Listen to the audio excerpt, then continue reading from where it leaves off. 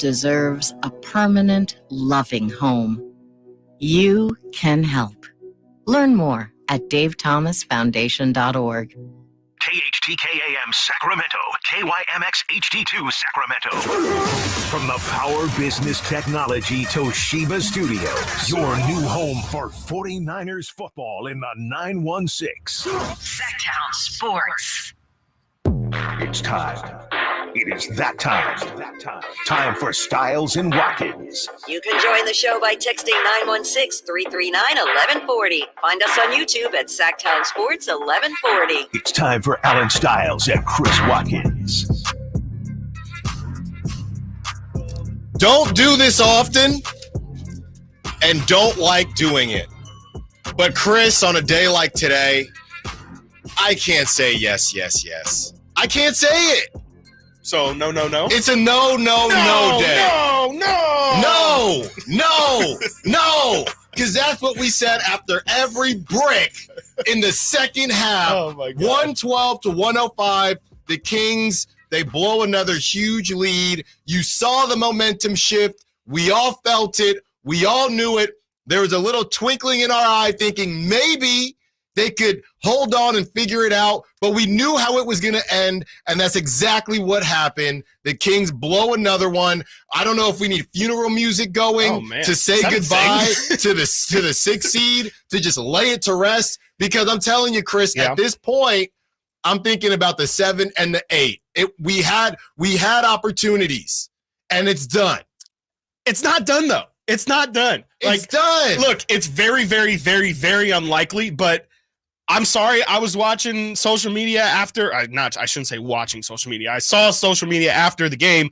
I'm still seeing Warrior and Laker fans talking about the 6th seed. Well, that's so insane. Why should we give up too? That's crazy.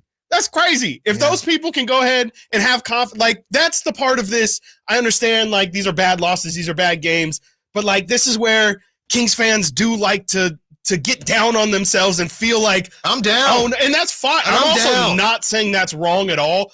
I just mean, I don't think it needs to be 100% season's over when they have 2 really big games on Thursday and Friday. That point, the season is 100% officially cooked if they lose those 2 games. But if all of these other fan bases have faith in their team, like I thought the Kings, I'm sorry, like I'll test y'all real quick. Mm-hmm. I thought the Kings fans always love to talk about how best fan base out there, loyal to the soil, all that stuff. Well, all of a sudden, this is the second winning season we have had in 16, 17 years. Yeah. And all of a sudden, everybody's willing to jump ship. I get disappointment and, led under expectation. Like, that's kind of how this thing goes. I think the fact that they're still in it, this is an incredibly competitive Western Conference. Crazy things can happen. I mean, the Suns got destroyed by the Clippers yesterday. In the first half, the Pelicans were losing to the Trailblazers. Yeah. We saw the tale of 2 halves in our game, but also in that game. It's just not 100% over. Of course, I'm not saying we should feel good about the game yesterday at all. Terrible loss. They're up 19. It's the same story we've seen all year long, but I'm just a little bit tired of seeing all these Kings fans, season's cooked. Let's talk about next season already. It's like, they still got to play some games, and you're going to feel real stupid if I definitely don't think they're making the second round, but if they make some noise in the playoffs, all of a sudden everyone's going to be, oh my God, this is so fun, never left. Can't believe all these people jumped off the bandwagon. So there's still time. They're still playing. But they're not jumping off the bandwagon, Chris. It feels like they're not jumping off the bandwagon, but all of a sudden there's no faith. There's this team always, and they always do hurt you. Mm-hmm. And I understand that it's kind of how it goes, but I think that people are being a little bit too dramatic, a little bit too emotional. Mm-hmm. I understand the loss yesterday was terrible. I don't feel good about it. I think the Kings definitely should be completely embarrassed by what happened yesterday, but at the same time, it's all this doom and gloom that I frankly got no time for it. Like this is basketball. Everyone's playing in this tough Western Conference at the bottom of it. It's fine if we want to be sad and upset. There's legitimate things to get really, really upset about, but I'm just not here to say season's over. Oh my God, here we go.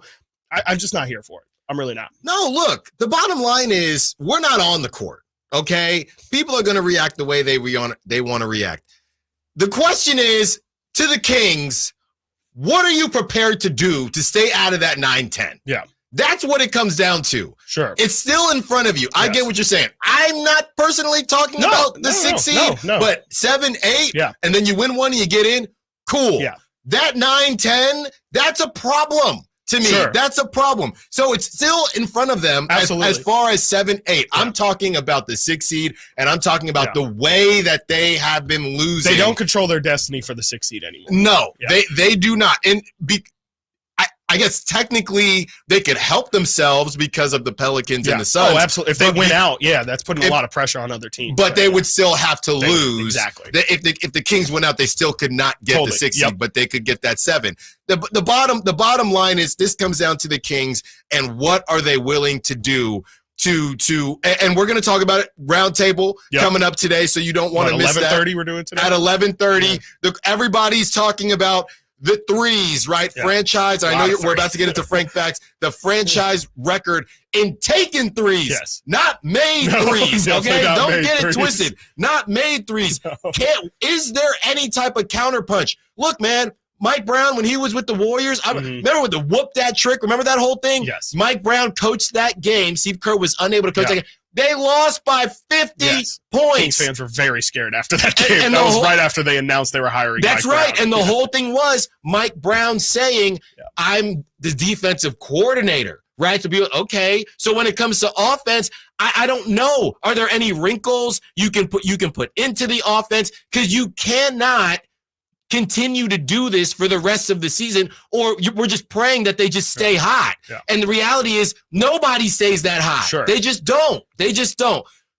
Frank Facts. Let's do it. We'll get into it. And let's hear some of these crazy numbers from last night. Well, we're going to try and keep it positive at first because the first half was a major positive for this team. With another loss, however, the Kings do add to their record. Just 3 games remaining left on the regular season. The Kings appear to be closing in, Frankie puts, on a play-in tournament appearance. De'Aaron Fox and Keon Ellis set fire to the Nets, not the Brooklyn Nets, scoring 12 points each, combining to knock down 8 of their first 11 from deep during their first 6 minutes of the first quarter. Over the first 24 minutes of action, De'Aaron scored 21 first-half points to lead Sacramento's offense, and they led by as many as 19 points before halftime. Keon Ellis established a new career high, scoring 20 points in a single half while knocking down 6 of 8 from 3 before entering the third quarter. The Kings duo of Fox and Ellis are the second pair of Kings teammates to score 20-plus points during a single half this season. De'Aaron and Domas both did it on December 26th in Portland. And this is where things turn, unfortunately, where we enter the second half, where not even 1 week after blowing a 21-point lead against the New York Knicks at Madison Square Garden, Sacramento allowed OKC in that third quarter to go on a 24-7 run to open the quarter, a run that reduced the Kings' lead from 19 points all the way down to 2, with half of the quarter left on the clock. Sacramento went 13 for 51.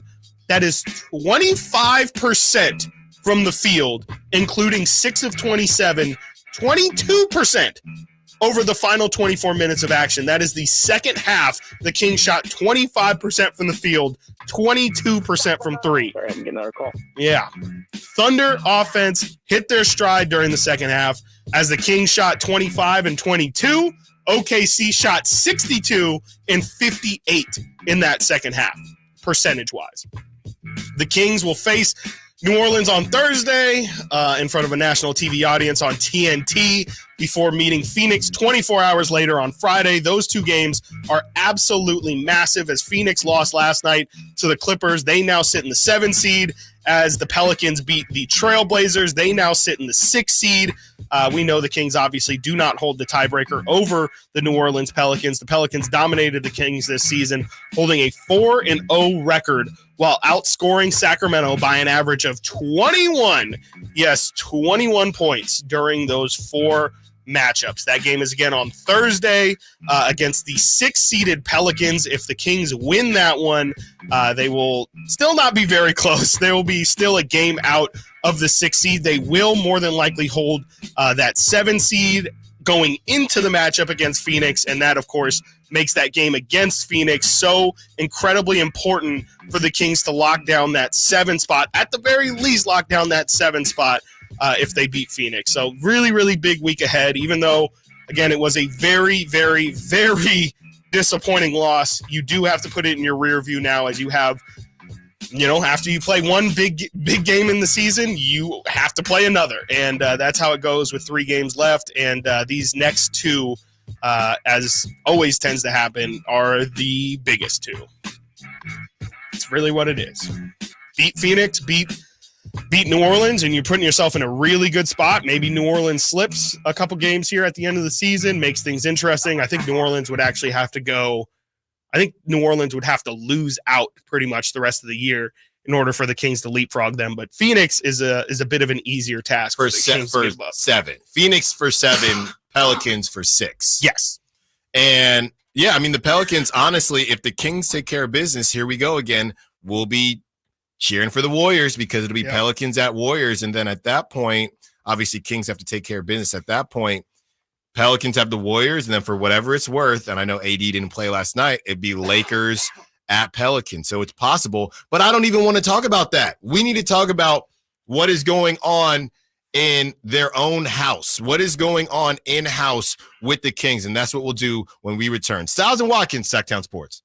The Sacramento Kings play here. He's got the triple. Sacramento takes the lead. Outstanding ball movement by Sacramento. Every triple, every jam, every Kings win. Sabonis with the jam over the Joker. He's got the three-point shot. Get your Kings fix all season long. Right here on your home of the Sacramento Kings. Here's a steal by Fox. The breakaway. He's got the rip with the left hand. Sactown Sports at SactownSports.com.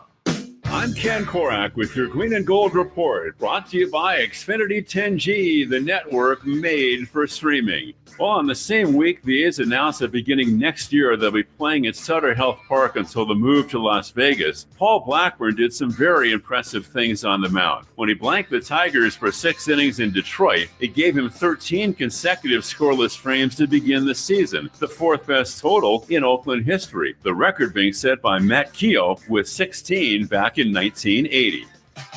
Want more speed? Well, Xfinity just increased their internet speeds, and they're faster than ever. It's time to get more out of your internet with faster speeds from Xfinity. Now through June 21st, get 150 megabit Xfinity internet for only $19.99 a month for 12 months with a 1-year contract. That's double the speed for the same great price. Click, call, or visit a store today. Requires paperless billing and autopay with stored bank account. Restrictions apply. Equipment, taxes, and other charges extra. After promo, regular rates apply. Actual speeds vary.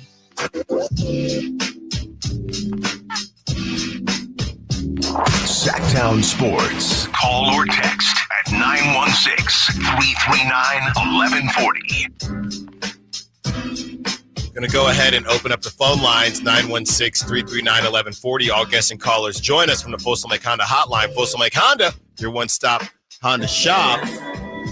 From the 916, Chris, tied 105 with a minute left, and Fox goes for a 3. Horrible decision.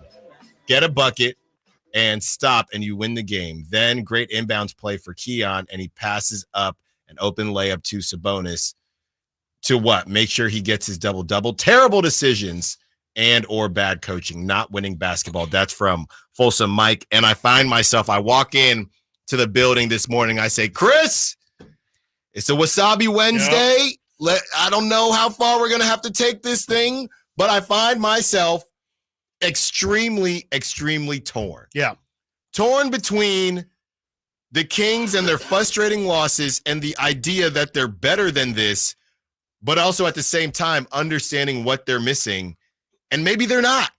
And that's basically where this thing falls. Malik Monk and his importance to this team, and Kevin Huerter and his importance to this team is missed. And at least last night, OKC was fully loaded. Mm-hmm. They did end up playing with everyone. So at the very least, you can say, well, it's not like the Knicks game or the Celtics game, something like that. They were fully loaded. They are jockeying for a top seed in a crazy Western Conference. So It's not the fact that they're losing. Right. If they were getting their doors blown off each and every game, we'd be annoyed for a different reason. Right. But at least we could say they just don't have enough. Davion's not that guy. Right. Keon is not that guy. They just don't have the pieces. It's not about that. It's about the fact that they're getting leads. Their defensive efficiency is supposed to be better, but somehow they're continuing to blow these leads. So it makes no sense. So it's more annoying than just knowing that these guys just aren't good enough. Yes. So that is why I'm completely stumped as to how to feel on this whole thing and what the expectations should be. Because when you see the offense, I mean, I'll put it to you like this. And I know, and we have plenty of sound from Coach Mike Brown we'll get into. I'll put it to you like this. We'll joke Shai Gilgeous-Alexander, and yes, he traveled, and yes, he's a free throw merchant. 20. It feels, Chris, it does feel like the others. I know Sabonis didn't have the best game. He was due for a bad one, right? He was due. I can give him a playing. pass. That's another thing, too. Kings fans were that was crazy. Ridiculous yesterday. That was crazy. That's insane. It's so stupid. To me, the others did enough for De'Aaron Fox as your star to win that ball game. Is that fair or foul? I think that's fair. I think it's fair. But it's also like I think De'Aaron was great until that last minute, really. I mean, I like that's where I would kind of because I agree that you have 15 from. I mean, you have 26 from Keon Ellis. Like that's what I'm saying. And Sabonis didn't do enough for sure. But like we said, he's allowed to have a bad night. He had 61 consecutive, very, very consistent nights. It's okay if he had one off night. HB though, 1 of 8 from the field. He ended up getting to the line 10 times, which I definitely gave him flowers for yesterday on the stream. But I don't know if that's good enough. Keegan, efficiency wise, not really good enough. The stat line looks good. I have a tough time putting the totality of the game on De'Aaron. I agree with you that you got a big performance out of Keon. You don't want to waste that. 8 threes. You get 7 threes out of De'Aaron. Forget how he got to those 7 threes. You got 7 threes out of De'Aaron. You get 15 and 10 out of Keegan. I guess that is enough to get the win. And they had a chance. They had a chance to get the win. It's just at that last minute, everything crumbled completely. What De'Aaron Fox has been this season, and it's not that he hasn't played well. The problem is, for those out there that have seen the movie Friday, okay? Right. And Smokey, when they're talking about what's in the fridge, and whenever he comes over, you're always missing something. Yeah. Peanut butter, no jelly. Ham, no burger. Right. Kool-Aid, no sugar. That's what De'Aaron Fox has been this season. If he's hot early, he's cold late. If he's cold early, he's hot late, but it's too late. He hasn't been able to put it together. The Celtics game is another example. Balling all game. Then he misses the game winner. Is that fair? No, but that's the reality of the situation right now. He balled out last night, but when it mattered most, the reigning Mr. Clutch player wasn't clutch. Sure. So we just haven't gotten a consistent full performance or performances from De'Aaron. And is that unfair? Probably, but that's just what it is. No, I mean, I think it's a bigger example of, I think you could say it of everybody. Like, I'm not saying that that's not true of De'Aaron. I would just say that to your bigger point too, I think that's kind of been the story of the season is that it's been close, but there's just something that hasn't. It feels like they're really knocking on the ceiling. They're trying to break through it, and they just whatever that other thing is, it just hasn't been there to break through and kind of make. They've been solid, they've been okay, they've been up, they've definitely been down, but they haven't ever found that thing that has made them consistently good. I mean, the most consistently good that they've looked is these last couple weeks on the defensive end, but it's been to the point that you just kind of made there. The offense has been terrible. They've been one of the bottom 5 points per game, field goal percentage, all that. It's been really bad since Malik went out, and I think that's been really tough. But I do agree. I think that there's just in totality been that one thing that it feels like the Kings don't have to break them through to that next tier of the 6, 5, 4 spots. And that's why, I mean, really, since the All-Star break and a little before that, they've been in this, 9 to 6 range and haven't really been close to getting anywhere above that. As you started out the show saying that the Kings still have a chance, and if they take care of business, we know how this could end. You get that 7 seed, and at least you get a winning, home you're play-in, winning, you're in. Yep. But Chris, I just have to be honest with you, and I posted about this yesterday. The reason I'm torn on this is because ultimately, I just don't know if the Kings are good enough. I just don't know if they're good enough for what we hope out of the rest of this season. When Davion misses a shot in the fourth quarter, I'm not surprised. I don't really expect Davion to hit threes in the fourth quarter. I don't really expect Keon to hit threes in the fourth quarter. These are role players that you are asking to elevate their game throughout the whole game. Sure. I look more at a Keegan Murray. Keegan Murray in the fourth quarter, it felt like he did nothing. I don't know if he actually did nothing, but that's what it felt like. And you ultimately don't have no points, no steals, no and you assists. don't have enough. Yep. You just don't have enough. So that's why I'm so torn, because I don't think they have enough, but they keep teasing us to the point where you think maybe they could make some noise. Yeah. And then you see the second half, and I'm going to keep on complaining, Chris. Go ahead. I told you I'm going to ask, you're good. You got no problem. But I'm going to ask this halftime thing. Mm-hmm. It's still bad. Yeah. It's still horrendous. I have an answer for you on that. Not an answer, but I have at least something I noticed yesterday, because I had a feeling that was coming. Yeah.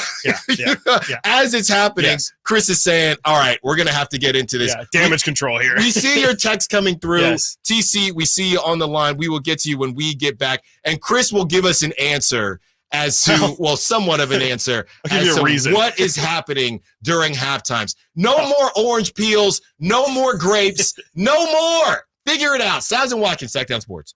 The NFL's leading rusher plays here. The handoff to McCaffrey, walks in the end zone. Handoff to McCaffrey, takes it right down to the goal line. He does his thing again. McCaffrey goes in motion right. Backwards pass led by Juszczyk. A block there. Hurdles the man. 10-5. Touchdown! CMC! You can hear all of Christian McCaffrey's touchdowns on your home for 49ers football. Sactown Sports. Sacramento weather is brought to you by Folsom Lake Kia. I'm Tamara Berg in the KCRA 3 Weather Center. Your Wednesday is looking bright and sunny, expecting a really nice afternoon ahead with light northwest winds. Temperatures a little warmer today with highs in the lower 80s. Expect overnight lows down to the lower 50s. Get the latest forecast on the KCRA 3 News and the KCRA 3 app. Spring savings continue at Folsom Lake Kia. Low payments, special offers, zero down deals on approval of credit. Shop your trusted Kia dealership for over 25 years. And tell them DC sent you. FolsomLakeKia.com. So here's a fact. 85% of the population will suffer from foot pain in their lifetime. That's almost everyone. So you'd think there'd be plenty of healthy long-term remedies, but there just aren't, right? Hi, I'm Dan from the Good Feet store. You know, people come in all the time sharing the same frustrating story. Bought this, tried that, been there, done whatever, all different kinds of things, but all with a similar result. Nothing. A discouraging and endless cycle of disappointment. If this rings a bell, don't despair. There is hope. If you think you've tried everything, you probably haven't tried Good Feet arch supports from the Good Feet store. They're designed to relieve, even eliminate, the pain commonly caused by certain foot conditions like plantar fasciitis, bunions, flat feet, and others. Plus, provide better balance and increased comfort. See what we can do for you with a free arch support fitting. Just stop in or schedule an appointment. With over 200 stores, there's likely one in your neck of the woods. Find yours at goodfeet.com. We love the game because anything can happen. There's no sure thing. How did that go in? Every play, Oh my goodness! every shot, Are you kidding me? every swing is a risk if you bet. I can't believe that just happened. There's no easy money. There's no luck. And no one wins all the time. If you bet, bet responsibly and always set a limit. Learn more at responsibleplay.org. Country in the Park is back May 17th and 18th at Cal Expo with Brantley Gilbert, Dustin Lynch, Jay Cohen, Walker Hayes, and more. Tickets start at just $46. Country in the Park May 17th and 18th at Cal Expo. For more information, visit CITPfest.com. Brought to you by Tub Shed, New Dawn Treatment Sensors, and Raising Cane's Chicken Fingers.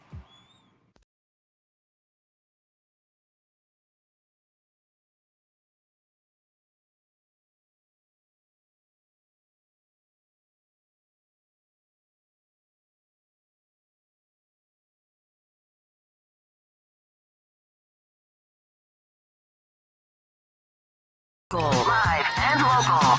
This is Sactown Sports. Jackson Holiday, the son, I think he's got about at least 3 or 4 of them. But Does he really? Yeah, and I think man. other sons are in the system as well. But Jackson Holiday is making his. This is Matt Holiday's son? Matt Holiday's Okay, cool. son. Yeah. Matt Holiday's Oakland A's son. legend, Matt Holiday. Yes, that's right. Jackson Holiday has been pulled up. There's a real cool video out where he gets pulled up, and the kid is a stud muffin. And Chris, you just picked him up on your fantasy. I sure did. I absolutely did. I think that this kid, and the Orioles, they're building it up like I've talked to you about. I went to check out the Orioles Stadium when they weren't even good. And it was a fun time with the guys that they have out there, Adley Rutschman, things like that. I mean, it's an exciting time for baseball. And excited to see what he does. I'm always juiced up when one of the top prospects gets pulled up. Maybe it will continue to help baseball from a popularity standpoint. 916-339-1140. Before we get to the phone lines, it's from the 925, Chris. Interesting one. Being a clutch player is not the same as being a closer. Monk is the closer, the closest to a closer the Kings have. De'Aaron Fox hasn't figured out how to close yet. Until he does, he won't be in the same conversation as Shea. I think that's overthinking it. Maybe a little. I definitely think De'Aaron Fox is a clutch player, and I definitely think he's a close. Like, I don't really know what they're saying there. Like, are you saying Malik hits buzzer beaters more because he hit one this year? But I mean, I would just disagree. I mean, the clutch stat is literally meant to be in very important situations. Like, it's meant to be 5 points, 5 less minutes. De'Aaron led the league in all those numbers last year. Even this year, De'Aaron, if you look at the clutch totals, De'Aaron is still top 3 in total points in the clutch. I disagree. I think eye test wise, I might be on your side a bit more, but I think that you can say one thing without putting down another. I think Malik is definitely a closer as well, but I don't think it needs to be a De'Aaron Fox is not, Malik is. Well, I think both are. And honestly, this might be a little prisoner. And I don't know who really is just clutch. Like, even Steph has had moments where he hasn't been clutch, but yet you look at his clutch numbers here. He's the favorite this season for clutch player of the year. I think it might be a little prisoner of the moment. You have 2 games where in the he missed that shot against the Celtics, and then last night he had opportunities and he couldn't hit. So I think that's how people feel right now. It's been a bad year too. Yeah, I think that's how people feel right now. We've talked about his free throws and 3-point percentage, things like that. So I get where they're coming from, but I probably disagree with clutch being different to closer. That's a bit of semantics for me. I'm just looking here, Chris, at what Shea did from the free throw line. It did feel like he missed more free throws than I thought, but he took 20. Yes. He was 16 of 20. He took 20. He took a lot. And he made them when they counted. He did miss some fairly late into the game and left the door open, but ultimately the Kings, again, when you get 20 attempts, 20 of 58 from three-point land.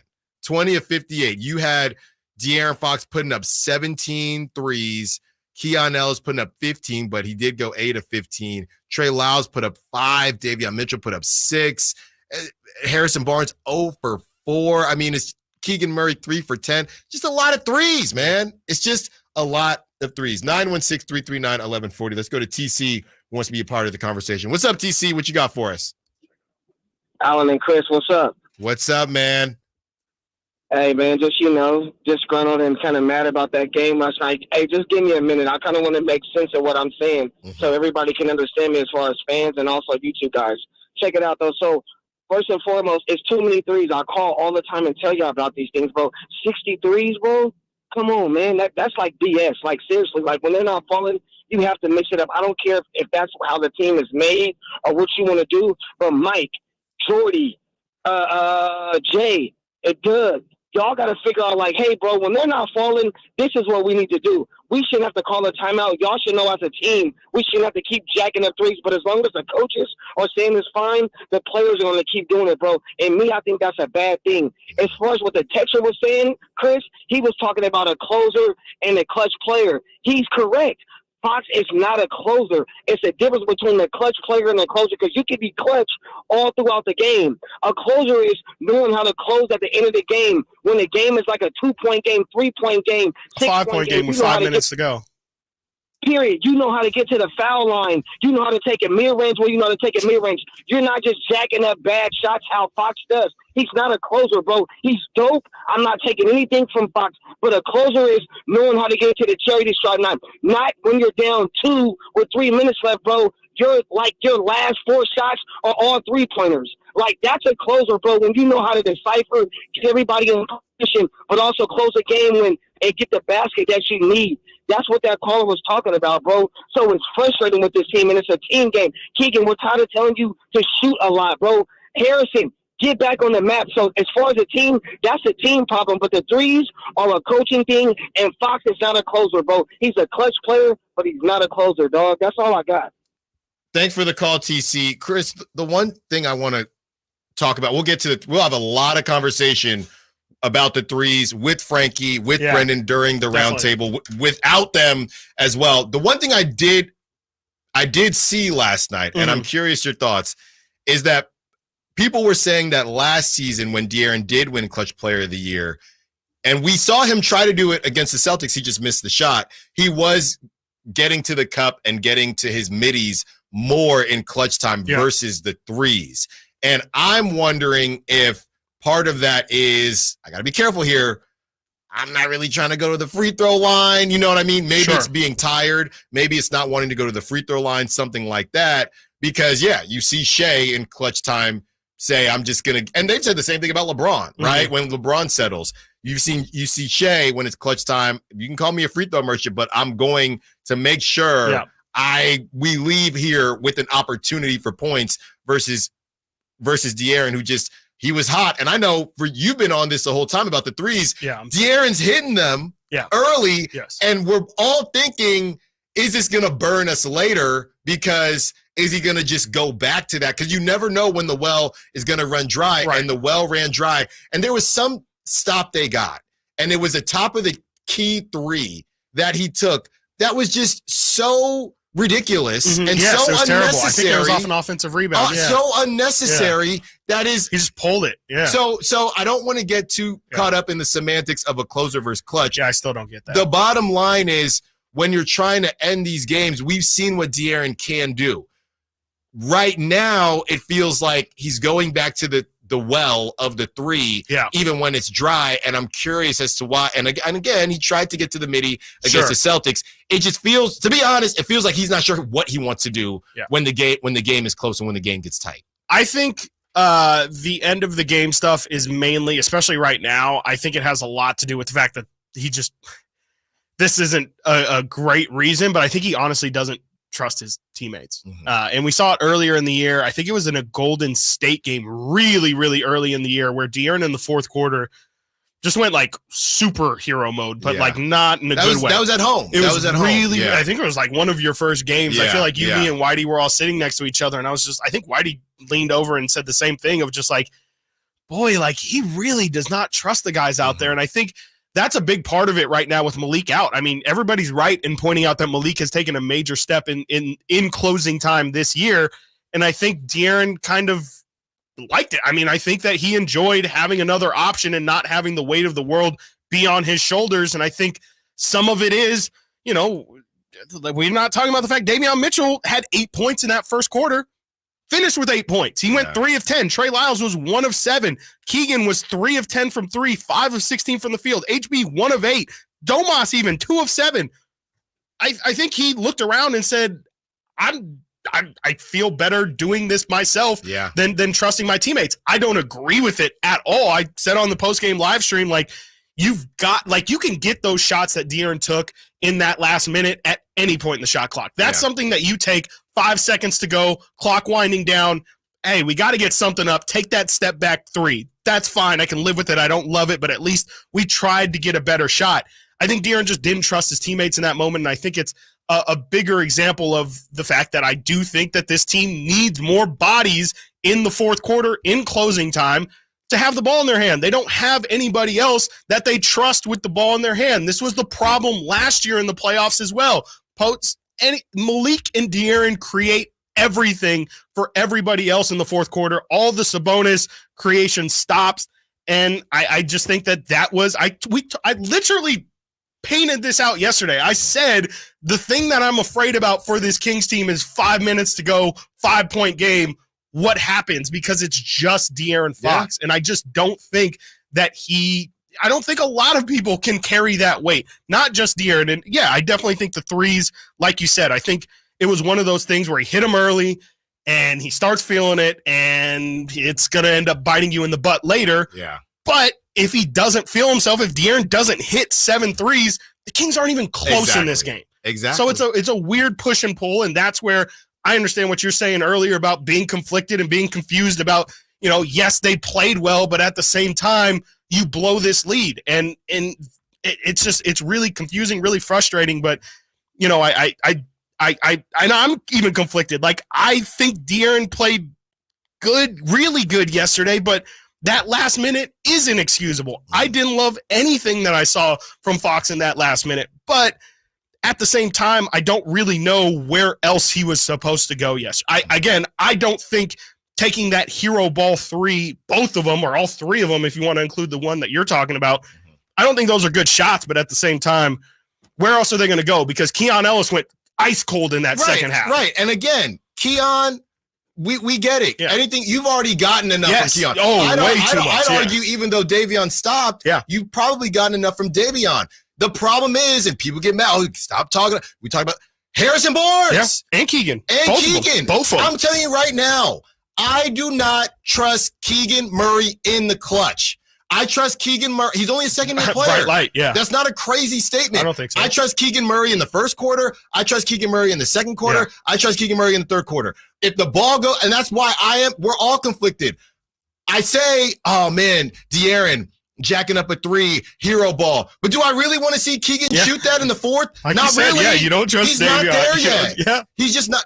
He's not there yet. Yeah. Who on the team do you trust to make a shot in the fourth under 5 minutes besides De'Aaron Fox? Yeah.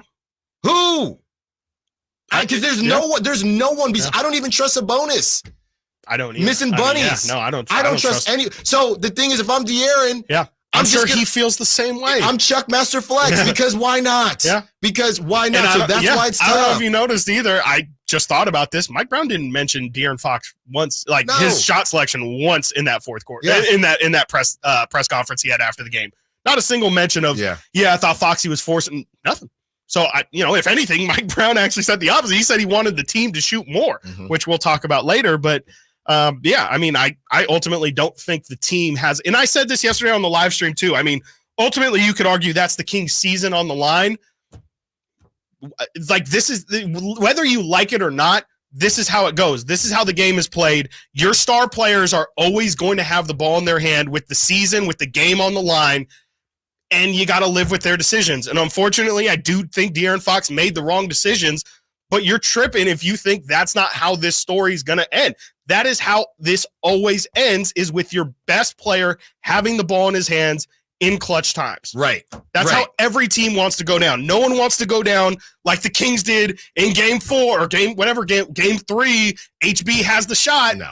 Nobody wants to see that. I'd rather De'Aaron take a half-court heave. 100. I don't think that's crazy. So, the thing is, it's not about De'Aaron. I don't want him to pass. Did I want him to shoot the 3? Not really. But it's looking for a different shot. Yes, it's looking for De'Aaron's different shot. I'm not passing. He's also abandoned the mid-range pretty severely. And maybe it's because he's been missing all. He was hitting early, and then he was hitting early. Yeah. He missed the midi to win the game in Boston. Maybe that's in his mind. Too. His floater's been off. Who knows? Let's get to Steven, who wants to be a part of the conversation. What's up, Steven? What you got for us? Man, how many times have we talked about it all season long about if the 3 ain't falling, do something different. Switch it up. We talk about it all season. I've been on these airwaves talking with you guys about it even before even you got here, Alan. It was Whitey and Watkins, okay? Like, my man TC was out here preaching gospel, man. He was out here spitting. You got to switch it up. If the 3 ain't falling, drive to the bucket. I understand that 3 is more than 2, but you have a 1 and 2 shot in making it. And if you're not hitting it, then what are we doing here? You know what I'm saying? It just does not matter. It doesn't. Shooting that three, dude, it shouldn't even be a thought, especially in the clutch like that, dude. Drive to the basket, try and get yourself a foul. I understand that there are teams out here that won't shoot a freaking free throw all game long. I'm looking at you, Boston. Okay, so we got to switch it up, man. Thanks for the call, Steven. When we get back continuing the conversation, and I have an apology to make to somebody on the Thunder because I was not familiar with your game. Stiles and Watkins, Sactown Sports. Our first year as the radio home of the San Francisco 49ers is one we will never forget. And here's Purdy going to throw one deep, wide for Debo. Made the catch on the back shoulder. Touchdown! San Francisco! And a back shoulder banger for Debo Samuel. Congratulations to the 49ers on a terrific year. And thank you for so many wonderful memories. Replace your worn-out brakes and save now on Brake Best Select. Brake Best Select Pro are import-direct brake pads and rotors only at O'Reilly Auto Parts. O'Reilly Auto Parts. The good folks at Wendy's have a revolutionary new product for you. Introducing the new Orange Dreamsicle Frosty. It's like a time machine that takes you all the way back to now, the year 2024. It's the classic creamy, orangey flavor you remember. Dare I say, it's new-timey. It's the flavor you grew up with, just all grown up. Head over to your local Wendy's establishment and get yours while supplies last. The new Orange Dreamsicle Frosty. Here for the now, for now.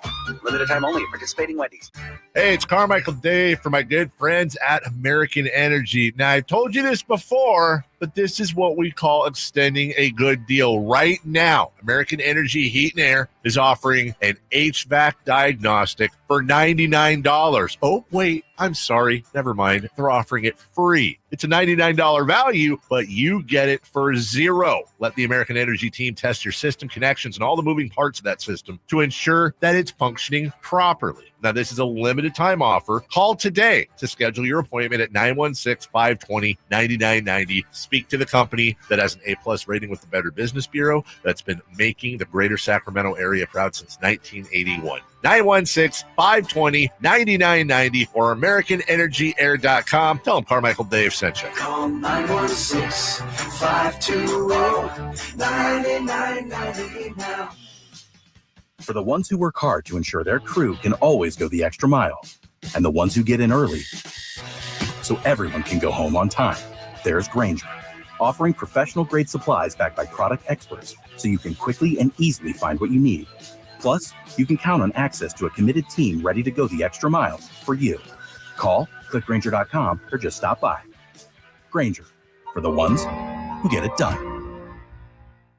If you need bold banners to boost your business, but you're on a budget, think Staples. Posters, flyers, signs, and menus for less? Think Staples. Staples can print anything you need to move your business forward. Now at Staples, save $50 on your print purchase of $150 or more. Same-day service available on hundreds of items if you order by noon. And all backed by Staples' Print Perfect guarantee. So it's done right or it's printed again free. Staples, your local print and marketing expert. And 61, visit staples.com/print for details. It's Coach Doug Christie here to remind you, if you want a deal that's a slam dunk, go see the winning team at Folsom Lake Ford. Folsom Lake Ford is your truck headquarters with all your American-made favorites, like America's best-selling F-Series, F-150s, and Super Duties, or spacious new Explorers and Expeditions, plus a huge selection of Broncos and Bronco Sports, all in stock now at Folsom Lake Ford. In the Folsom Auto Mall, you can buy any new Ford with $0 down on approved credit, save big with low interest finance rates, and Folsom Lake Ford always pays top dollar for your trade. Check out the huge selection of inventory online at FolsomLakeFord.com or stop by the dealership to see their most recent arrivals. Looking for something special? Give them a call and tell them Doug Christie sent you. They'll help you out. Hurry to Folsom Lake Ford in the Folsom Auto Mall, your trusted dealer, my trusted dealer for over 35 years and counting.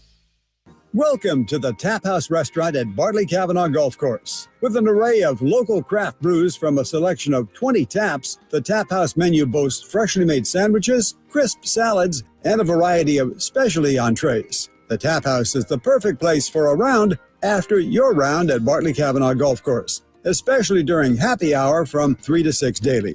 Drop by the Tap House Restaurant for scenic views, exquisite food, and a hearty welcome. The Tap House at Bartley Kavanaugh Golf Course.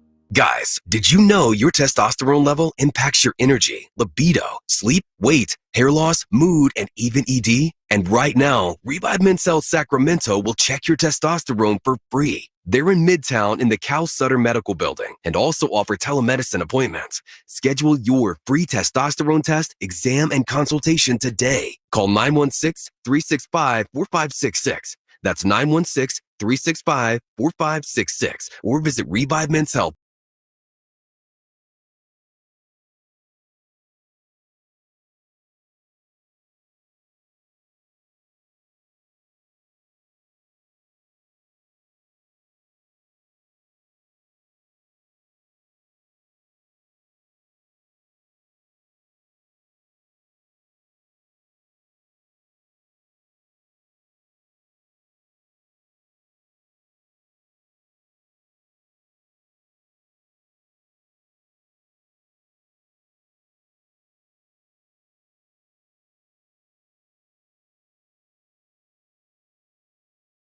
Occasions, the last couple games.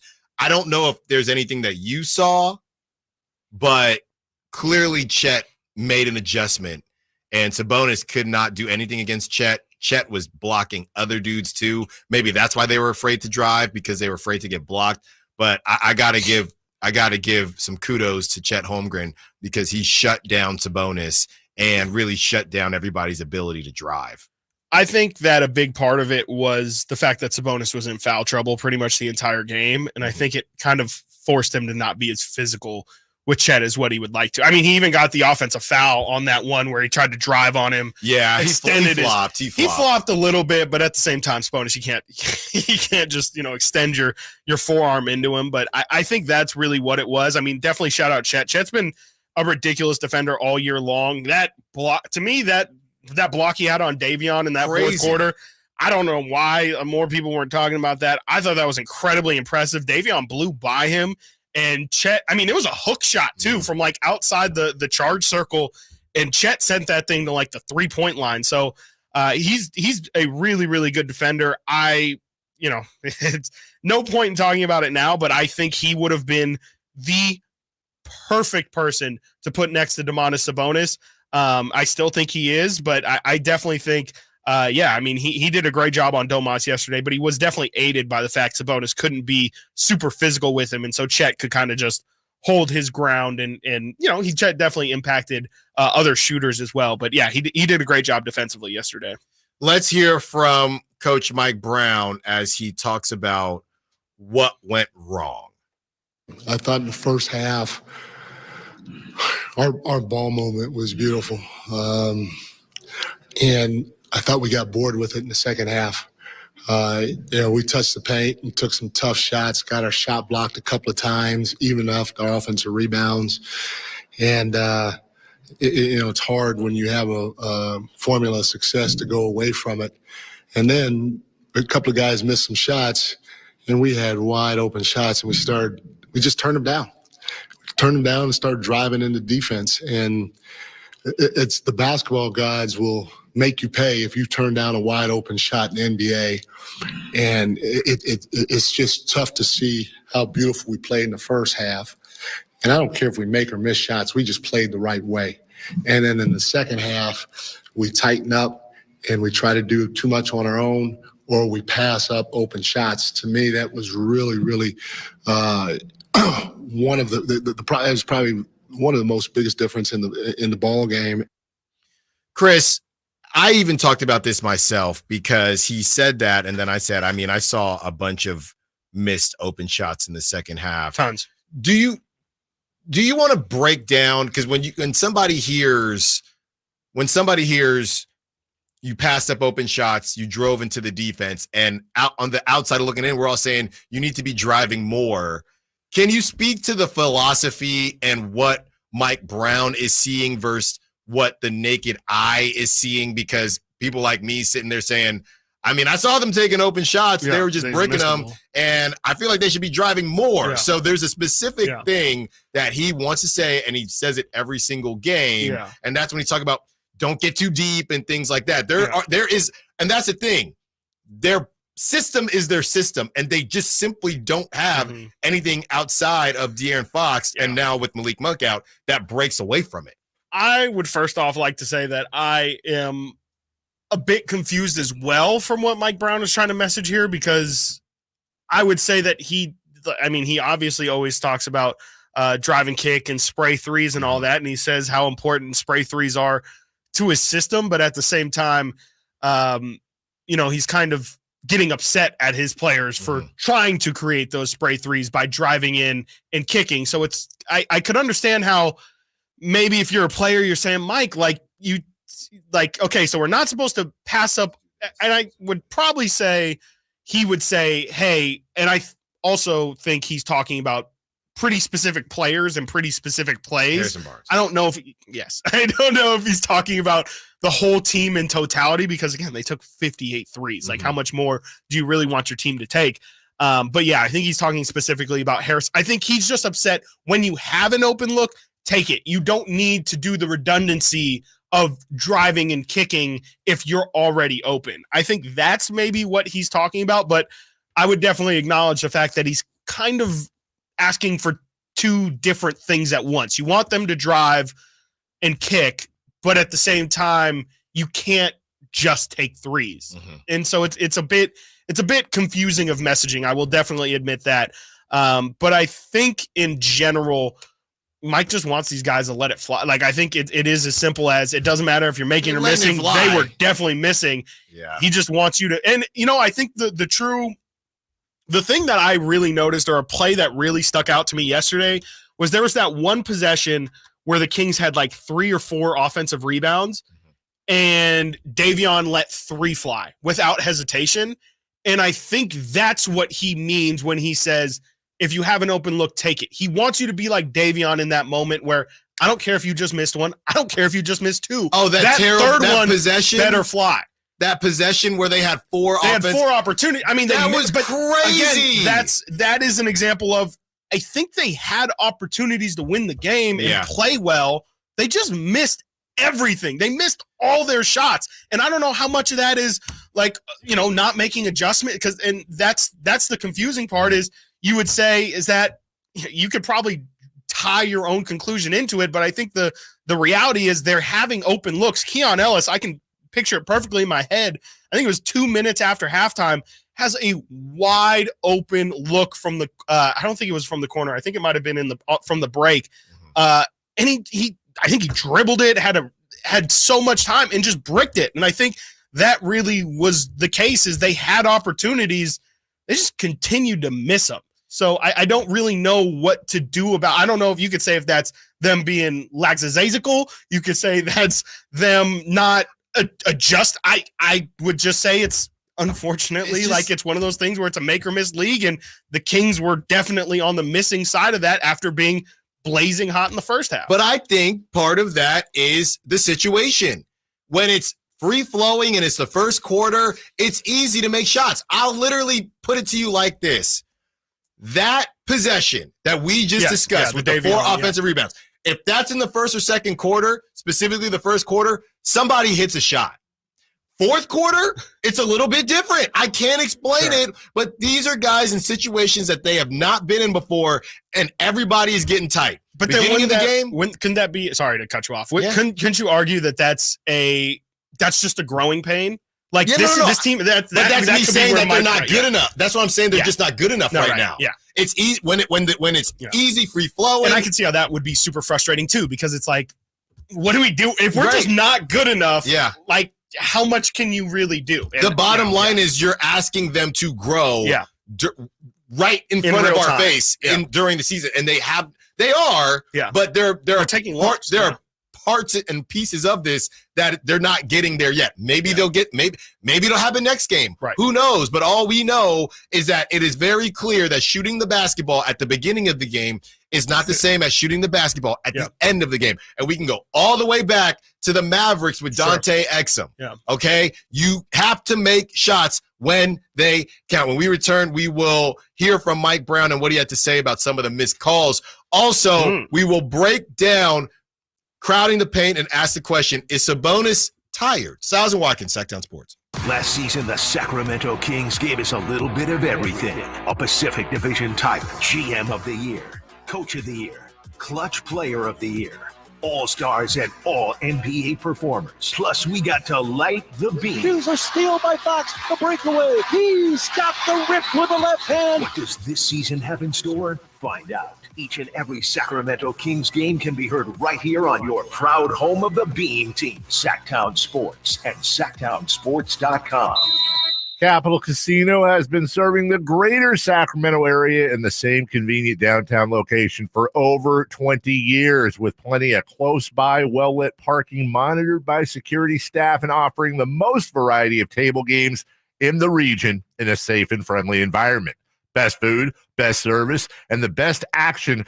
That's Capital Casino. For more information on tournaments and gaming, check out their website at capital-casino.com. And please remember to gamble responsibly. 1-800-GAMBLER. It's time to trade in and trade up at Northern California's #1 Honda dealer, Stockton Honda. Whether you're shopping new or pre-owned, Stockton Honda has the selection and savings. Plus, get top dollar for your trade. Come in today or go to StocktonHonda.com. It's all a click away.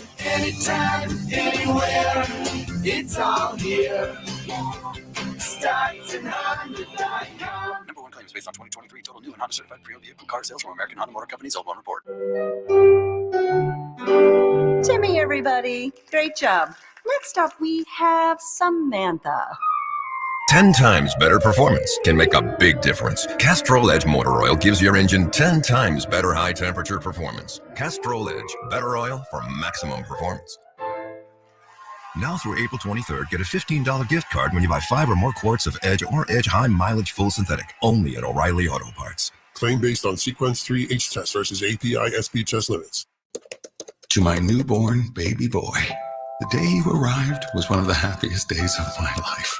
Right up there with the day I bought my RV from that guy on the internet and insured it with Progressive.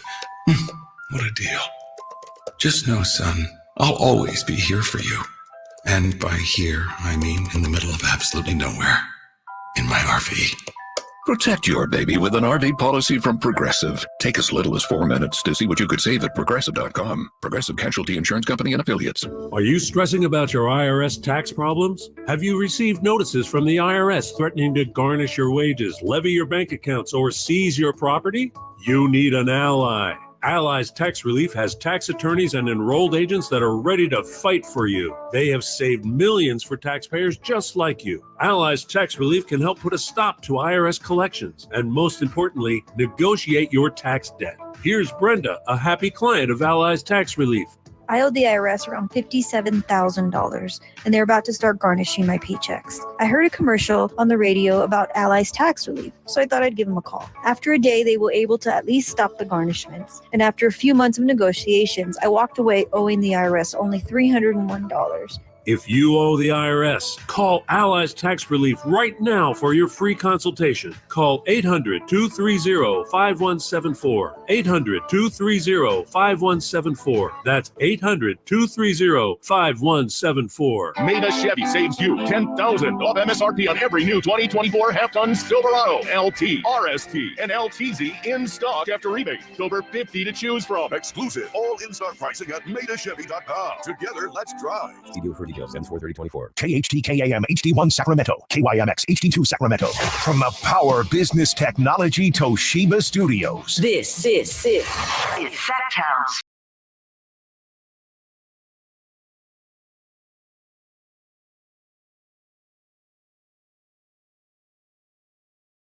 Call or text at 916-339-1140.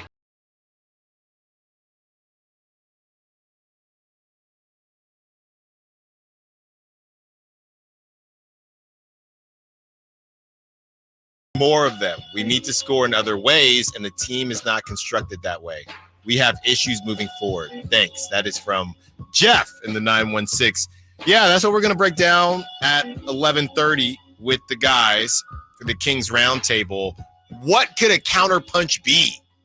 What could a counterpunch be, or is this just who they are? It is the age-old question from this season, and without Malik Monk, who can handle the basketball and cut through and knife through the defense, we've seen Davion do it a little bit, but you just don't really have guys like that, and that's not how they're constructed. I said last night, Chris, and I really want to talk to the Sactown Sports Kings insiders about this. I said, hey, Mike came from the Warriors. Why are there no wrinkles when it comes to back cutting and things like that? People said to me, well, it's because they're crowding the paint. And my question is, I'm just confused because are we saying that teams didn't crowd the paint on the Warriors, knowing definitely. that they were shooting threes? Absolutely. So I don't know that that's a good excuse for. Well, they're crowding the paint, so the cuts aren't there. But the Kings don't cut anyway. Because the paint is packed. So, but I'm saying just period, they don't. Yeah. I mean, they don't have a lot of guys who kind of have it like Sasha as a cutter. Colby's a cutter. Herder will cut as a counter. I'm just trying to figure out when we're taking so many calls, we're taking so many texts that say do something different when the threes aren't falling. I'm trying to figure out what it is they could do. I would just say it's probably not going to change. I think that this is kind of what teams, not only pro team, but like this is how you get upsets in the tournament too. Like I think the Kings are kind of playing the numbers game right now because they don't have Malik Monk, who scores 15 points and gets 5 assists per game. That's something near 25 points per game that you're just kind of missing in terms of points created. And I think the way of making that up, I mean, the Kings took a ton of threes, but they made 20 and OKC made 9. So that's quick math, 27 points that the Kings gained in an advantage from the 3-point line. And they still only scored 105 points. So I think that that's kind of the Kings' way of making up for not having their third best scorer is we kind of have to play a little bit of the 3-point variance game. And you see what happens. In the first half, you look incredible. You're up, 19 points, and all the threes are falling. But the thing about 3-point variance is it's going to slide back to there's a natural regression that happens when you're hitting that many threes. So, I mean, yeah, you could say, hey, if you're – I don't know. I mean, I just think it's kind of tough, the situation that they're in, because I do think you see the amount of threes that they've taken since Malik went down. Kings are first in the NBA the last 7 games, i.e. since Malik has been out of the lineup in threes per game. They're at 44.7. Boston's at number 2 at 42.9. The Kings are shooting 37% from 3. Boston's shooting 36. So I just kind of think that this is the team that they're going to be to try and make up for the scoring load that they don't have. Missing Herder and Malik, that's a lot of points that you can't just make up playing the 2-point game. Like, I think that it's kind of a necessary evil because they don't have the scoring punch that they had before. They almost have to rely on, we might get hot from 3 tonight. Right. But I think the other thing is when they cool off, sure, is there anything else they can do? And maybe the simple answer is, if it's not a good answer, it might not be a good answer. Because who's attacking the rim? Who are the? It's only Davion. Who are the guys? Davion Mitchell has been fantastic at attacking the rim here recently. It's De'Aaron, it's Davion, and it's Sabonis. I mean, Keegan had a Euro step yesterday, but he's not really a half-court drive to the lane kind of guy. HB, he can get to the free throw line. He did that great yesterday, but he was 1 of 8. Trey Lyles was 1 of 7 yesterday. Davion definitely had a rough first half. Keon pretty much is all perimeter centric at this point. That's also the thing, is they don't have the personnel. You mentioned Kevin is a good cutter. That's somebody who scores in the 2-point range. Malik, he's somebody who's got a floater game. He attacks the rim, has crazy finishes. Again, missing those 2 guys this is the impact of it. This is what they are. The Kings, like it or not, they have shooters on their team. They might not be shooting like shooters, but Keon is a guy who's going to get a lot of his points from beyond the arc. Keegan from beyond the arc. HB from beyond the arc. Trey Lyles from beyond the arc. I think that they're leaning into the personnel that they have available, and I don't know if the personnel that they have, which you could argue this brings the ball back into Monty McNair's court, I just don't know if they have the personnel really to do what everyone wants them to do. Sure, De'Aaron maybe can take 8 less threes and turn those into 8 drives. That would definitely help. But ultimately, I think De'Aaron is probably one of the 3 best 3-point shooters on this team right now. So you can't kind of take him away from the perimeter either. Yeah, Folsom Mike on the text line is saying just shoot mid-ranges is higher percentage. That's the worst shot in that's the least efficient shot in basketball. Right. I guess it's more about when the threes go cold. But to that point, it's Keegan and that's De'Aaron. But then what if the mid-ranges don't go down? That's the assumption that all the mid-ranges are going to be made. Yeah. Like if you start missing mid-ranges, then it's like, why didn't you just take the 3? There are 3 games left, right? So the idea of, hey, guys, we're already playing with a bunch of dudes that didn't really get that much time anyway. Yeah. Now let's add these wrinkles into the offense. So I guess we got to be a little bit realistic here. Here's the thing. Maybe it's just not the most aesthetically pleasing basketball when they go ice cold. I think that's one thing with the fans and the listeners that I'm trying to encapsulate. It just looks like bad basketball. Yeah, absolutely. I mean, your dad or whoever, your uncle, your grandpa, whoever, they would hate this basketball. Yes, absolutely. OGs hate this basketball. Yeah. And I don't think next season it will look like this. No. It just might have to look like this for the next 3 games and however many games they play after that because of the situation. Phone lines heating up. Let's get to Skip, who's been waiting. What's up, Skip? What you got for us? Well, it's just a couple of things. There's a couple of X factors that maybe need to be talked about a little bit, and one is conditioning. Mm-hmm. I know when I played basketball in high school, that was number one was conditioning. But how about a little more help on the right side? We got left-handers out there. De'Aaron goes in and drives the lane. Mm-hmm. He'll either drive it going across from the right to the left, or drive it from the left straight to the basket. And then he makes his moves wherever he has to make it. They need a little more help going in on the right side. So you got some right-handers there. I think Ellis could do it, and definitely. But the left-handers. You got Monk, you got Sabonis, you got Fox. Who else on that team is left-handed? Yeah, thanks for the call, Skip. I don't think Malik Monk is not left-handed. No, but not. I believe Sabonis and De'Aaron and Sasha are the only left-handed players. Yeah, thanks for the call, Skip. I think the problem is left or right-handed. You just don't have enough options. The offense just isn't dynamic right now because of Harrison Barnes and Keegan Murray. That's a huge part of it. You can throw Trey into there yesterday at least. Trey's been great. But I've been on Trey. I mean, he shoots threes. That's what he does. But when 2 of your starters are essentially just spot up guys, and that you just have too many one-sided players as starters. You look at the Thunder last night. Jalen Williams doing a bunch of different stuff. Obviously, you got Shea. You got Chet Holmgren. Lou Dort hit a couple threes. The torture chamber, right? Guys like that. Let's get to Tin, who wants to be a part of the conversation. What's up, Tin? What you got for us? Nothing much. I think that, I wish basketball players took more shots at the rim. Like we hear more of the clinking, you know what I mean? Like the ball hitting the rim, whether it's air ball, bounce, backboard, but just more shot attempts. I feel like players dance around too much, showing off. Not everyone's Kyrie, man. Just chuck up the shots. More shot attempts equal high scoring, just more fast-paced action. Getting into hockey lately, and just the way they pass it and just skate around the ring. You just hear, like, I want to hear some more sound than just dribbling a basketball. Thanks for the call, Tin. Shout out hockey. I mean, I think that they are playing really fast right now.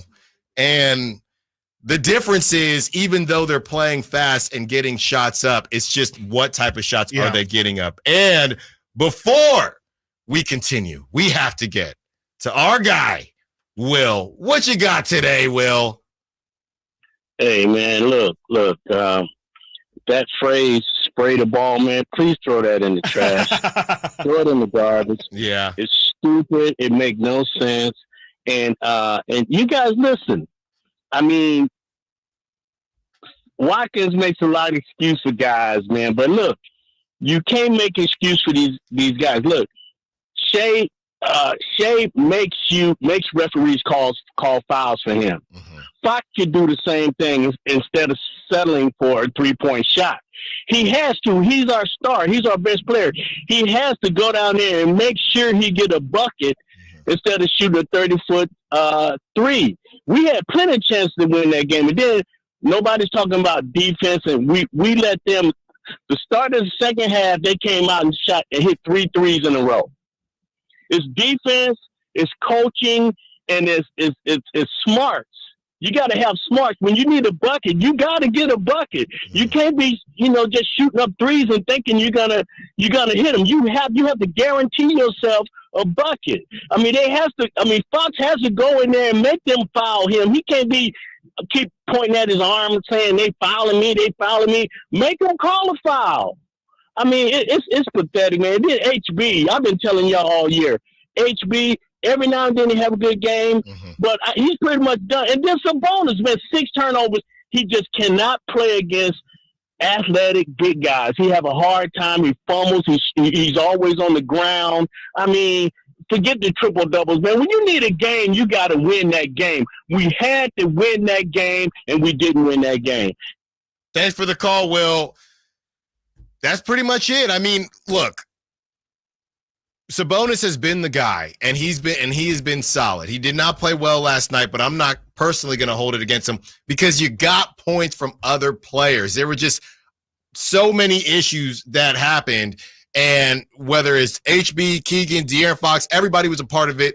We'll get into some blame pie. We'll let us right into it as far as the fouls and the fouls that were called on Shea. Also, Chris still has to give us those halftime issues. Why do they happen? Stiles and Watkins, Sactown Sports.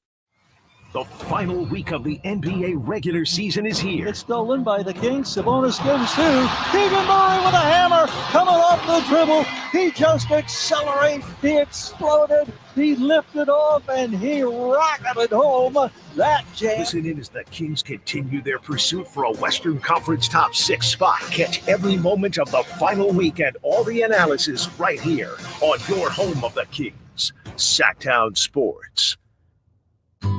Seems like all this artificial intelligence stuff stirs up the age-old debate of man versus machine. Hi, it's Dan from the Good Feet store, and let me ask you, would you let a robot cut your hair?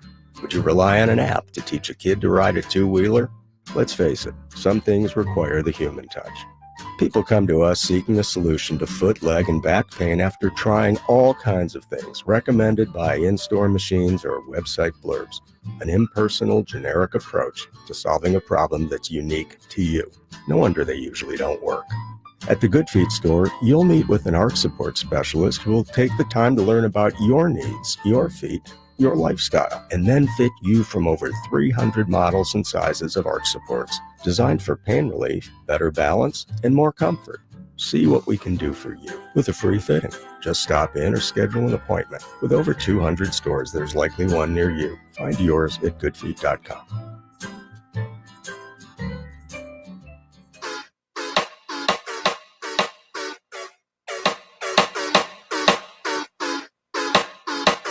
Live and local. Live and local. This is Sactown Sports. Chris, please help me. I've been begging to know what is going on at halftime. I've made jokes about orange peels. I've said a lot. You think you have some insight?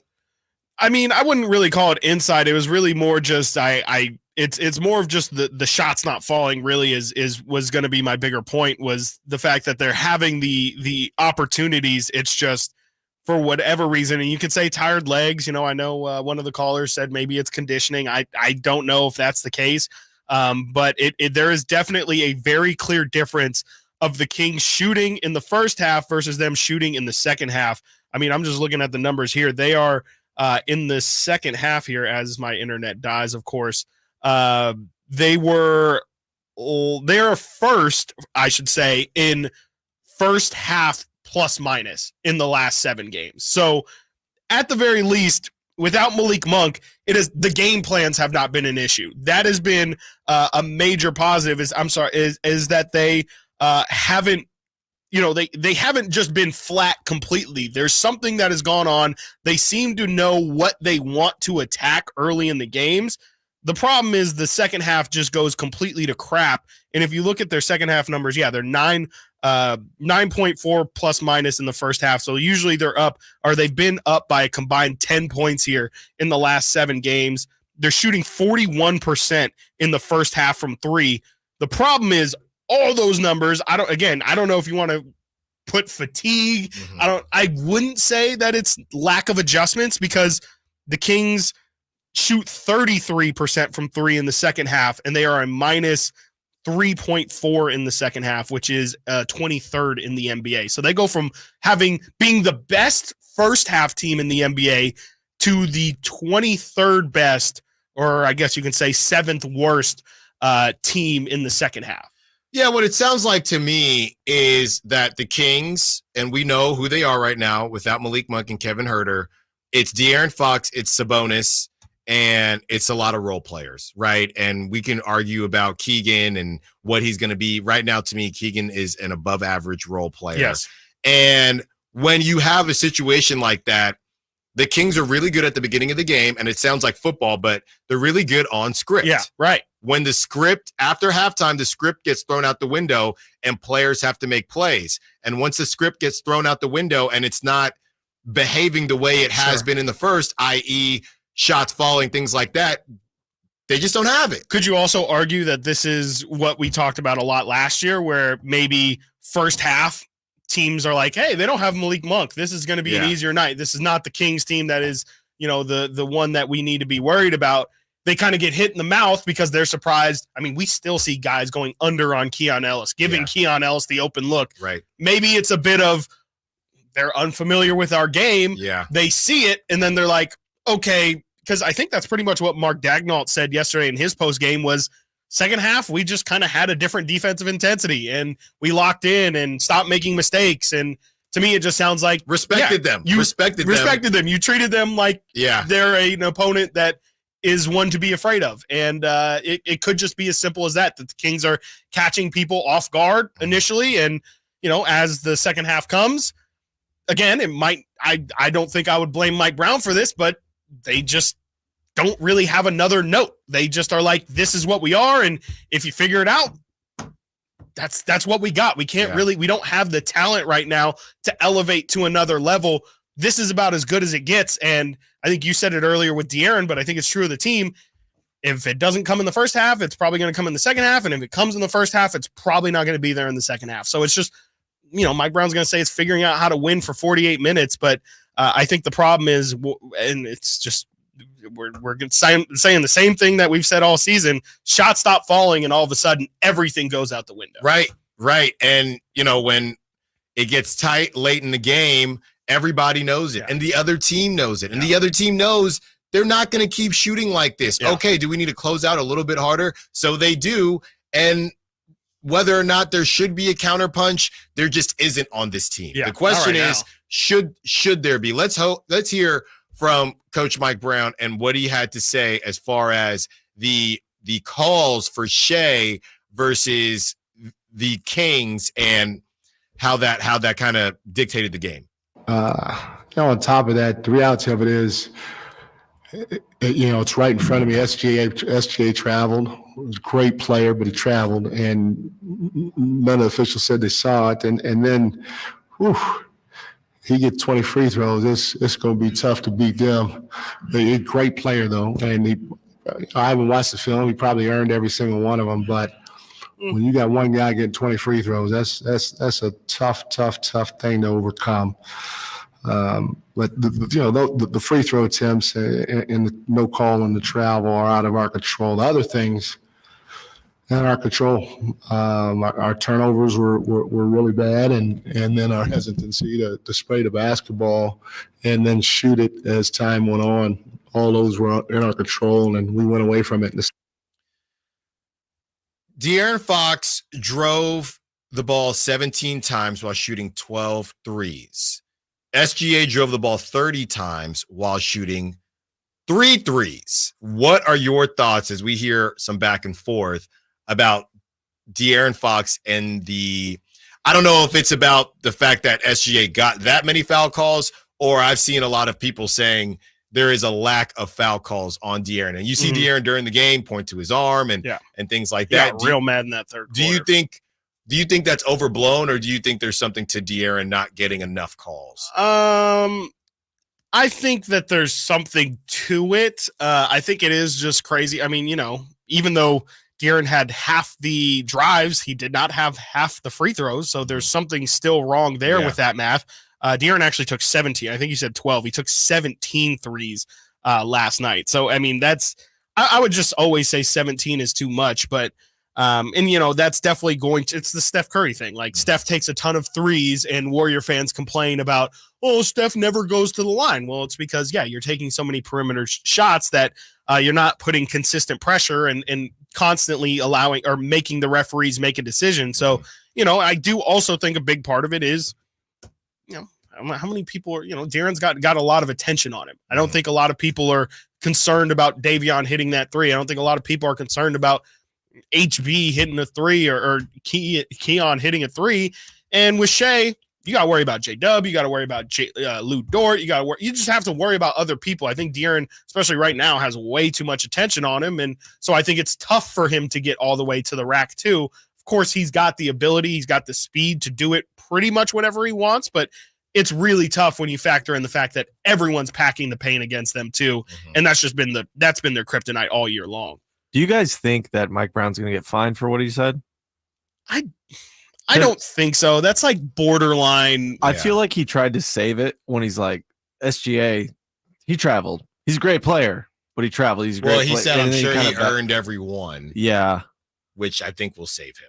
I feel like he's been getting, I don't know. I feel like he gets fined quite a bit. But I also feel like, and not to argue, this is how you should go at the refs, but I also feel like a lot of that stuff I would just prefer.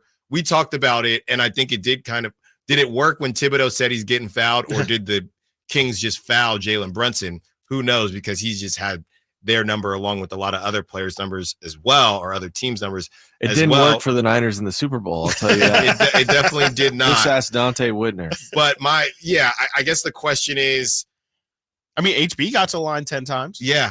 I don't know if I'm trying to say, oh, should he be getting less mad at the refs more during the game versus he gets pretty upset. I mean, saying stuff after the game? Yeah, I don't know.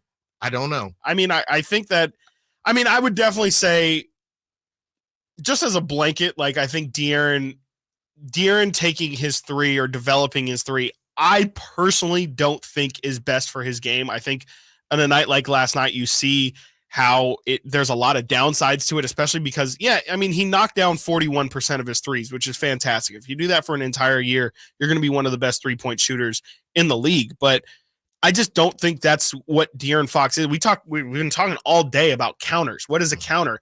To me, De'Aaron's three should be his counter. That should be a thing that you see 5 times a game, 6 max, maybe 7 if he's got it going. But to me, I think you don't see Ja Morant pulling a ton of threes. You don't see a lot of these guys who are known for their speed or known for their aggression. Russell Westbrook, you don't know these guys for taking volume. And I think De'Aaron might be falling victim to the fact that, threes are worth more than 2 and it's more exciting. And, it's tough to get to the rim every time, especially when you're playing 42 minutes. That's really exhausting. But at the same time, I just think that this dude, his bread should be buttered at the rim. Like, he's an elite finisher. Last year at the rim, him and Shea were the only non-centers who were above, I think, 60 or 70% at the rim. Like, I think that's where De'Aaron should try and live, and everything should be in the name of getting easier shots at the rim. And it just feels like he's fallen way too in love with the three. And 17, I don't know that's crazy. I would guess Buddy Hield maybe. I don't even know. Did Keegan take 17 threes when he hit 12? I don't even think he did. I really don't know if he did. So I just think 17 is too many. I know 2 of those came in the very last minute, but it feels like De'Aaron needs to try and attack the rim a lot more. Coming up next, we say goodbye to Sabonis' double-double streak. We also get into some blame pies. Stiles and Watkins and Roundtable, Sactown Sports. Did you miss any part of our live local shows? Don't worry, you never have to miss them again. Check out SactownSports.com and search our podcast page and play our shows when you want. The Carmichael Dave Show with Jason Ross, Stiles and Watkins, and the Drive Guys. Plus, other podcasts like Return of the Empire, Return of the Roar, the Stingers Up podcast, and Golf to Go with Frank LaRosa. They're all available right now on SactownSports.com. Power Business Technology is proud to be 100% independent, locally owned, and managed Toshiba copier dealer. Local ownership cuts out the red tape, allowing ourselves to never be too busy to personally answer the call when our clients need us. Recognized for excellence in service execution, training, and customer service, we're proud to be named a 2022 Toshiba ProMasters Elite Dealer. Contact us today for all of your business printing needs at 844-POWER-BZ. That's 844-769-3729, or visit us at powercopiers.com. At Ashton Price, we get injury victims to yes. Experience, yes. Ashton Price has been around for over 25 years. No more insurance companies? Yes. Our clients focus on getting better and we handle all the rest. Results? Yes. We've collected over $100 million for injury victims. No fee until we win? Yes. Our clients pay nothing until we win. Ashton and Price, the best at getting to yes. Remember, for the best advice, don't think twice. Call Ashton and Price. Spring savings continue at Folsom Lake Kia. Low payments, special offers, 0 down deals on approval of credit. Shop your trusted Kia dealership for over 25 years and tell them DC sent you. FolsomLakeKia.com. Country in the Park is back May 17th and 18th at Cal Expo with Brantley Gilbert, Dustin Lynch, Cohen, Walker Hayes, and more. Tickets start at just $46. Country in the Park, May 17th and 18th at Cal Expo. For more information, visit CITPFest.com. Brought to you by Tub Shed, new dog treatment sensors, and Raising Cane's Chicken Fingers. Jerry and Kenny here. When you call Bell Brothers for an AC tune-up, repair, or replacement, let me tell you what you can expect. Clean. Our technicians will show up in a company truck that's clean inside and out. They'll be wearing a clean uniform and ring your doorbell with clean hands. The technician will be clean cut, background checked, drug tested, and trustworthy to enter your home. They'll put on clean shoe covers and put down drop cloths in all work areas. That's right, to make sure your home stays clean. And when the work is complete, they'll tidy up and leave the work area cleaner than they found it. Call us neat freaks. Call us spick and span. Call us tidy, pristine, and immaculate. But whatever you do, call Bell Brothers for an AC tune-up and repairs, because with us, you can count on it being clean. Call us at 916-444-1234 or find us online at thenosurpriseguys.com. The No Surprise Guys, Bell Brothers. Guys, did you know your testosterone affects everything in your system, including how you feel and perform every day? Right now, Revive Men's Health Sacramento will check your testosterone for free.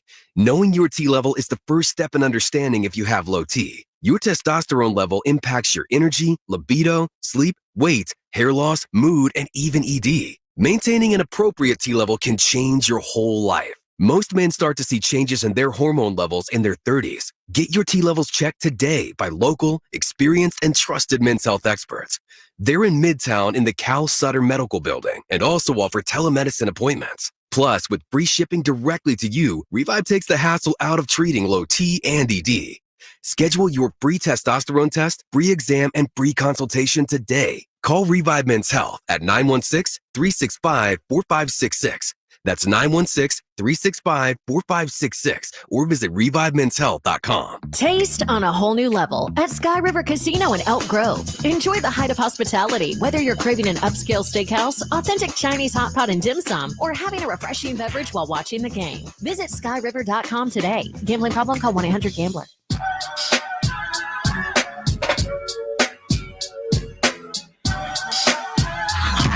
Sactown Sports. Check us out on YouTube. Search Sactown Sports and subscribe.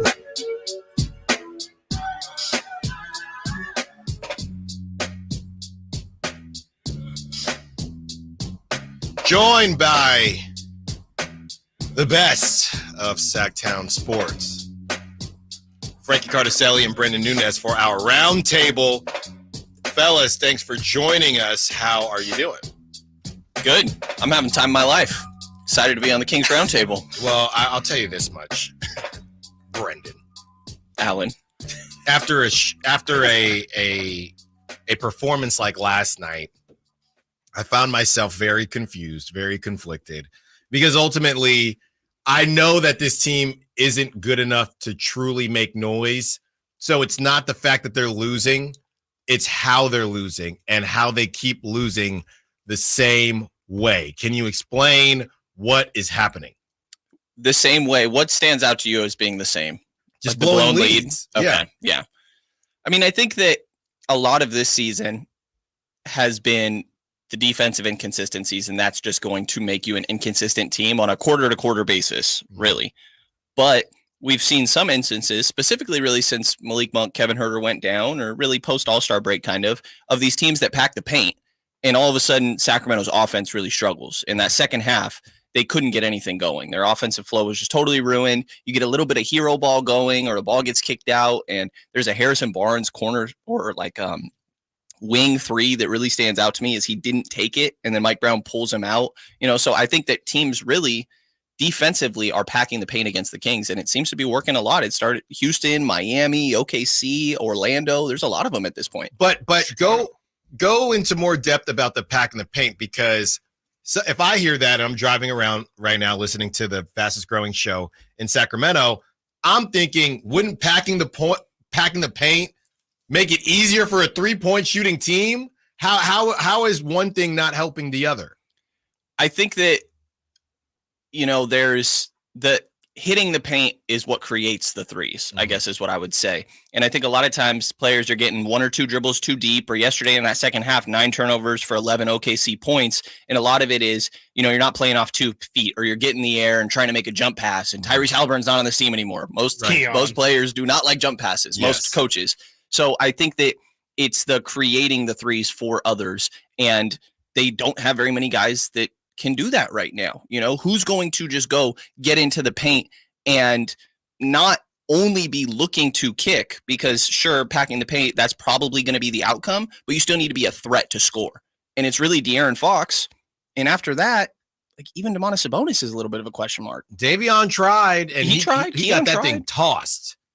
By Chet Holmgren. Going at Chet? I mean, yeah, but as far as personnel the Kings have that can get into the paint and be a disruptor down there and kind of cause defenses to swarm, it's really De'Aaron Fox, and I guess you can call half of Davion Mitchell, who we've seen him go with the right hand to the left side. He doesn't have much of a left hand, yet. Tyreek Evans, maybe, if you will, throwback.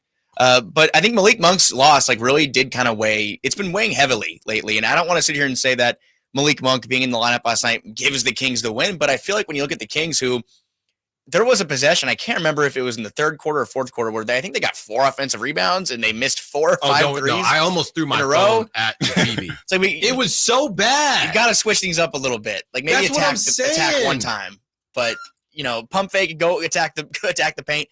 The paint wasn't working though. I mean, I have right here they shot 42% at the rim last night, which is a very low percentage for at the rim. 7 of 18 around the basket. That's 38%. So they really have just not been an efficient team in the paint. Domantas Sabonis going through a tough stretch, obviously on offense. The Kings really have not been able to run through him from a scoring aspect. But I do think when you have Malik Monk on the sideline, that's just your other, bulldog that can get in there and go into the paint, go in the basket, draw fouls, get to the line, which the Kings were not doing a very good job of getting to the line, which may or may not have been in their control. But I think that his loss is looming large right now.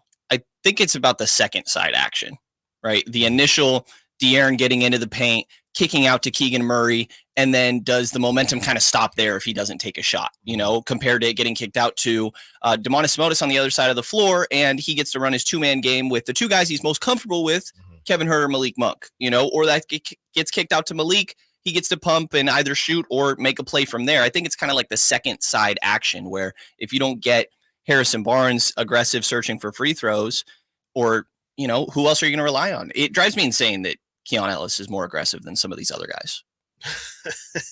Yeah, I mean, it's been really crazy. And I mean, I'm just trying to figure it out too, because, it is it's weird because this team has 3-point shooters, and I feel like the thing that's going wrong most in the second half is just they're missing shot. Like I think they had a lot of open looks yesterday that they're just not making, and I feel like that's been the story all year. If I remember correctly, at the beginning of the year, we were reading off numbers like the Kings' open looks were hitting like 36, 37%, where teams are normally hitting 40, 41, maybe 39 if you're having a bad year.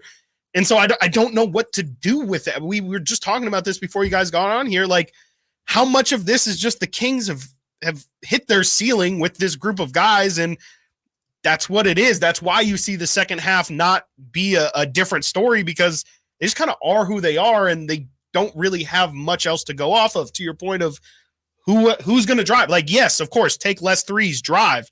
Who's driving? Who's driving? Nobody. I mean, besides the 17 threes is too much. And I feel like it is frustrating to kind of sit here and say they're just not making open shots. Like, that's a very frustrating sentence. But Mike Brown has even said it, I think, to the media. Like, I can't make the ball go in. Like, I can do everything I can to game plan, and maybe the game plan isn't perfect. I know there's a lot of questions around that too, but he said that.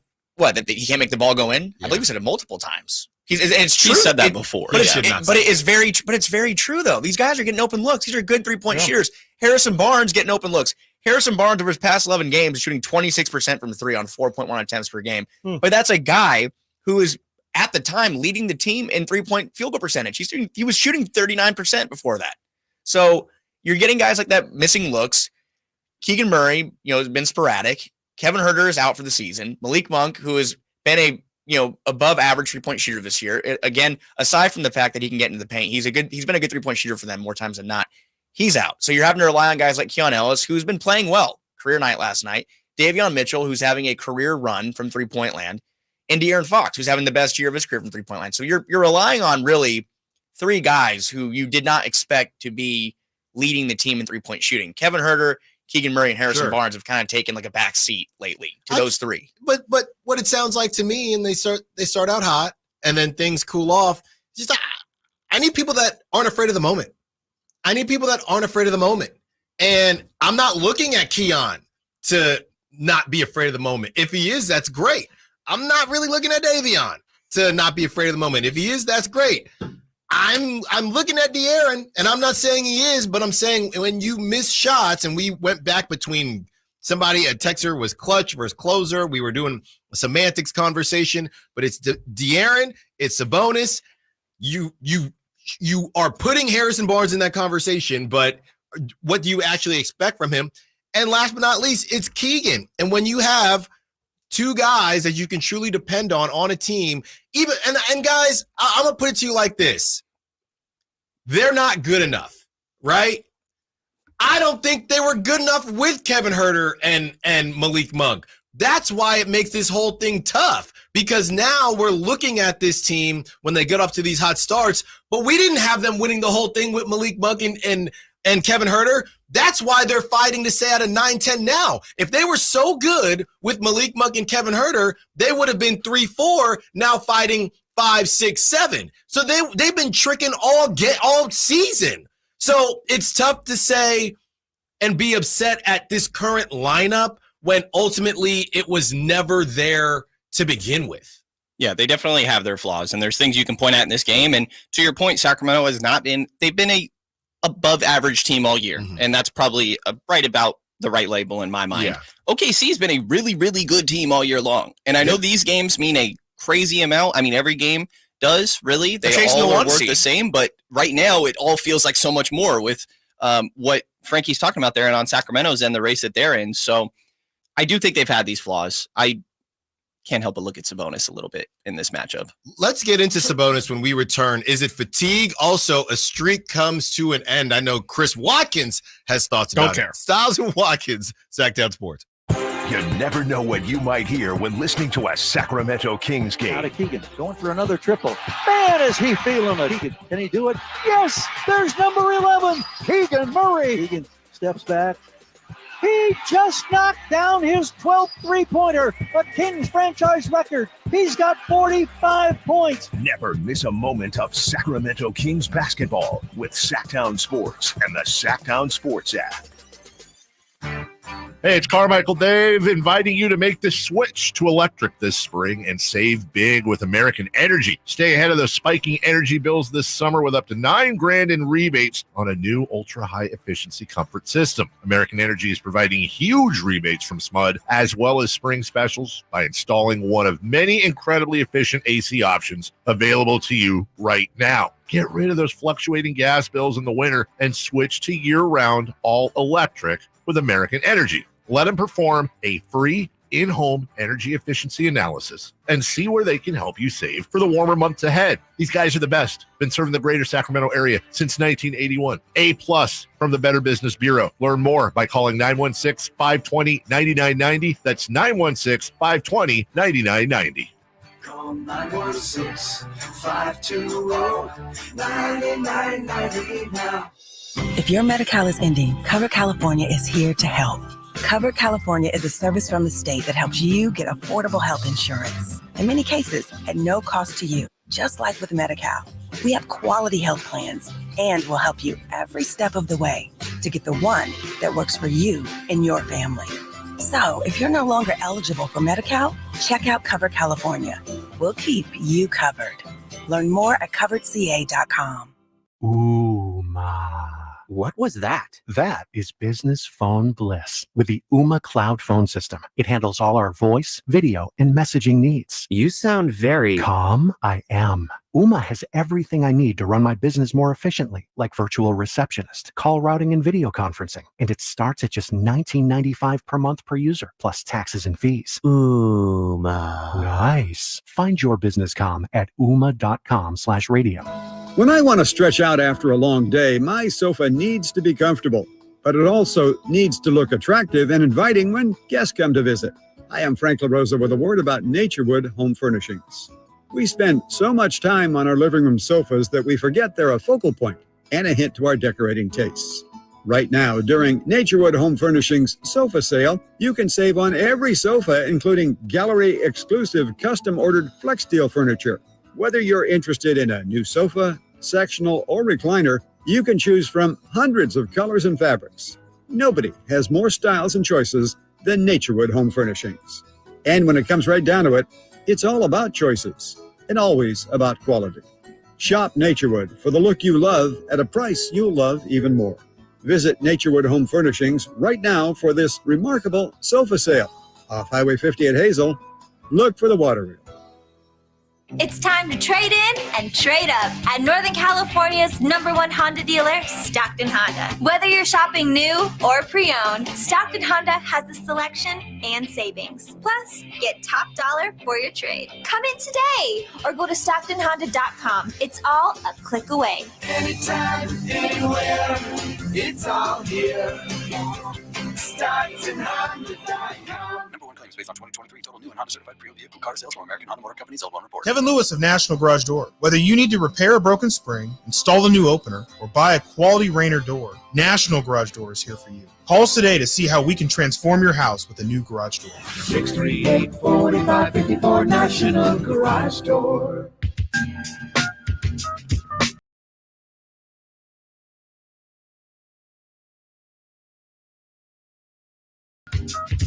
Sactown Sports. Call or text at 916-339-1140.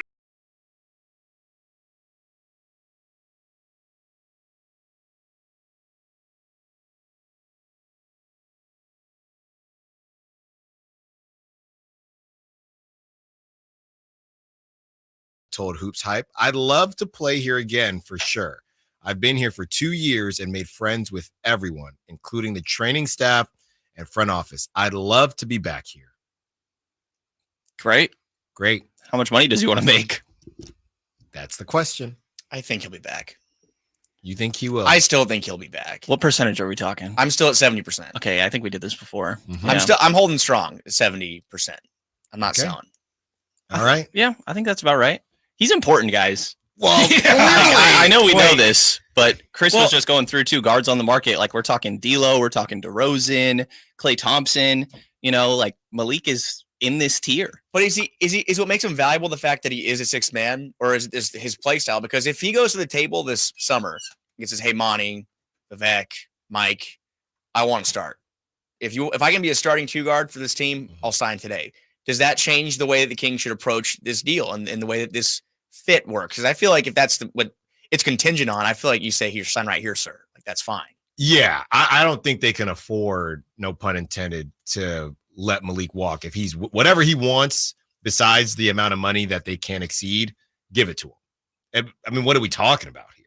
He already plays starter minutes. Yeah. Right. The question is, who else are you going out and getting, and what does that roster look like? Because that's a Mike Brown question versus a Monty McNair Vivek solution. Yeah, that I cannot wait to break down when we get to it in the summer. So Bonus had some things to say about Malik Monk and just talked about how important he was. He also ended his double streak last night. Wow, guys, how are we feeling? It was a good run. Tough. 61 straight.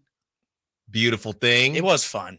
It's fun to see like the reactions every day, and like people are so toxic with it, but it is, in all seriousness, it was really like a incredible thing that I think we'll look back on in like 15 years and see he really just had 61 straight doubles, and he's just with a bunch of guys that played like in the 50s and 60s, the Wilt Chamberlains and on down the list. So I think it's like I'm laughing, but it's a bummer it's over, but also like I think it's something to be proud of for Sabonis and the Kings. And now maybe I wouldn't say it's a distraction, but one less thing to focus on as we go into a just huge couple of games here, that's going to be just completely out of anyone's minds. No one's going to be looking at the box score in the third quarter down by 8 and say, well, Sabonis has 9 rebounds and 10 points. Like, that's no longer a thing anymore.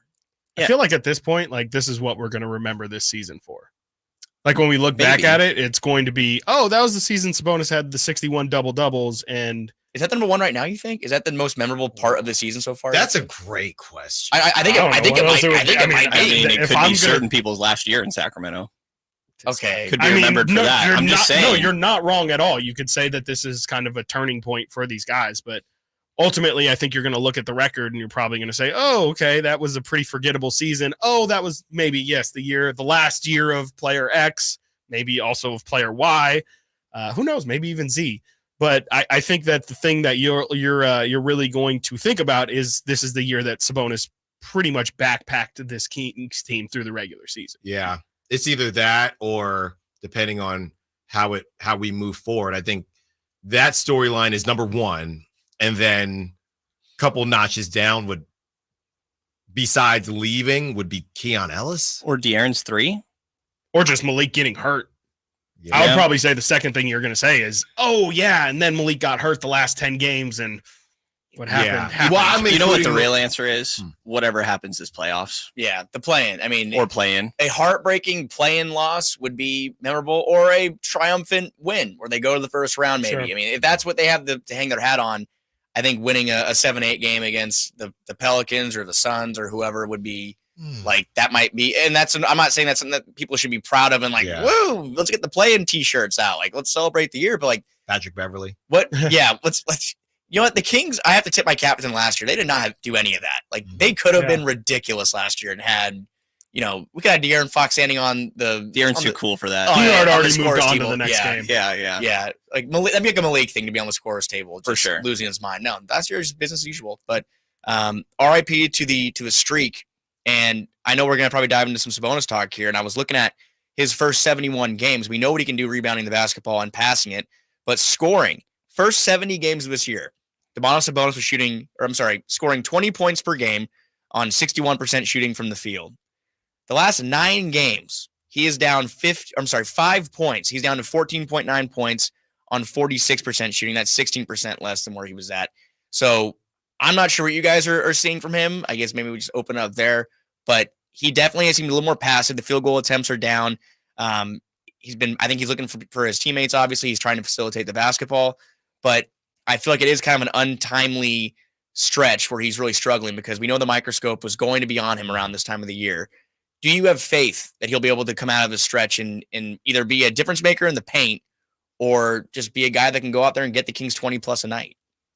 I think the packing the paint thing affects him more than De'Aaron. I think that De'Aaron can kind of escape from some of it in a way with his shiftiness and speed. And Domas, you try to get him back to the basket. Like Chet Holmgren, you look at that matchup, Domas versus Chet, and it's like both of these guys should really have an advantage on the other offensively. Mm-hmm. And in previous matchups, Domas had kind of done whatever he wanted against Chet, gone through him and just found success in that way. And, I think he had 5 turnovers in that game yesterday. It's a lot harder for him when he catches the ball down low and he's also not a guy that makes his move quick.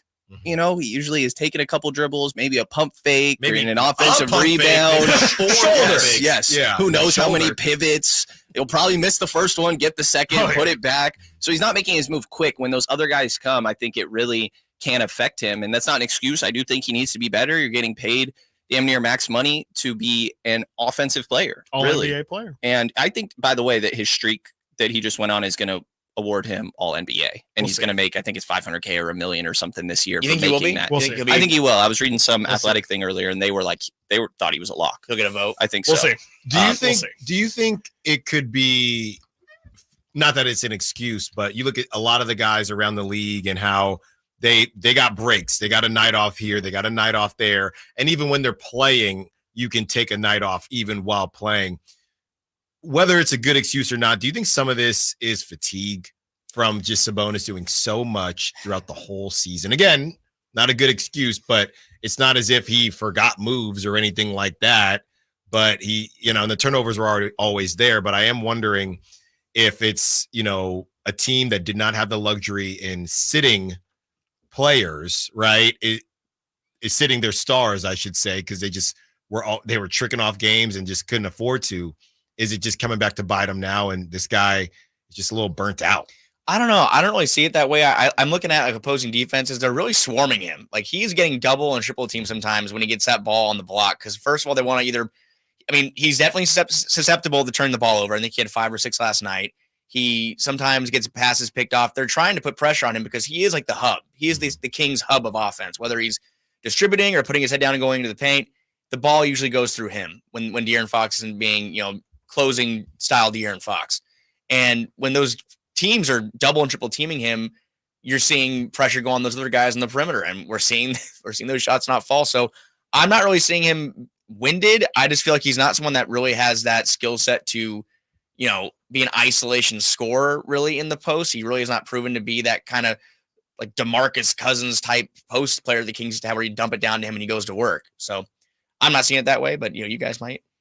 I just feel like, I'm looking at it here. 10 of his last 12 games, he's finished under 20 points. I just feel like, to kind of piggyback off what you said, I think he's not really an isolation scorer. And, he's to take a book out of Allen's, or a page out of Allen's book. Like, I don't know what kind of bag Sabonis has. Like, if he's going to be ISO'd up, if he doesn't have a face-up game, he doesn't have a mid-range game.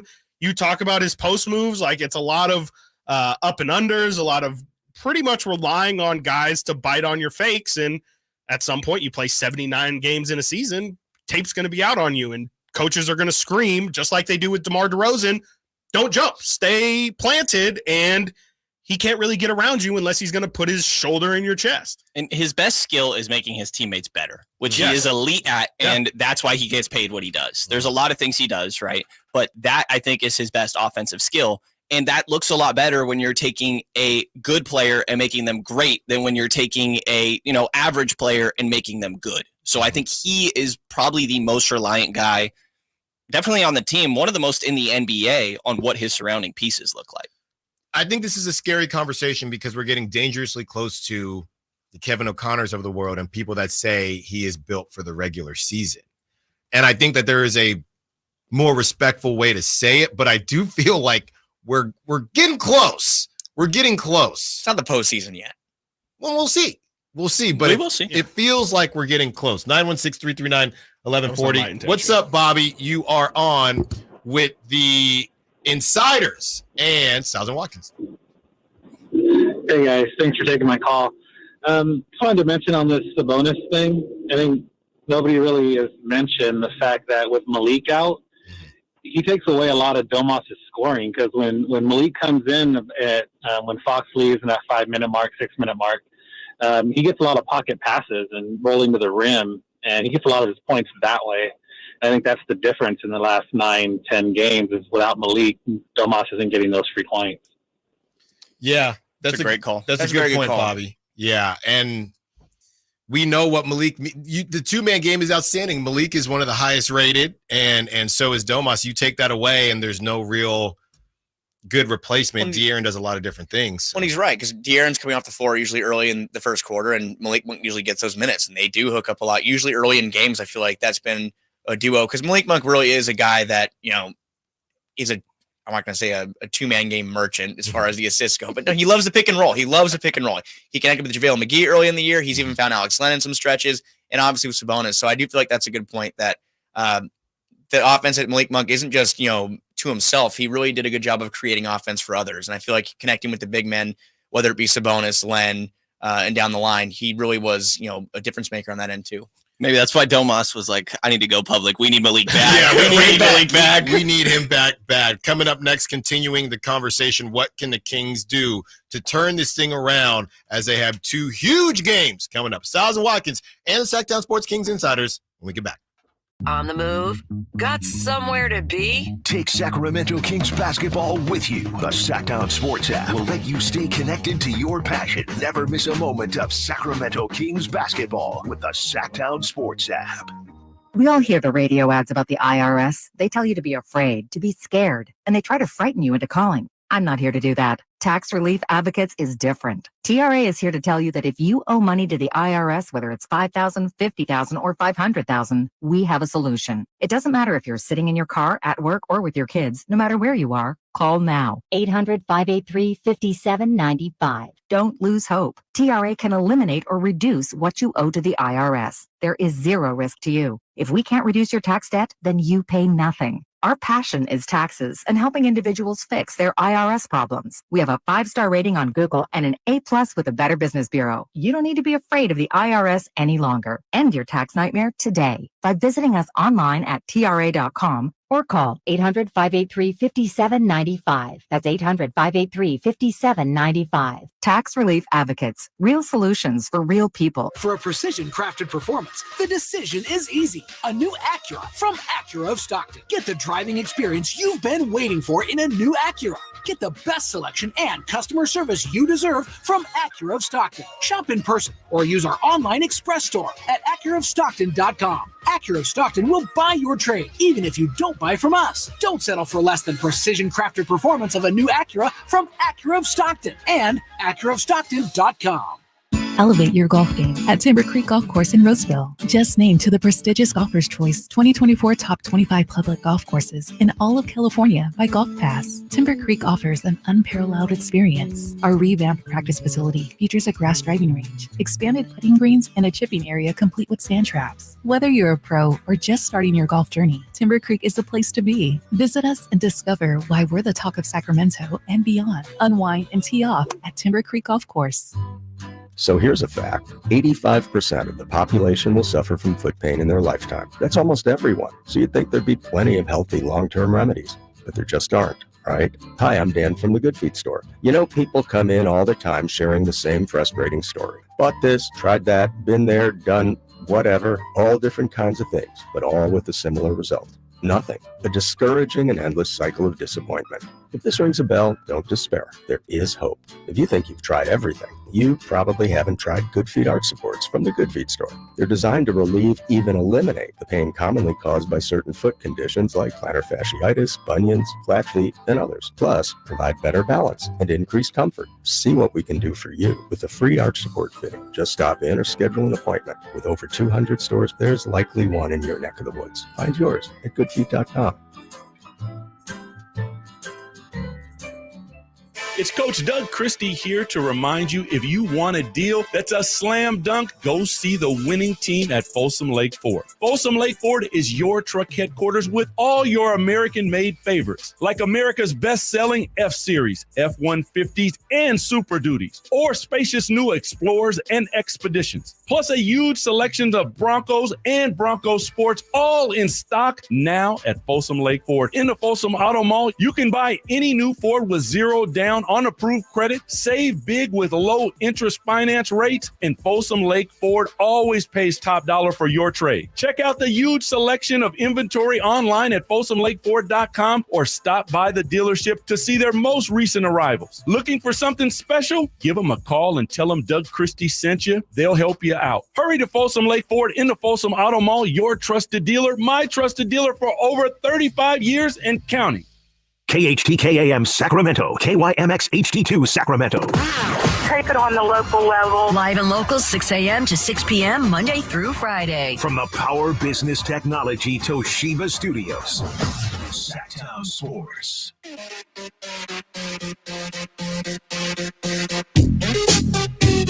Live and local. Live and local.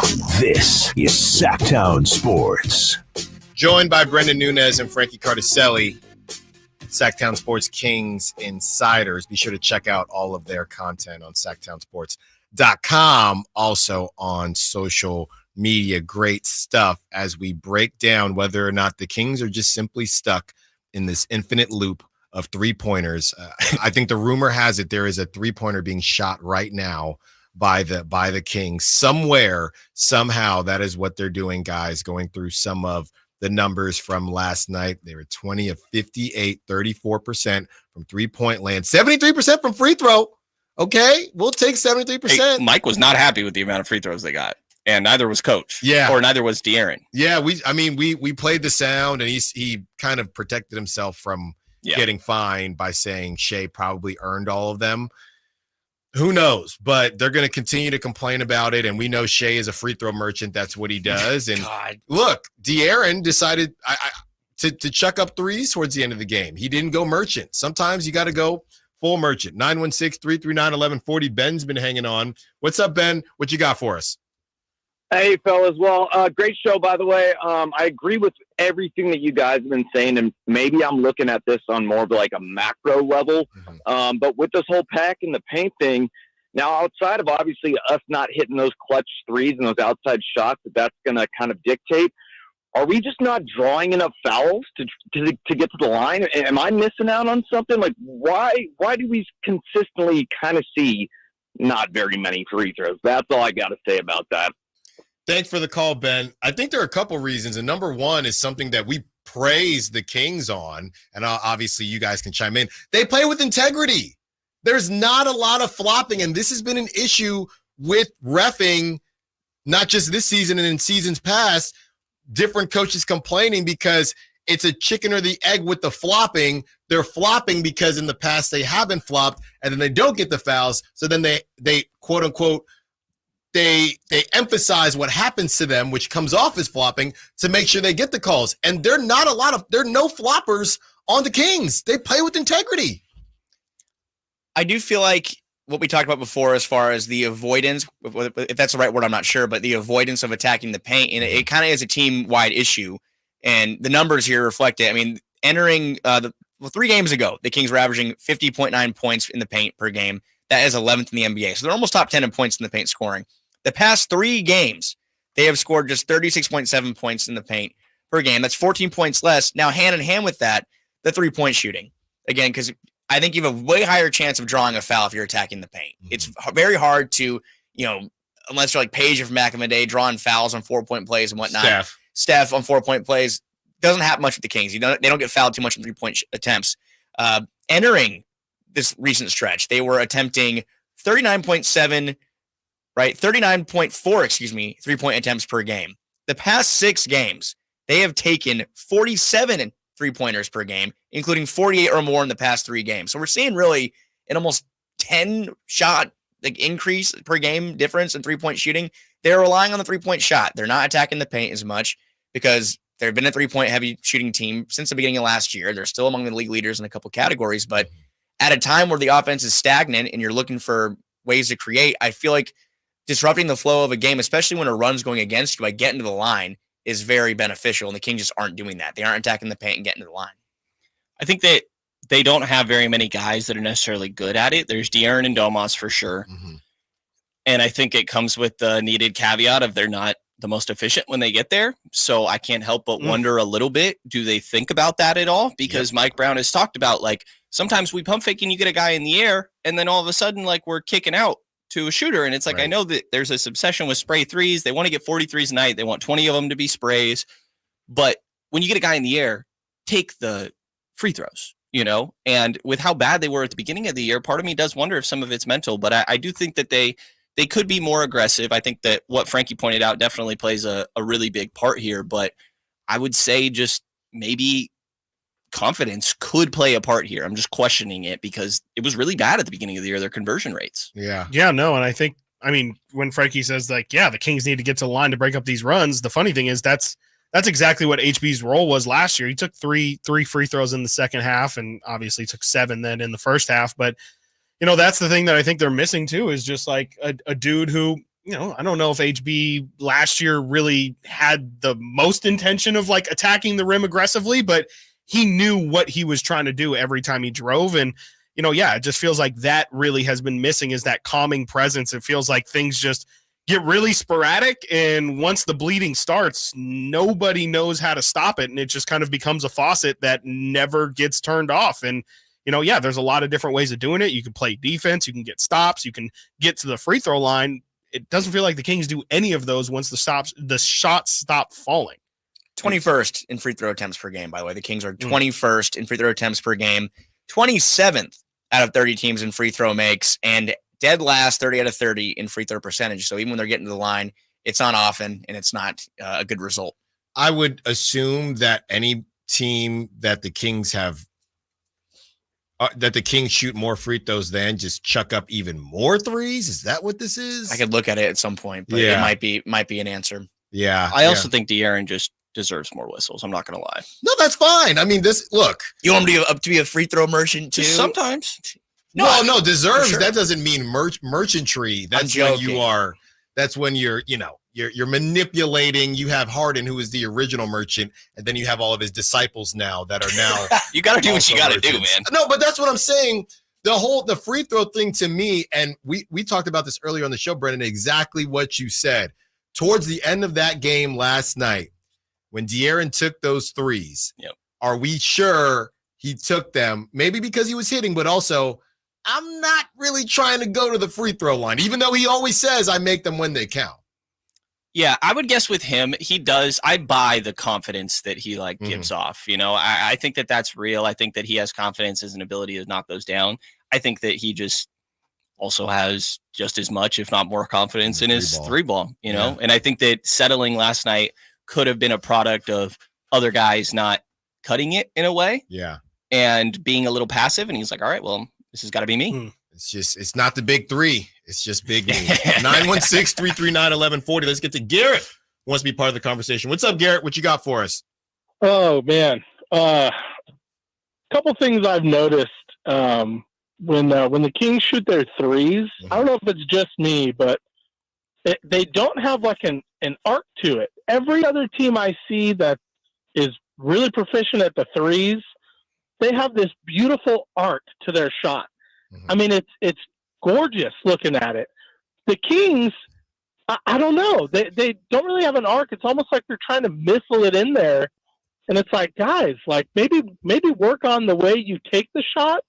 I don't know.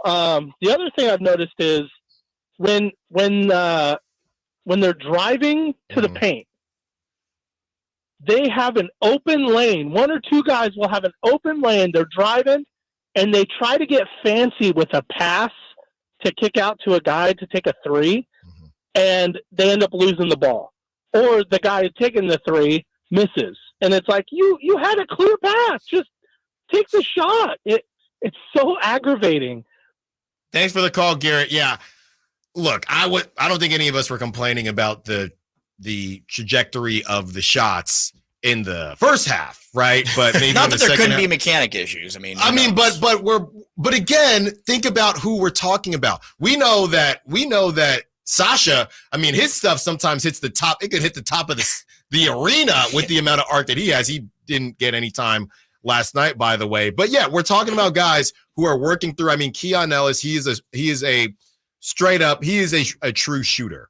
Davion is working and think about who's taking the shots. He has some arc. How many true Davion? Oh my God. How many true shooters right now, not including Kevin Huerter and Malik Monk. How many true we're shooting threes because of everything that we talked about and the lack of penetration that they're able to get. So how many true shooters are shooting the threes right now? You got Keegan. We're not complaining about Keegan, right? And if Keegan doesn't have enough, I think there might be a little bit of fatigue there, maybe. But besides Keegan, you got guys that are trying to get there as shooters and have no other choice because that's what this is. Harrison has always had pretty much a laser shot, and that's just what he's been. But maybe it's legs from running up and down the court. Who knows? But yeah, and it could make sense because first half they're going in a little bit more legs into it. Second half, less legs. There might be something to it, but they got to figure something out. I think the way that you notice like legs or fatigue when it comes to shooting is if like everything's going front rim, and De'Aaron will point that out of if he has a bad night, he's like, well, it's not like I was missing left and right. It was all front rim. And sure, it's all misses. Yes. But, I think that's how you can notice it a little bit. I do think the second part of what he said of, maybe driving and passing up an opportunity instead looking for a three, I definitely see that. The Keon one at the very end of the game. When Keegan was wide open on the right? Yes. De'Aaron was coming down in the corner, I think. And he tried to pass off to Domas. He had a wide open layup. It's a 5-point game with 35 seconds left. You score a 2, you're down 3, get a stop, and you get the ball back. And I was like, okay, maybe he was going for the guy in the corner. Watched it back a couple times. Like, no, he was dropping it off to Sabonis. But that's what's so tough for me because I'm not trying to come down Keon Ellis's road after what he did. For sure. So I find myself conflicted on guys like that. And specifically Keon. Davion, you can come down his road a little bit more. He's been in the league for a couple years. But Keon, it's not that you're wrong. I felt the same way in the moment. It's just when you're playing some of these young guys, that's going to happen. Yeah, there's going to be learning moments for Keon. There have been, and I think that he's responded well in a lot of these. But, I really look at that last game, like we talked about Domas, and there are some things there, but he's getting a lot of pressure. It's Keegan to me. He's the third guy. And how are you going to be more aggressive ever? Because it happens for a quarter here and there. I told Chris, I don't feel comfortable with Keegan in the fourth quarter right now. Because you know why? Because he doesn't feel comfortable in the fourth quarter. What do you go, Chris? 0 for 2? 0 for 2. Yeah. 0 for 2. I still want him out there. I still want him out there. No, he's going to be out there. We don't have a choice. He's getting right. You get Sasha in there, you get somebody. Sasha's not scared. No, you have to go with Keegan because even if this season, a lot of people think it's cooked, whether it is or not, this is the growth that you're going to need. These are the growing pains that you have to go through. One more segment with the Sactown Sports Kings Insiders in the biggest week of the season. What are their thoughts? What will the Kings end up doing? Stiles and Watkins, Sactown Sports. Keep it here to Sactown Sports for the Sacramento Kings push toward the postseason. Get analysis from our local shows, breakdowns from our Kings insiders, and all the thrilling moments from the G-Man. Keegan Murray scrambles to save it. He gives it now to Barnes. 1 on the clock. Desperate 3 on the way. He scores the triple. Game tied at 121 apiece. 17 for Barnes. Sactown Sports is your proud home of the Sacramento Kings. When you take the time to shop at Folsom Lake Honda, there's one thing you'll always find. Happy people ready to serve you. As a family-owned and operated dealership since 2009, customer service is our #1 priority. Our customers love doing business with us, and you will too. Looking to own or lease? During the spring sales event, drive a brand new Accord or Civic. Visit us today at FolsomLakeHonda.com, your one-stop Honda shop. Folsom Lake Honda, your one-stop Honda shop. Hey, what's up, Sacramento? It's Kyle Draper. Turn up the cleanliness at your restaurant, healthcare, or industrial business with Alsco Uniforms, the official sponsor of the Sacramento Kings Mop Crew. We've got you covered with crisp uniforms, hygienically clean linens, floor mats, and, of course, mops delivered weekly. But that's not all. Alsco Uniforms also offers weekly services for first aid and restroom supplies. Discover why it pays to keep clean with Alsco Uniforms. Just go to alsco.com to learn more. Again, that's ALSCO.com. Sactown Sports. Check us out on YouTube. Search Sactown Sports and subscribe. All right, guys. This is the most important week, and I know, obviously, with the Kings going to the playoffs, but I guess most important week because the Kings they knew they were in last season, so it was a little bit different. So this is the most important week for the Kings in the regular season in a very, very long time to figure out whether or not they're going to get in or not, or be in the play-in. Most likely they'll be in the play-in, but where will they fall within the play-in? You got the back-to-back, and, you know, the Knicks, Celtics back-to-back. That didn't go well, right? We still have this back-to-back where it's the Pelicans tomorrow, the Suns on Friday, and then the Blazers on Sunday. Give me your records. This is the last time we'll get to do this. It is kind of crazy to think about if the worst case scenario were to happen and they fall to 9-10, that a week from today, we could be having a postmortem. We could be having a postmortem. Stop it. I honestly feel like they're going to get 2 of these next 3, which is what they need. They need 2 of these next 3, if I'm not mistaken, to secure that 8 seed spot. I think that gives them an automatic bid. So I think that they take one of the games against New Orleans or Phoenix. I don't know which one. I feel like they're going to get one, though. And I feel like they'll take care of business on Sunday. So what's that make the final record? I mean, it's what, 2 more wins? 47 in math? 47-35? 47-35. I kind of like the idea of the exact same record as last season. 3-0. I mean, 3-0 sounds like a lot. That might put them in again. New Orleans has the Kings, the Warriors, and the Lakers to go. Those are 3 teams that are clawing for their lives as well. So I'm gonna go 3-0. I'm gonna go 3-0. I think that Phoenix has been having some questions offensively. Definitely saw that game last night where they really were struggling. And I don't know what it is, man. I struggle to think that any team is going to lose to another team 5 times in one season. That's what I'm saying. I refuse to. Maybe I'm crazy, but yeah, gosh, you have to have some fire for that game. That's what I'm saying. That's the only game I feel will be. I mean, the Blazers, it's confusing, but wouldn't that be poetic? No, right. I wasn't going to say it because I wasn't going to say it. I feel like they'll get the Pelicans. I feel like you got to stand on business sometimes. And you cannot. Yeah, that's crazy. Especially if you're going to have to see them in the play-in, you cannot lose to them. Again, I know we don't know about Brandon Ingram and he might come back, but I just feel like on principle, you got to stand on business. You got to get the Pelicans game. The Suns, who knows? They just played so poorly. Maybe they turn it around. That's just what the Suns have been doing. So I feel like 2-1 is the easy answer. There's just no way on this earth I can give them 3-0 though. I can't do it. I do think that the first game against New Orleans is important because the fact that you'll be playing on quote unquote rest. I mean, the back-to-back, you just don't want to be behind the 8 ball already with playing a rested Suns team on the second night of a back-to-back. So I'm looking at the New Orleans game for sure. And again, just like if you believe in due, like they're so due. They're so due to beat New Orleans. But it would be very poetic if it came down to them winning the first 2 and losing on Sunday to Portland. That would be the most hilarious thing. That they have it locked up. Everything's in their hands. You know, all you have to do is win this Just game. Cross those. You guys are sick. And Chris Henderson, 40. Chris Murray. Chris Murray, 30 piece. Scoot Henderson throws his rec specs into the crowd.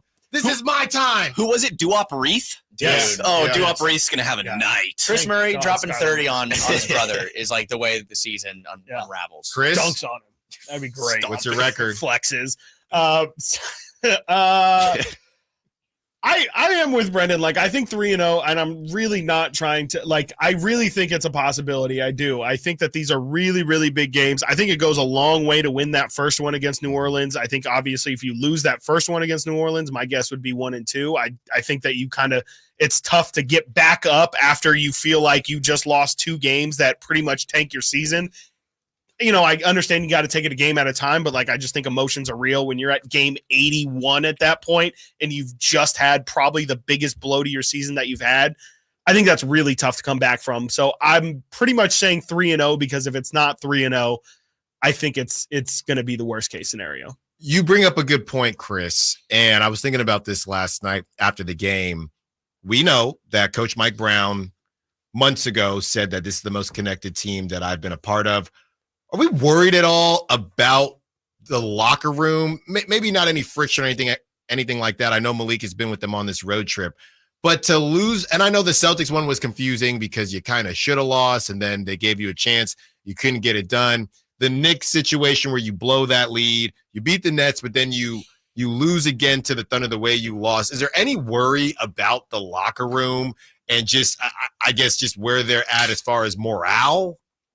I don't think so. I think that I worried or wondered about that earlier in the year, and I think we would have already known that we reached that point. Mhm. I think it would have already been pretty obvious. I'd be shocked that it happens this late. The one that I was, I guess, monitoring, and I hesitate because I don't want to speak on anybody's mental, but was just having Kevin Huerter. He had been struggling a lot, got taken out of the lineup. He talked about, I wish I was out there more after a loss in Denver. Yeah. So it was somebody I was monitoring. I'm a little curious that he's not with the team. I think that's that really weird. it is very situational. Some players, you're done for the year. We're going to let you go home. I think he's Other, they recovering keep around. from his surgery. Isn't he recovering from his It could surgery? absolutely be that, Maybe. so not don't want to jump to conclusions with Sure. that, but I think we would have already known if the locker room was lost. Okay. Yeah, I don't really see I don't see any cracks in the foundation or anything like that. I think that the things that Brendan highlighted and the Malik Monk and Mike Brown have had a couple heated moments, but they always come out and speak publicly about how that happens, and they both they're going to ride for each other. They love each other. They support each other.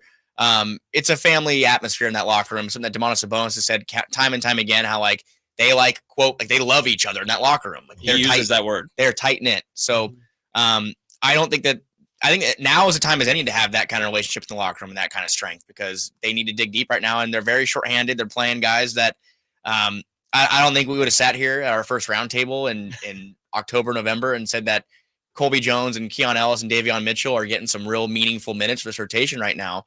I think we would have, said, wow, there's some real issues going on, but they're still in the mix. It is still very possible for them to have a first round series. It's likely going to come down to could be a double elimination or could be single elimination. But point is, it's going to come down to a win or go home type of game. And is this team able to win in that kind of atmosphere? We saw what happened in Game 7 last year. I know that still is kind of fresh on those players' minds. And this is an opportunity to have these two teams in front of you this week, Phoenix and New Orleans, teams that will likely be there in that 7-8 game. You have a chance to kind of have a dress rehearsal and figure out what those points of weakness are and how you can get over that hump, because this season it's been not so much fun. Definitely not as fun as last year, but by no means is it over yet. I have a question for you guys real quick before we get out of here. I'm curious, what do you think would be, I guess I'll just phrase it as, what do you think would be a turn of emotions for this team in terms of success? I think definitely the expectations have changed since Malik went out. Feels like now, we're talking more leaning towards 9-10 seed.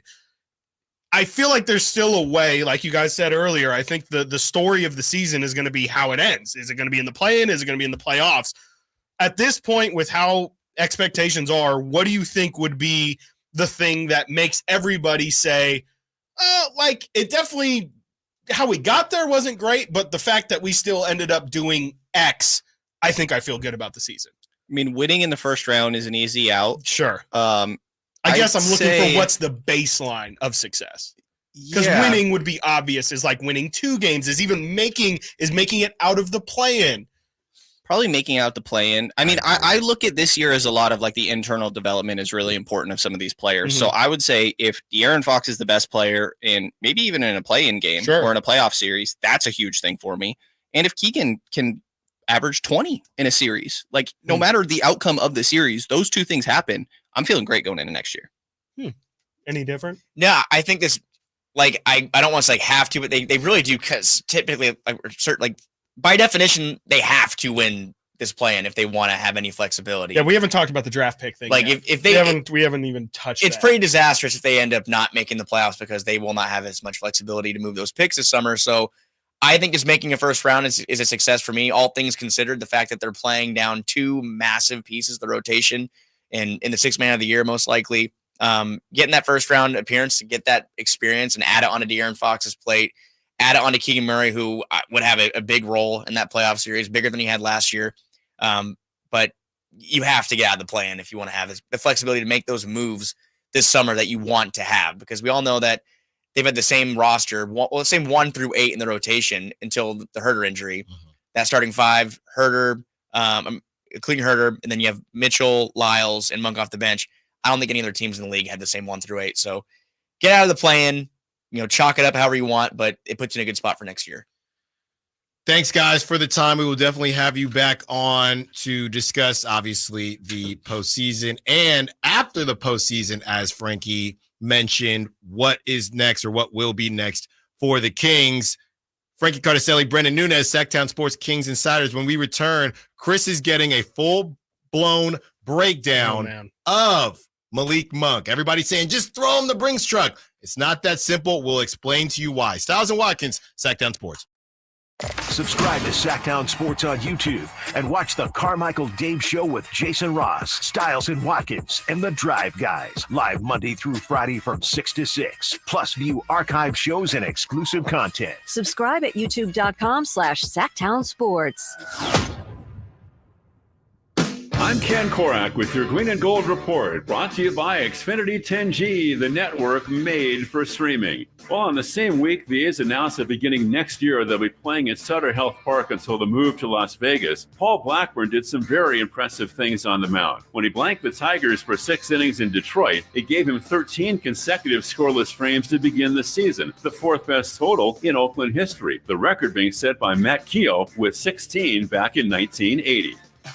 Want more speed? Well, Xfinity just increased their internet speeds, and they're faster than ever. It's time to get more out of your internet with faster speeds from Xfinity. Now through June 21st, get 150 megabit Xfinity internet for only $19.99 a month for 12 months with a 1-year contract. That's double the speed for the same great price. Click, call, or visit a store today. Requires paperless billing and autopay with stored bank account. Restrictions apply. Equipment, taxes, and other charges extra. After promo, regular rates apply. Actual speeds vary. Kevin Lewis of National Garage Door. Whether you need to repair a broken spring, install a new opener, or buy a quality Rainer door, National Garage Door is here for you. Call us today to see how we can transform your house with a new garage door. 638-4554 National Garage Door.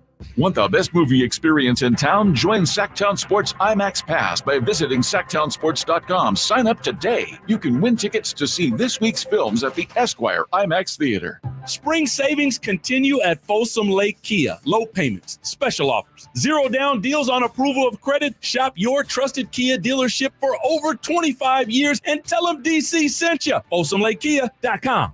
Guys, your testosterone level impacts your energy, drive, weight, hair loss, and even ED. Revive Men's Health Sacramento will check your T level for free. For your free T level check, exam, and consultation, call 916-277-8599 or visit ReviveMen'sHealth.com. Country in the Park is back May 17th and 18th at Cal Expo with Brantley Gilbert, Dustin Lynch, Jay Cohen, Walker Hayes, and more. Tickets start at just $46. Country in the Park, May 17th and 18th at Cal Expo. For more information, visit CITPFest.com. Brought to you by Tub Shed, new Dawn treatment sensors, and Raising Cane's chicken fingers. It's time to rethink your internet provider. Fidium Fiber Internet is wallet-friendly while delivering the best technology. Get some of the fastest speeds in California and a connection you can count on. Visit FidiumFiber.com today. Are you tired of your tee shots ending up in the adjoining fairway while the rest of your foursome is hitting it down the middle? Well, experts will tell you that being properly fitted for golf clubs will help you strike your drive center cut. The Hagen Oaks Player Performance Studio and its team of trained PGA professionals are ready to help you get rid of your banana balls and duck hooks. Hagen Oaks Indoor-Outdoor Player Performance Studio fittings are available 7 days a week. Make yours today by calling 916-808-2531. That's 808-2531. Maida Chevy saves you $10,000 off MSRP on every new 2024 half-ton Silverado, LT, RST, and LTZ in stock after rebate. Over 50 to choose from. Exclusive all in-stock pricing at MaidaChevy.com. Together, let's drive. See deal for details. Ends 4/30/24.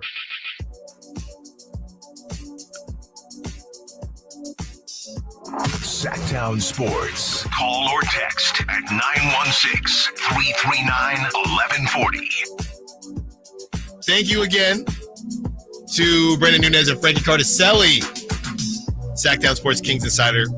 Be sure to check out all of their stuff. It's great content creators. They do it all. We all do it all here at Sactown Sports as we try to power through the rest of this season, Chris. And, real quick, before we get into the Malik Monk contract situation, Carmichael Dave has been very open, as he typically is, sometimes too open. A little too open. And about how he just can't wait for this season to end. Yes. Everybody is entitled to their opinion. And now I want yours, and I want the listeners, 916-339-1140. Is that how you feel? Yesterday, I asked a question on social media. would you rather watch the Kings blow leads or go to the dentist? And most people said they'd rather go to the dentist. It's been a very I don't know about all that. It's been a very tough year for Kings fans in a different way. Yeah. When you're a lottery team, you know what you are, right? You're checking in and you'll check out the game, but you're not invested. Yeah. I feel like the tough part about this season is that because of last season, fans were invested in thinking, are we going to take that next step?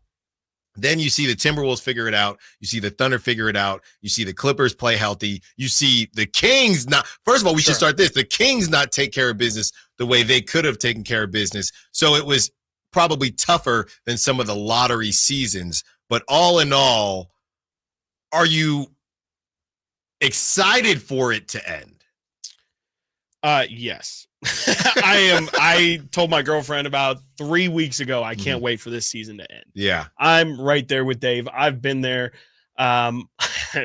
Selfishly, I do think a large portion of that is the fact that immediately after these games, I have to try and find words to try and explain to people what just happened and try and keep it fair, but also remain critical and try and balance that line of not getting too emotional while being critical. Oh, by the way, I could not do that. I could not do the post game.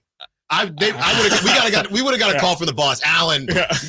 We're gonna have to rotate you out because I'm hot, man. All I will say is there is a reason why I'm the only one who does the post game live streams, and I will leave it at that. You can color in the lines however you please, but yes, I get it, man. Like, it's exhausting, it's frustrating, and selfishly.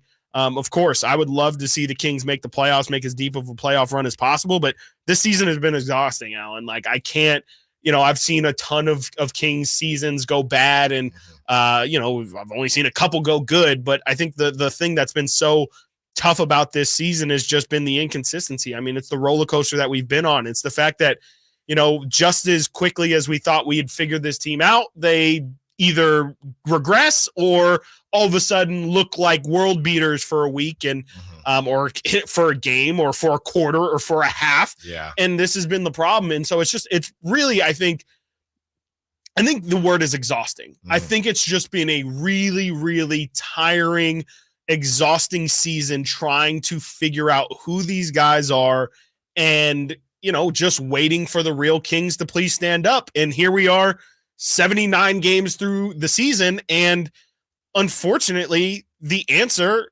is inconsistency is who this team is. And that's the worst thing you can arguably be. I mean, I think the spirit of your dentist question is, would you rather just know what it is, or do you want to keep getting dragged along and getting hope and then having it smashed? And then, again, if we literally draw out this situation right here where the Kings lose last night against OKC, but then if they win tomorrow against the Pelicans, like, it's going to be all great again. It's going to be all momentum. And then we're going to talk about the possibilities of the fact that we're still, it's not insane, or I guess you could argue it's getting insane, but the fact that the Kings can still even make the 6th seed after everything they've tricked off, the fact that it's even still a remote possibility, it's just driven me crazy. And I think it's driven tons more people crazy. And, I envy everybody who can just turn the TV off, because I think that's truly the healthiest thing you can do if the Kings aren't playing well, is just not give it the time of day. And I know that's a whole lot easier said than done, but it's just, I feel terrible for everyone who's actually invested money or invested a significant amount of time into this team. And, they've frankly gotten minimal returns this year. It hasn't been exciting. There hasn't been game winners. There hasn't been a stretch of time where I think people were convinced, hey, maybe they'll make the 2nd or 3rd round. I think a lot of it was talking into the possibility of it, but in terms of actually believing it, I don't know if anyone ever got there at this point. Yeah, a couple months ago, we had a caller who compared the Kings to the Giants' torture. Yeah. And the difference is, I think that we just all had a belief that there's a magic there. Yeah, that there was different basketball and baseball. The ball bounces in your way. Exactly. It has not gone that way. And the torture was, okay, to get into the wild card and things like that. And obviously they won the NL West as well. But it was just different because you still felt like, hey, if they get hot, maybe there's a chance. With the Kings, you've seen them play at their best, and they just haven't been able to sustain, and you just haven't seen any flashes of what could win the whole thing. Yeah. Every team that you believe could win the whole thing, you can point to a game or a stretch of games where it says, hey, that was a stretch of game where they were top 3 Clippers team went in the league. 21-4 over a stretch or whatever. And even though the Kings were coming off 16 years of no postseason, last season there were stretches where you thought this is the best team in the league. Who knows? This season they haven't even teased you. Yeah. No, I think to continue on the Giants parallel too, like there's reason to believe that Giants team because they played into their play style, right? Like they were a pitching dominant team, timely hitting and and it pitching. was 3-2 every game. So that was part of the torture as well. Is okay, like it would just be nice to get a 10-2 game here against the Orioles. Like and the problem is the Kings, even when they're winning games, especially recently, they've won with a defensive identity, which is not this team's identity. It's a 3-point shooting team, and the thing that they're built for, the thing they're supposed to be best at, I think they're league average when it comes to 3-point field goal percentage. They are 9th right now in the season. This is last year's stats. They are, let's see here.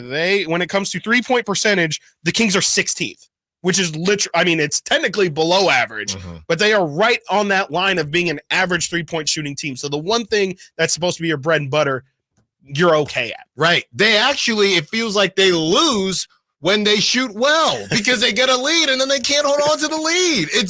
It's not, it's torture in a way that doesn't have a good ending. No. Torture would be they blow the lead and then end up winning close. Exactly. They just lose. Yeah.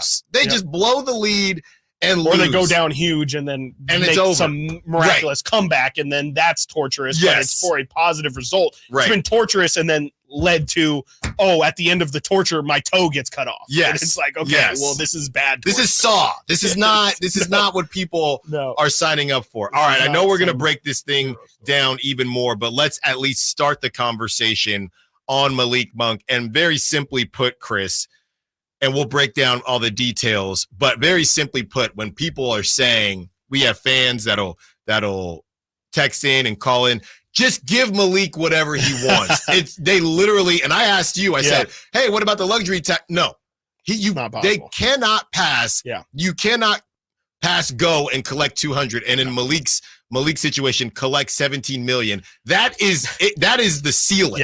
Yes. It is the absolute ceiling that the Kings can hit here. And I mean, for the most part, I can do the too long didn't read. Malik essentially can only make up to that dollar figure because of the bird rights. And I can explain the early bird and the full bird. Essentially, since the Kings have only had Malik for 2 years under contract, they can only go up to 175% of what his current salary is. If he had been with the team for 3 or more years, they could do 25 to 30% of the cap, depending on the years of service. 3 years would be the 25%, more would be 35. And the maximum, so because of that, they can only offer 175% of what they're paying him now, which is, I think it was a 2-year, $19 million contract. So if you take that and multiply it by 175%, you get a 4-year, $78.4 million contract. That is it. That is as much as you could do. You can add 8% raises with because of like incentives and things like that. But the contract is going to be that the Kings can offer Malik. The maximum amount of money is 4 years, $78 million, 17 the first year, 21 in the fourth year. That's really it. They cannot go higher than that. There's not any cap, jiggering they can do to maybe add more money or get under the cap or anything like that. That is just what the CBA allows the Kings to offer as his max deal. Everybody else who has money can definitely throw Malik whatever they want.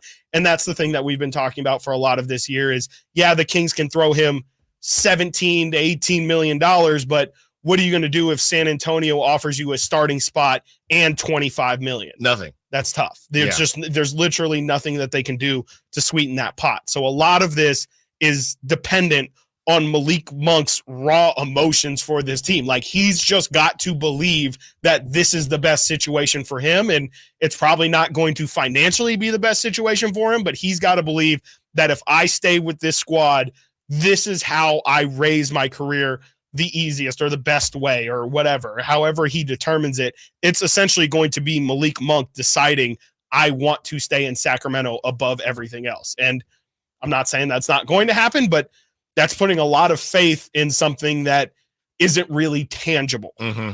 Yeah.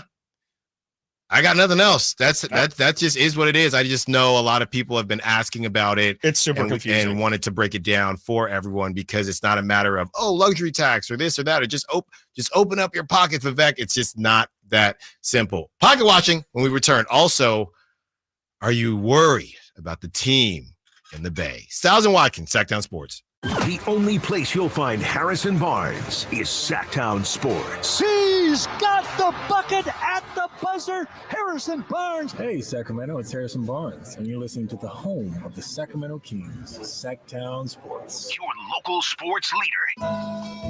I love this time of year when the azaleas begin to bloom and the singing birds' sweet dawn chorus remind us that blue skies and sunshine are at hand. Hi, this is Frank LaRosa with a word about Naturewood Home Furnishings. In sports, the definition for the word master is one who's achieved a high degree of skill, and that will be on display in the highly anticipated golf tournament. In the furniture business, a master is a highly skilled craftsman, an artist even, whose work is coveted by those who appreciate design, quality, and durability. John Keyes was the mastermind of Naturewood Home Furnishings. He knew that you wanted your home to reflect your personal style, whether that was a plain coffee table or a masterpiece for you to enjoy forever. That's why when you walk into Naturewood Home Furnishings, you'll find the largest and best selection of the highest quality home furnishings in Northern California. Masterful. Naturewood Home Furnishings, off Highway 50 at Hazel. Look for the water wheel.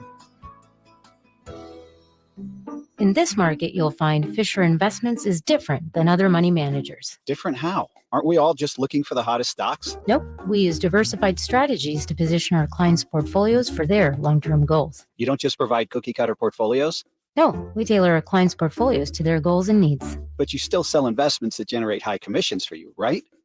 No, we don't sell commission-based products. We're a fiduciary, the highest standard of care for a financial advisor. It means we're obligated to act in our clients' best interest. So when do you make more money? Only when your clients make more money? Yep, we have one transparent management fee structured, so we do better when our clients do better. Sounds like you really look out for your clients. We do, because our priority is helping them achieve a comfortable retirement. That might be why most of our clients come from other money managers. Visit FisherInvestments.com to find out why investors like you switch to us. Fisher Investments. Clearly, different money management. Investments in securities involve the risk of loss. Welcome to the Tap House Restaurant at Bartley Cavanaugh Golf Course. With an array of local craft brews from a selection of 20 taps, the Tap House menu boasts freshly made sandwiches, crisp salads, and a variety of specialty entrees. The Tap House is the perfect place for a round after your round at Bartley Cavanaugh Golf Course, especially during happy hour from 3 to 6 daily. Drop by the Tap House Restaurant for scenic views, exquisite food, and a hearty welcome. The Tap House at Bartley Cavanaugh Golf Course. Hi, everyone. It's Emron Pilati, host of the True Sports Card Show here on Sactown Sports 1140 every Saturday at 10 a.m. Would you like a chance to meet Ricky Henderson, Dennis Rodman, Johnny Manziel, Randy Johnson, Frank Thomas, Vlad Guerrero Sr., Dave Stewart, and our favorite Malik Monk, and meet over 90 sports card dealers all in one weekend? This is your chance to do it on May 17th through the 19th at the Roseville Fairgrounds at the Sacramento Autograph Expo. You can get all the information about the show on our website at sacautograph.expo.com. That's sacautograph.expo.com. Seems like all this artificial intelligence stuff stirs up the age-old debate of man versus machine. Hi, it's Dan from the Good Feet store, and let me ask you, would you let a robot cut your hair? Would you rely on an app to teach a kid to ride a two-wheeler? Let's face it, some things require the human touch. People come to us seeking a solution to foot, leg, and back pain after trying all kinds of things recommended by in-store machines or website blurbs. An impersonal, generic approach to solving a problem that's unique to you. No wonder they usually don't work. At the Good Feet store, you'll meet with an arch support specialist who will take the time to learn about your needs, your feet, your lifestyle, and then fit you from over 300 models and sizes of arch supports, designed for pain relief, better balance, and more comfort. See what we can do for you with a free fitting. Just stop in or schedule an appointment. With over 200 stores, there's likely one near you. Find yours at goodfeet.com. Once upon a time, you could get a heater tune-up or an air conditioner tune-up for just $59, or both for $89. Not too hot, not too cold, just right. I thought you were going to read me a bedtime story. Go to sleep now. Bonnie.com. License 696-355.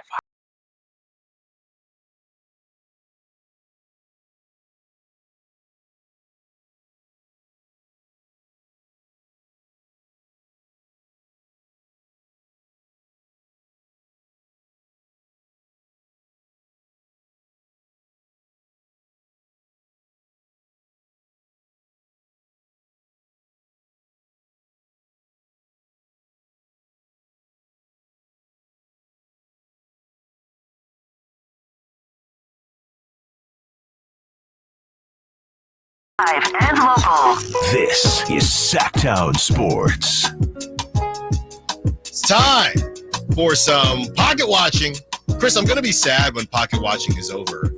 I know how many times have we said, all right, no more pocket watching. The Kings got to win. But then you're still going to pocket watch. It's been a staple here to close out the regular season. And I'm definitely going to be sad when it's over because it's a very hopeful segment when sometimes when the Kings take care of business. So I know you're not completely laying it to rest yet because, hey, you know what you had said when we were doing the roundtable that I just remembered the thing about the Warriors, if I'm not mistaken, they're basically, because I know I saw people saying if they lost to the Lakers, they might actually go in rest mode because they wouldn't be able to catch the Lakers. Yeah. So to that point, you kind of need the Warriors to keep winning so that they have to play against the Pelicans. Because I don't think the Warriors have the Pelicans next. No. But if they lose that game, the Warriors, I have no clue who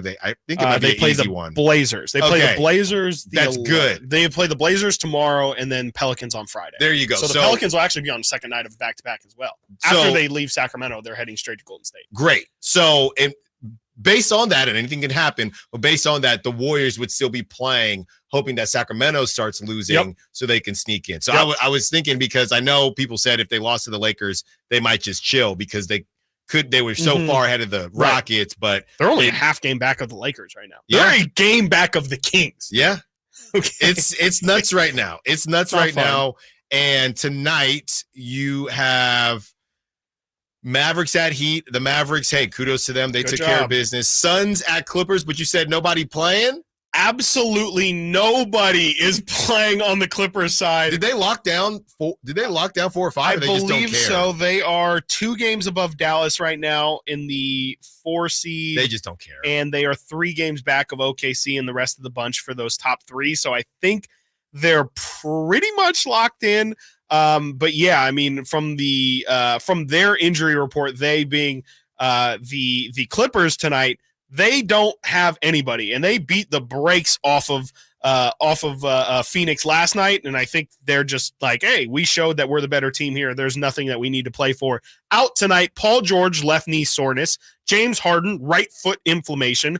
Kawhi Leonard, right knee inflammation. Russell Westbrook is questionable with a left hand contusion. By the way, Russ had a triple-double last night. He was balling. First time in 2 years. Yeah. I've got some takes on that. And Ivica Zubac is as well questionable with left ankle. Who are they going to play? That's a great question. Pulling up G Leaguers? My boy Norm Powell about to drop 30 maybe. Hey, prop talk. Terrence Mann Prop maybe, talk. you know, could be a big night for the others for the Clippers today. But, you know, honestly, I really wouldn't be surprised if the Clippers still win. I really wouldn't. I have no faith. Did you see what our boy Grayson Allen did yesterday and what Devin Booker did yesterday? They laid bricks. Yeah. We want to talk about the Kings players maybe not showing up in the biggest game of the season. Yesterday, Phoenix is in the 6th seed. They are playing the 5 seed Clippers. And what does everyone's savior Devin Booker, who played 40 minutes, do? 1 of 11, 0 of 4 from 3. Grayson Allen, who had been, I think he's leading the NBA in 3-point percentage, 0 of 8 from 3 last night. I don't know. I mean, 0 of 8? 0 of 8 from 3 for the league's best 3-point shooter. That's what I mean when I say, yes, this Kings team is incredibly frustrating, but I promise you the Kings are not the only team that fumbles games and doesn't show up when they need to. Not that should make you feel a whole lot better, but at the same time, like, this league is really, really tough. Yeah, and maybe Devin Booker, 1 of 11. Maybe they get right. They could definitely tonight. They definitely could. Maybe, but I don't know if I would rather the Suns play bad again. I want them to lose, obviously, but I don't want them to go ice baby again, because then it would feel like they would be due. That's right. against the Kings. Yeah. Another team, as we talk about the Warriors, who are trying to kind of hang around and make some noise. You had Klay Thompson on Draymond Green's podcast, and Klay, and he's just been very open this whole time throughout the season, been benched, things like that. He's a name that's been thrown around when it comes to free agency next season. I have no clue how he is valued in the market right now. But here's Klay on the Draymond Green show talking about just getting there in his career, where he's at now.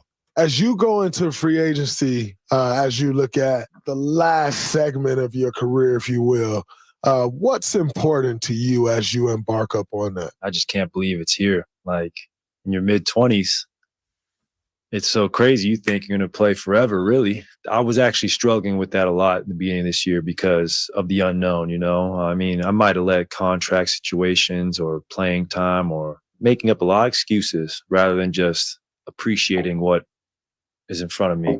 It took me and Steve like 4 real heart-to-heart talks to finally break my shell, being like, you know what? I got to have fun this year. I deserve to have fun. Like, I can still be a heck of a player if I just give gratitude and keep that perspective. Like, I'm out here balling. And in saying that, when it comes to free agency in July, I just got to keep that in mind. Like, yes, I want to re-sign with the Dubs, but I also have to prioritize my mental health and lay out what is important to me at this point in my career.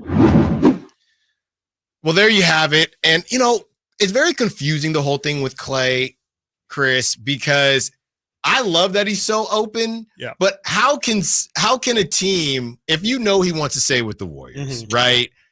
And they're being very open about the fact that he is in the sunset of his career with the injuries and things like that. Do we really think a team is going to offer Klay the same way we talk about Malik Monk?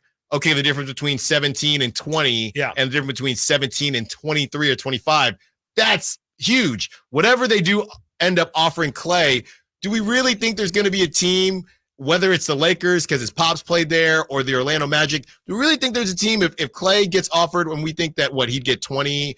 Draymond got 25. Draymond got 25. Do we really think that somebody's going to say, we need Klay Thompson, this Klay Thompson, $30 million a year? Maybe if it's 2 years, I don't know.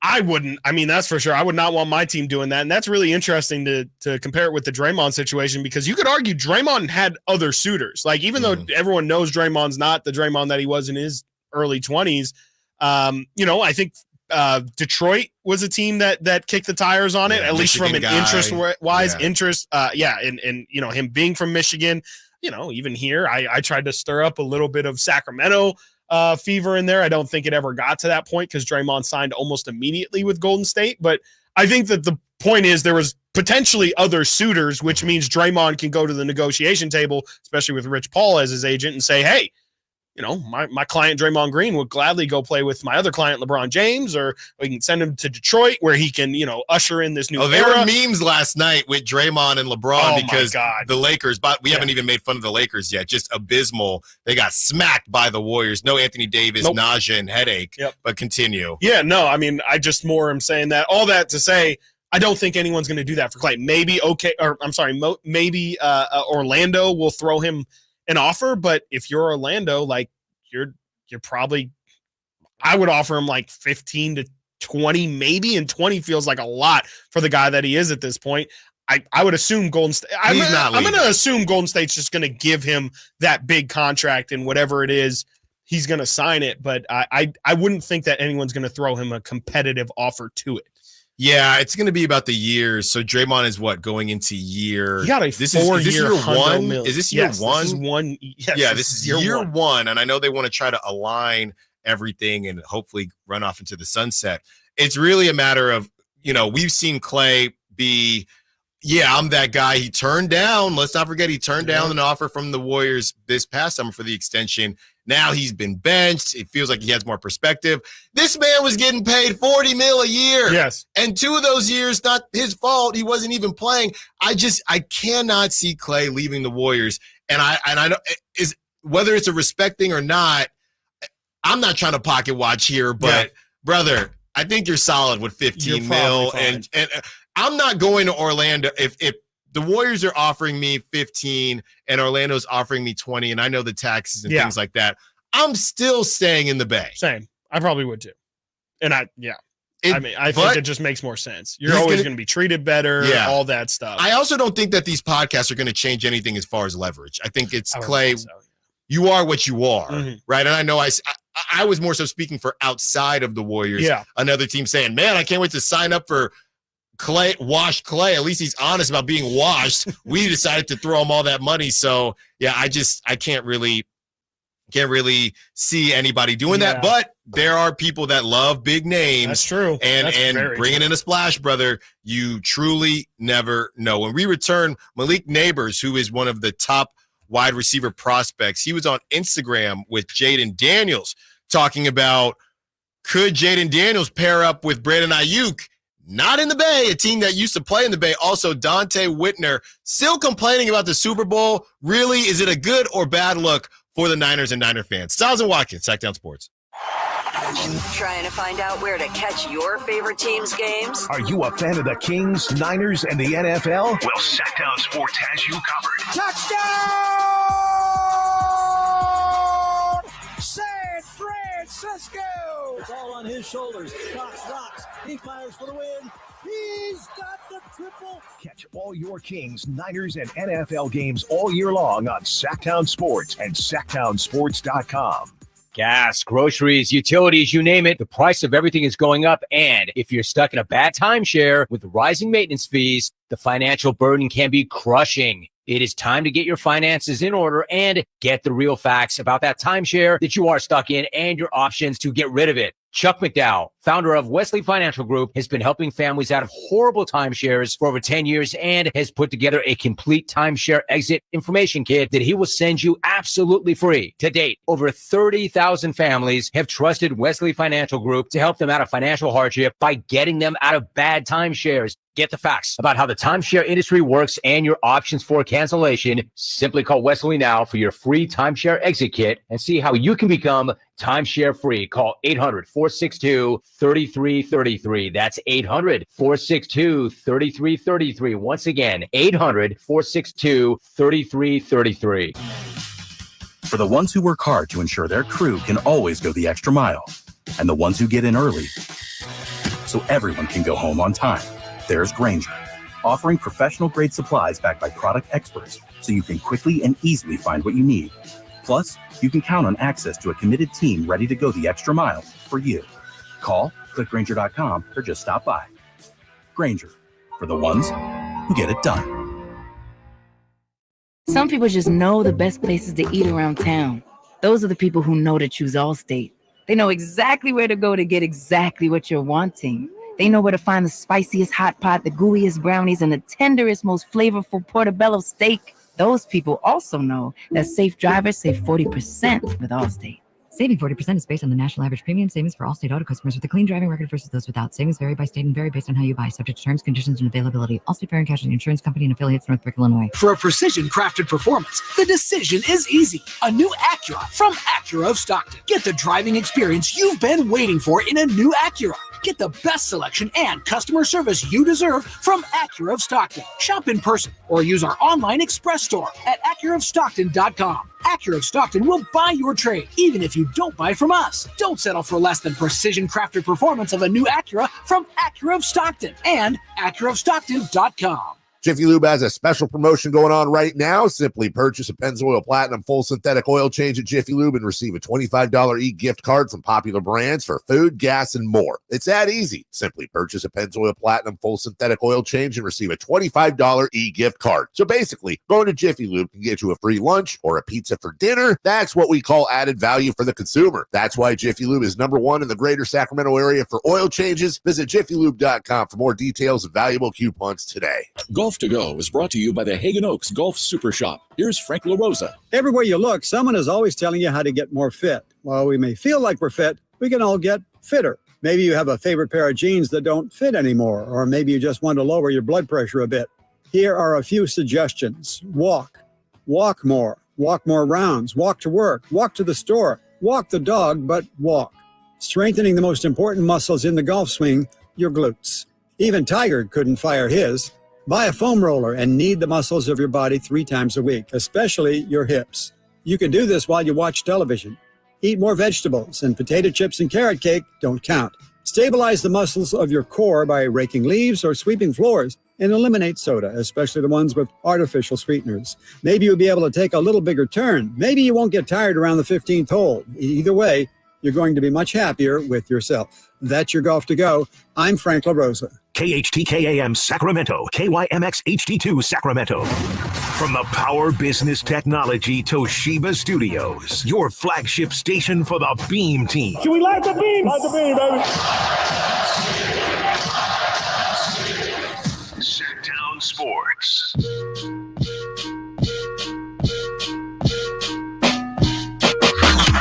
Sactown Sports. Check us out on YouTube. Search Sactown Sports and subscribe. Here you go, Chris, as we get ready for some NFL talk. Then we'll get right back into Kings. That's right. Terrell Suggs. T-Sizzle? Reportedly. Also Hard University? Okay. You don't remember all that? That was great. Well, let me read this first. Okay, yeah. Terrell Suggs reportedly pulled a gun out. Okay, why would you let me say all that? Why would you let me say all that? You didn't give me a chance. I'm like, hold on there, buddy. You're like, that's my boy. My boy. I ride for Terrell. Terrell Suggs reportedly pulled a gun out and threatened to kill a man in an argument while at Starbucks. It keeps getting worse. Per TMZ Sports, the man swore at Suggs before the ex-NFL superstar challenged him to a fight. The former Baltimore Ravens pass rusher allegedly then called him a bleep, bleep, bleep before adding, "I'll kill your bleep, bleep." Oh, okay. Well, not my guy. Definitely not my guy. Can't reiterate that enough. That I've never been I've never even called him by a Terrell Suggs fan. That's ridiculous. How does that pop off at a Starbucks? Also, who's picking a fight with Terrell Suggs? I don't know if you've seen him, but that man's like 95% neck, and he's one of those who, like, yeah, you bump into him at the club and you're just sorry, man. Not that I at all. Also, why is Terrell Suggs pulling a gun on somebody? He's huge. Well, he's massive, brother. Like, if you got a problem with somebody, I think you could handle. I would much rather you handle it yourself than pull out a weapon there. And the jokes are just ridiculous because it was at a Starbucks. People talking about the order being wrong and all over. They called him Terrell latte instead of Terrell. Yeah, the joke. And obviously this isn't a funny situation. I mean, you're pulling a gun on somebody, and I don't know how you find yourself into these pretty tough positions, but there is one answer, and Grabbing we don't really talk about this on the show very much, but there's one answer, and it rhymes with, PG and E. You know what I mean? So it's whatever you want to take from that. But yeah, that just came out and it's pretty wild. Yeah, that's pretty insane. Did it say where it happened? Not that it really matters, but like I know he went to ASU. He obviously played for It was in Arizona. I believe it was in Arizona. Yeah, and yeah, it's out right now. Terrell Suggs allegedly brandished gun, threatened to kill a man during Starbucks tiff. Weather gets hot and people start getting hot. Yeah, that is what is going around now. Hey, so not my guy. Glad everybody's safe and hopefully Terrell Suggs gets the help he needs. Going around the sports world as well, Chris, for the first time in history, the NCAA women's basketball title game drew more viewers than the men's 18.9 million to 14.8.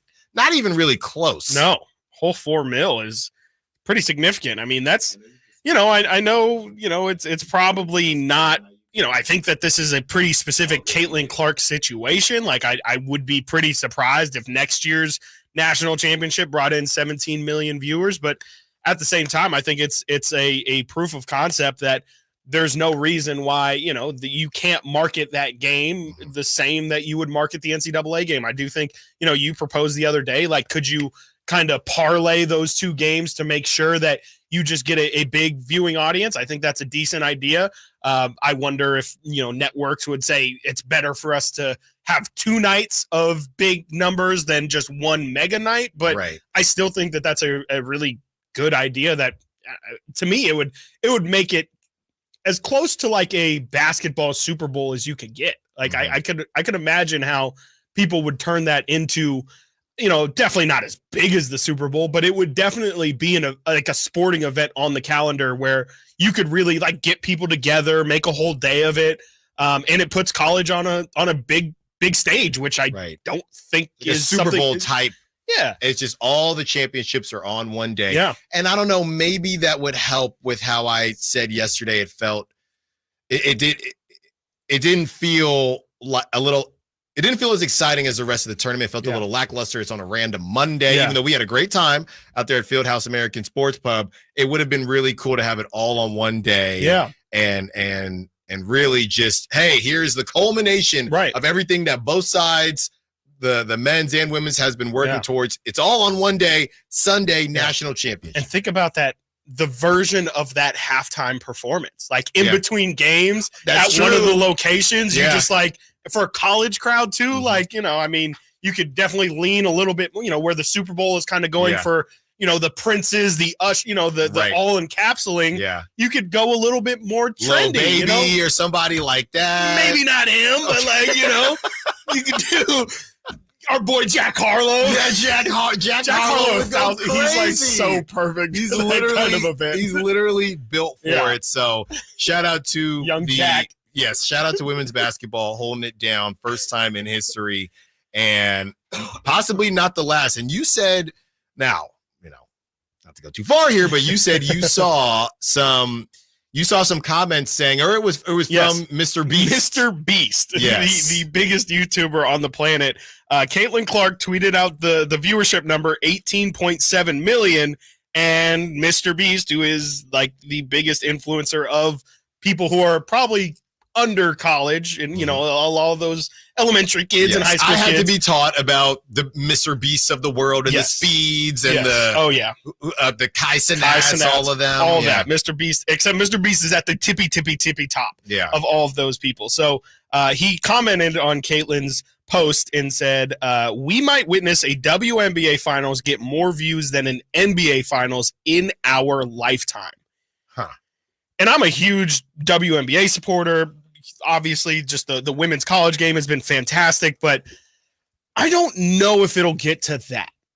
I think it would take Caitlin a couple years in the league, maybe building like a real story towards something, but I don't know if we'll get to the point. And I know we just saw the women's college final break every basketball game of the past 5 years. So it happened, but I don't know if the W is at that level yet. The only way, honestly, because you get March Madness built in. Like March Madness is a much bigger beast than no pun intended, a much bigger beast than anything else that basketball has going on. The only way I could see that possible is if Caitlin Clark ends up being close to what she was in college, which a lot of people do not think she will Diana be. Taurasi included. Diana Taurasi. And that remains to be seen. On top of that, I will say, to be completely honest with you, I would feel more confident in that happening if it wasn't for, and we'll see what happens with him, Victor Wembanyama. I mean, the NBA has their guy. That's true. And if the Spurs do what they need to do, we know, great ownership, they're going to put the pieces around him. With Victor Wembanyama, I think that they got their next dude. Yeah. And Luka, it could be Luka. We're kind of doing, if they are unable to find a face of the NBA after LeBron and Curry are gone, I think there's a chance. Yeah. but I think that they will find a face. It might not be Tatum. Mm-hmm. It might not be some of these other guys. It might not be Ja, right? It might not be Anthony Edwards, but there's so many options that could pop for the NBA right now. Could be Luka, could be Wemby, could be the guys I just said. I mean, I know they're both in the same conference now, but like, if it's a Wemby Luka final, right? That's not just America. Like, that's international. You're getting French audience. You're getting Luka audience. So I think because of that, and that changes the timeline because Caitlin would essentially be done. Right. By the timelines just probably wouldn't add up. Right. Unless Caitlin cooks and for some reason Wemby just can't get to the finals. Right. If it's just some bummy finals in the NBA, meanwhile Caitlin is on a run. Cooking, then I think it's possible. 925 says Clark versus Reese final might do it. Maybe a couple of years down the line. I think they would have to establish themselves both. And women's basketball better than I. Mm-hmm. Angel Reese, what is she's not even projected top 5. No, not top 5. If she's just a role player now, if she's essentially Dylan Brooks without injuring people for WNBA, I don't know how that pops. Right. Because when it was Warriors, Grizzlies, Dylan Brooks was a great piece to have, but it was Ja. Yeah. So maybe is it Sabrina Ja, and then you get just Angel on the team just annoying people. Right. Angel isn't, from what I've understood based on the... No, she's not like a crazy prospect. I mean, she's really, really solid, but she's not like, Cardoso is supposed to go number 2, number 3. Maybe get Cardoso. Yeah, no, Cameron Brink is somebody who's really, really good, has a big following as well. Maybe Angel Reese. I mean, Asia Wilson's fantastic. Maybe it is just kind of like a rookie versus or a young player versus this dynasty that's potentially being built. That's maybe a storyline that intrigues people. I think the bigger point is they have to find another story. They have to find who's Caitlin's storyline. Who's Caitlin's Joker? That's what they need to find. They have their hero figure, or is Caitlin going to be the villain? Or that's the thing too. Like Braun turned into a villain, worked just as well for the NBA. Yeah. If Caitlin starts going on a crusade and saying like all these people hating on me, like they thought, it's if these AI. I don't know if you've seen these AI videos of Caitlin talking trash to people. You cannot say them on insane. Air. Yeah. So, but if those AI videos start to become true a little bit, like that's, I think, Diana Taurasi is a bit of a hard ass. Like if Caitlin kind of takes on that persona, maybe it helps the I don't think it will do it. I think the NBA would definitely have to be in a not a bad fumbling situation. But I feel like if Vegas turns into the Warriors, which they're essentially a super team, but if it's Vegas, Indiana, and people just want to see Caitlin take down the machine. Counter opposite locations also. Vegas and Indiana. Play every game in Vegas. No disrespect to whatsoever. Indiana.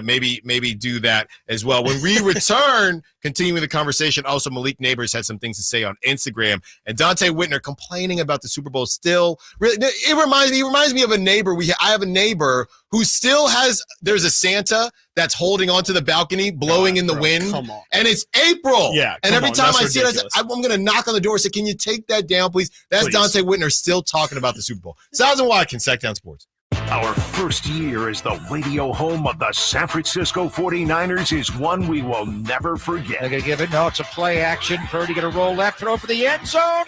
Caught by George Kittle. He has the hat trick tonight, a career high. 3 touchdown catches for George. Touchdown, San Francisco. Congratulations to the 49ers on a terrific year. And thank you for so many wonderful memories. Hey, it's Carmichael Dave for American Energy Heating and Air with a question. Have you recently had a technician diagnose your HVAC system and you were a bit surprised at how much it cost? Or did something seem off about their quote? Because at American Energy, they take pride in giving you honest, straightforward solutions to get that system up and running. Have their qualified technicians come out and give you a free second opinion. It's free. You got nothing to lose but some dollars off of that original quote. They're making the uncomfortable comfortable. They've been doing it since 1981, serving the greater Sacramento area. A+ with the Better Business Bureau. That's why they keep having customers coming back for more and more and more. You can call them and set that appointment at 916-520-9990. That's 916-520-9990 or AmericanEnergyAir.com. Call 916-520-9998 now.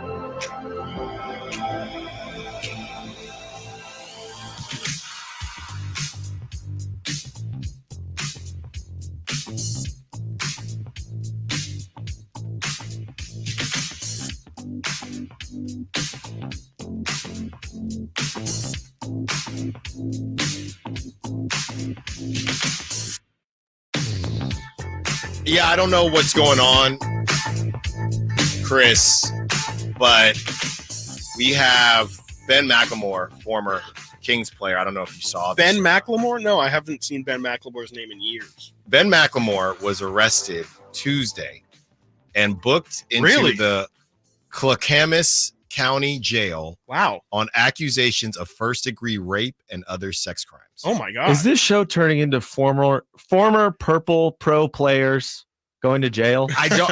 Terrell Suggs and McLemore. It's just this is really this is crazy. Obviously, terrible. Yeah, that's in, I believe, Portland, Oregon, or that area. That's where the news source was. Chris, correct me if I'm wrong, but he went to Houston after Sac, right? And then he went a bunch of places, but yeah. Oh yeah, I think I saw him on the Sixers. Yeah, he was on the Sixers. He was on the Blazers for a minute. He was all over. Yeah, did he go play overseas? I don't think so. I don't think he ever did. I actually saw him at Summer League, I think like 2 years ago, and that was literally he was just randomly standing behind us on the concourse at Summer League a couple of years ago, and that was the last time I saw or thought about Ben McLemore. Interesting. That is terrible. Yeah, I mean, that's really, really that's terrible. Awful. I know he came up from a really, really bad situation too. So the fact that, he had this opportunity in the NBA to kind of turn his life around, and I'm talking like Ben McLemore's story was just terribly tragic. Like as poor as you can get. I can't remember if it was him or Thomas Robinson that was literally like having to collect rainwater outside to take showers, and to have an opportunity. I mean, I'm looking at Ben's career here, 5 seasons in Sac, 2 in Houston, 1 in Portland, 1 in Memphis, 1 in LA. He was in the league for about 9 years. And so I know he collected enough money to really change his life. It's just really disappointing that he had a great opportunity here. And I think it happens a lot. Not just in sports, but in life. Like you have an opportunity to kind of get out of your situation, and you hope it all works out. But I think this is kind of, obviously doesn't have to be ending this tragically, but I think sometimes this is what happens when you go back to some of your old habits. And not saying that this was an old habit of his, but I think definitely he just didn't quite change his life, clearly, after all that time in the league, after all that opportunity I'm sure he's got. That's just really, really terrible to hear. Yeah. So that just came out not too long ago. That came out, looks like an hour or so ago. So we'll see how that, not how you want to hear a former King's name, but that is what is happening with Ben McLemore. Let's get to Malik Neighbors now, future NFL wide receiver, who is on Instagram Live with Jaden Daniels, future NFL quarterback. For who yet, we don't know, but Malik Neighbors has some ideas on what might happen and who might be a running buddy with Jaden Daniels. You, bro. I'm gonna tell y'all what Jaden was. Keep it interesting there. If you want to do all that, I'm gonna say where he going. And y'all never gonna believe it. Wow. He might be part of the old homie. Wow. That's what you want to do? That's what you want to do? Okay. Okay. Partners with his old homie. I don't know what you're talking about. I'll let y'all guess. So basically, Malik Neighbors is saying Jaden Daniels might partner up in Vegas with his old homie, who is Brandon Ayuk from Arizona State. Or it's Antonio Pierce, who Pierce. has a lot of. Well, they're all old homies. They're all old homies, really. Would you call a coach a homie though? Right. No, they were. I mean, but they were homies from all intents and purposes. He helped recruit him over there. He was a big, he wasn't the head coach at ASU. I believe he was just on staff. I don't know if he was a linebacker coach or something, but it seemed to me like that relationship was a lot more buddy-buddy than, head coach to player. Like Mike Brown-esque. Yeah, probably. Similar to that. But let's just play the game. Okay. I don't even know. I also, first off, I just want to say, I think he's talking about Antonio Pierce and not talking about Brandon Ayuk. Okay. I think Niner fans attached Brandon Ayuk as the old homie, but I don't think he doesn't ever say in there like Vegas or BI or like it's left up to open interpretation of old homie. It could be BI because of the ASU connection, but my brain immediately went to, because I'm not thinking Niners all the time. Yeah. My brain went to Antonio Pierce, who he has the relationship at ASU. Well, it makes more sense. It could literally be either There's one. no way. Yeah. And first, he's not going to San Francisco. The Raiders have Devontae Adams, so I don't even know how they would add. It doesn't make sense. Brandon Ayuk, because they're going to have to use trades to get Jaden Daniels. So there's no way they would get their hands on Brandon Ayuk. And these are two guys just kind of having a good time on Instagram Live. This isn't, an NFL breakdown. So let's just focus to that point, Chris, on Jaden Daniels going to the Raiders. And there are rumors that the Raiders are going to go up. I mean, they have to, right? I mean, you cannot roll out after everything these fans, they've been through multiple relocations, all that for Gardner Minshew in that division. Sure. With Harbaugh now, with the Chargers, and obviously the Chiefs. I don't know what the heck the Broncos are doing, but I just don't think you can roll out Gardner Minshew without at least drafting a dude. Well, I will tell you that the Raiders are going to have to get in line, pal, because there's another team who needs a quarterback as well, and they're rolling out Sam Darnold as their starter at the moment, and they at least have 2 first-round picks. So if the Raiders are going to want to move up to get a Jaden Daniels, you might be good with Sam, though. That's assuming the Vikings are going to make a move. It's not an assumption. It's going to it's 100% going to happen. Now, whether it's done. I know. Okay. Yeah. Sure. I feel like it's still. I don't know. Here's a good one. It's just what? Who's viewed higher right now? Gardner Minshew or Sam Darnold? Gardner Minshew. Gardner. I would. Okay. I'm gonna take. I think Gardner's way more proven. Yeah. I never got the Gardner hate. Like I thought there is no hate. He's just a backup quarterback. I feel like he never got a true shot at being a starter. I thought when he was in Philly, I thought when he was in Philly, if Jalen Hurts didn't get off to a hot start, I thought it was very possible that there could have been some conversations, but then Jalen Hurts has a ridiculous season. If Gardner Minshew, let's say that season, the Super Bowl season never happens. If Jalen Hurts has last season and Gardner Minshew's the backup, there's probably some conversations in Philly. Sure. Yeah. But was Trevor Lawrence the direct replacement for Gardner Minshew? I believe so. Or was it the year before? No, I believe it went Minshew and then Lawrence. And I could be wrong. That was from Nick Foles getting the bag, going to the Jags, and then turning back into Nick Foles. Right. I forgot about that. And then they got him. Well, then Urban Meyer came in. That was the worst coach Mm-hmm. of all time, Urban Meyer. He's definitely top 5. He's my least favorite. Nate, I know this one will keep you in a good mood. Dante Whitner. Well, we got to go break. No. Play the audio. Okay. Well, Dante Whitner, I don't condone everything this man says. So let's take a listen, huh? And when we think about the Super Bowl as well, I think that the 49ers played against the refs as well, guys. I think that when we look at that film and you see bear hugs on those defensive ends, right? Wow. And you really see it in blatant moments in the game.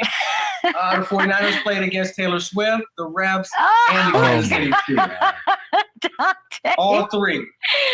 Dante, you really I didn't think you were gonna that was not ready for that little addition to that. Okay, I'll let you say that. I'm not gonna question that.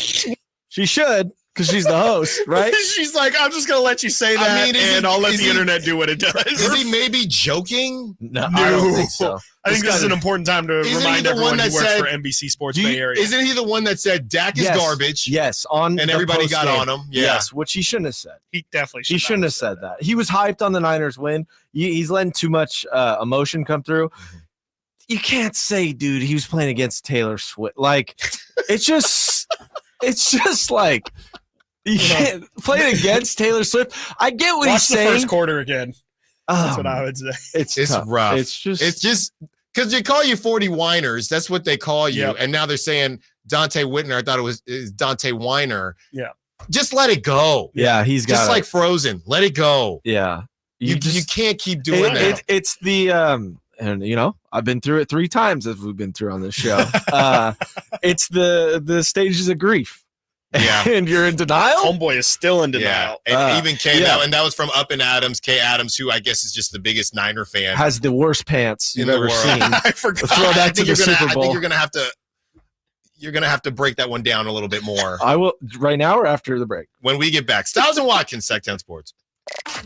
Did you miss any part of our live local shows? Don't worry, you never have to miss them again. Check out SactownSports.com and search our podcast page and play our shows when you want. The Carmichael Dave Show with Jason Ross, Stiles and Watkins, and the Drive Guys. Plus, other podcasts like Return of the Empire, Return of the Roar, the Stingers Up podcast, and Golf to Go with Frank LaRosa. They're all available right now on SactownSports.com. When you take the time to shop at Folsom Lake Honda, there's one thing you'll always find. Happy people ready to serve you. As a family-owned and operated dealership since 2009, customer service is our #1 priority. Our customers love doing business with us, and you will too. Looking to own or lease? During the spring sales event, drive a brand new Accord or Civic. Visit us today at FolsomLakeHonda.com, your one-stop Honda shop. Folsom Lake Honda, yeah, your one-stop Honda shop. The PGA club fitters at the Hagen Oaks Player Performance Studio know that golf should be fun. They also know that players of all abilities will hit the ball farther and straighter, play better golf, shoot lower scores, and have more fun if they get fitted before they purchase golf clubs. Hagen Oaks delivers the same technology and major brands used to fit PGA and LPGA professionals. See how the game can be even more fun. Hagen Oaks Player Performance Studio fittings are available 7 days a week. Make yours today by calling 916-808-2531. That's 808-2531. Power Business Technology is proud to be 100% independent, locally owned and managed Toshiba copier dealer. Local ownership cuts out the red tape, allowing ourselves to never be too busy to personally answer the call when our clients need us. Recognized for excellence in service execution, training, and customer service, we're proud to be named a 2022 Toshiba ProMasters Elite Dealer. Contact us today for all of your business printing needs at 844-POWER-BZ. That's 844-769-3729, or visit us at powercopiers.com. Welcome to a brighter future with Aztec Solar, serving Sacramento since 1980. Everyone knows that solar saves money. How much? The answer is a few clicks away. Visit yourpowersavings.com. It's fast, easy, and reliable, giving you instant insight into your potential savings. I used to pay $400 a month to the power company, and that $400 a month added up to $48,000 over the past 10 years. That all changed when I switched to solar with Aztec Solar. Now it's your turn to stop overpaying for electricity. Calculate your solar savings right now at yourpowersavings.com. And Aztec Solar will email or text you how much you'll save every month. Plus, we've got an exclusive offer for you. Get your solar electrical system for just $9,995 cash price after incentives. Don't wait. This deal won't last forever. Visit yourpowersavings.com today and take the first step towards energy independence with Aztec Solar. Country in the Park is back May 17th and 18th at Cal Expo with Brantley Gilbert, Dustin Lynch, Jay Cohen, Walker Hayes, and more. Tickets start at just $46. Country in the Park, May 17th and 18th at Cal Expo. For more information, visit CITPFest.com. Brought to you by Tug Shed, New Dawn Treatment Centers, and Raising Cane's Chicken Fingers. Guys, did you know your testosterone affects everything in your system, including how you feel and perform every day? Right now, Revive Men's Health Sacramento will check your testosterone for free.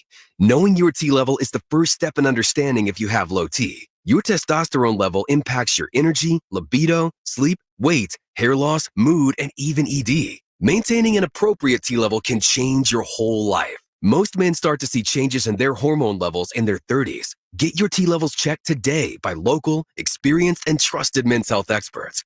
They're in Midtown in the Cal Sutter Medical Building and also offer telemedicine appointments. Plus, with free shipping directly to you, Revive takes the hassle out of treating low T and ED. Schedule your free testosterone test, free exam, and free consultation today. Call Revive Men's Health at 916-365-4566. That's 916-365-4566 or visit ReviveMen'sHealth.com.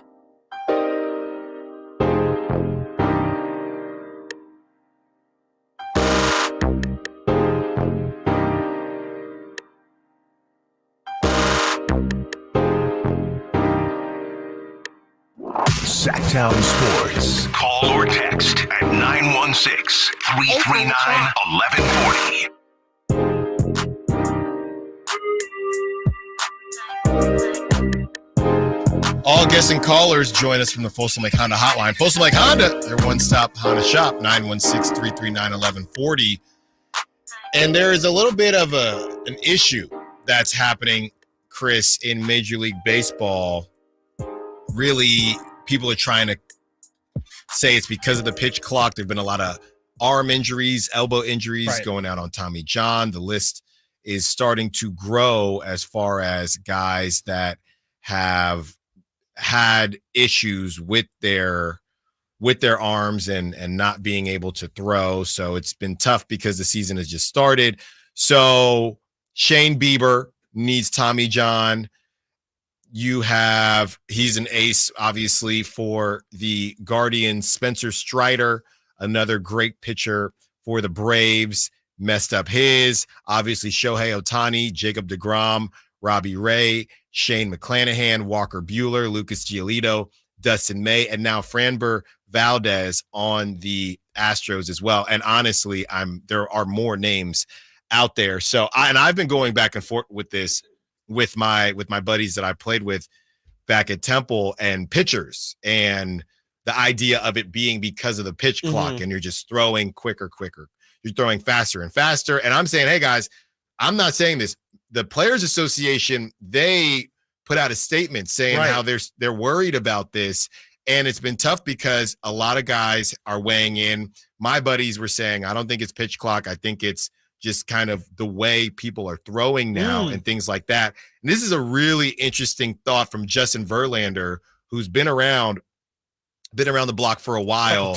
And this is what Justin Verlander had to say about the situation. Nate, we got that? The Justin Verlander? I don't know, man. It's tough. I think the game has changed a lot. I think it'd be easiest to hear him blame the pitch clock. I think in reality, you put everything together and everything has a little bit of influence. I think the biggest thing is the style of pitching has changed so much.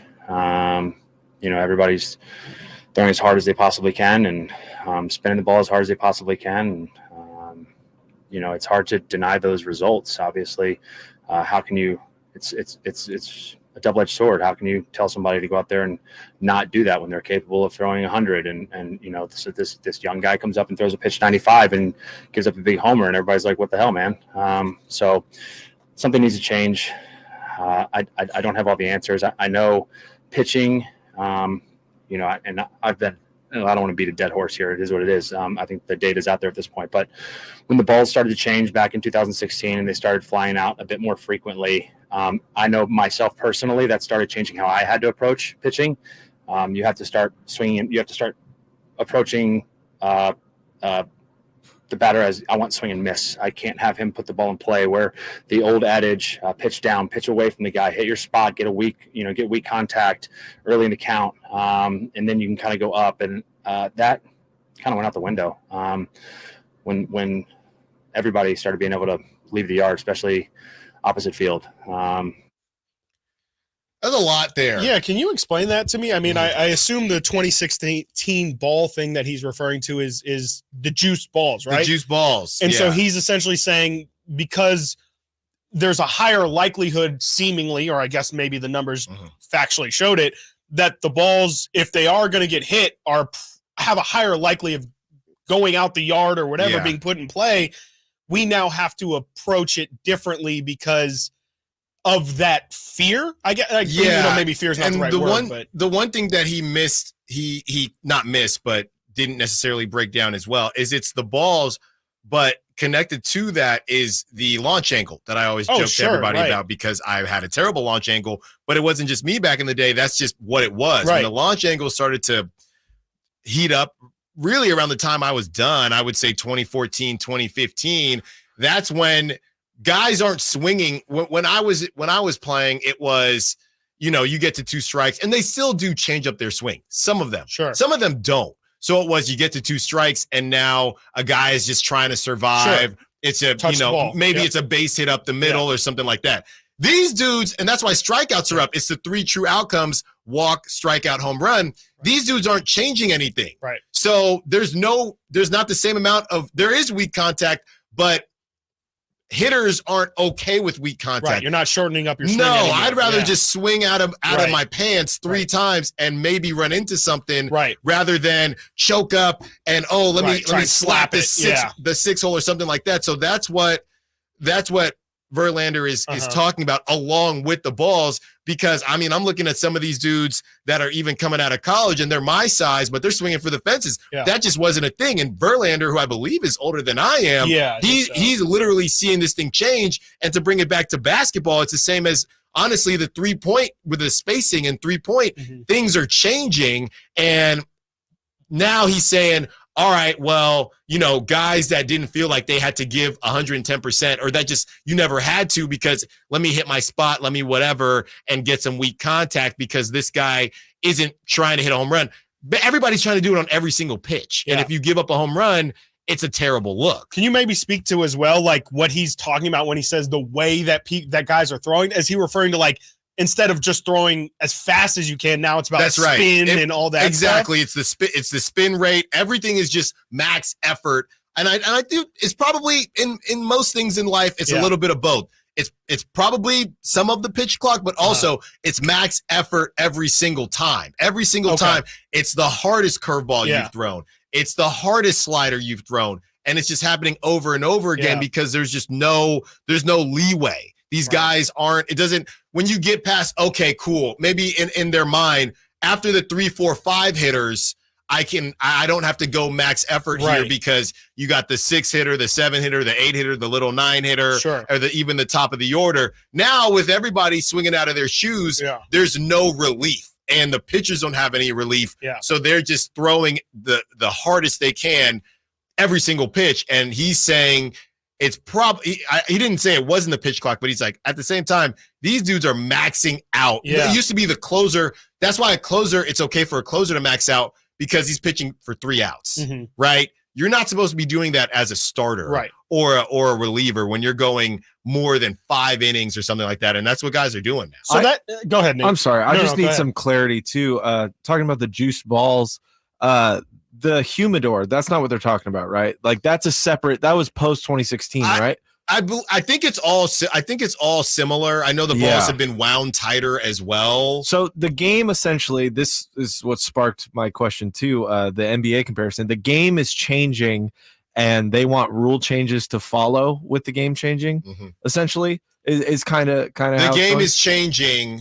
They're trying to make, but the rules are staying the same, and it's not working. I don't think changing rules it's not necessarily the rules he's talking. It's the process of how these guys are being taught. Verlander isn't really talking about the pitch clock. Right. He's saying that it's more of a systemic problem. Yes, how we're bringing up the pitchers or telling them how and to even pitch. this goes before you even get to the big leagues. This thing is in college, because the launch angle is everywhere now. I mean, I'm sure so it it's starts high in school, Little League. high school, the second you college. start playing. So MLB switched balls in 2016, right? To what was it, like a formal thing? I don't believe so. Yeah, it was kind of an under the radar move, It's right? like these free throws that's happening in the NBA. It's an unspoken thing that people are just kind of noticing and being like, something seems wrong here. Yeah, with the ball though, with the baseball, it's different than free throws, because free throws seem like mental. I don't know. I don't know what the difference is, but the humidor thing makes me think just they want home runs. That's all they want. Yeah, this is back from 2016, and the humidor, that was, I believe, 2022. Yeah, that was more recent. Yeah. And this is from ESPN. MLB home run explosion of 2016 are juiced baseballs to blame. The day before the All-Star game, Max Scherzer was in a good mood. He talked about University of Missouri football, blah, blah, blah, blah, blah. I'm not going to throw that stone and make accusations, he said, with his agitation showing, but it would be interesting to see what Major League Baseball says. Do they have any opinions or thoughts or reasons? You don't see year-to-year jumps like this. Eventually, everything stays within itself unless something drastic happens, like moving the fences in around the league, and that didn't happen. So it's a conspiracy theory, but it is, but it isn't. It's just like a lot of things in baseball. It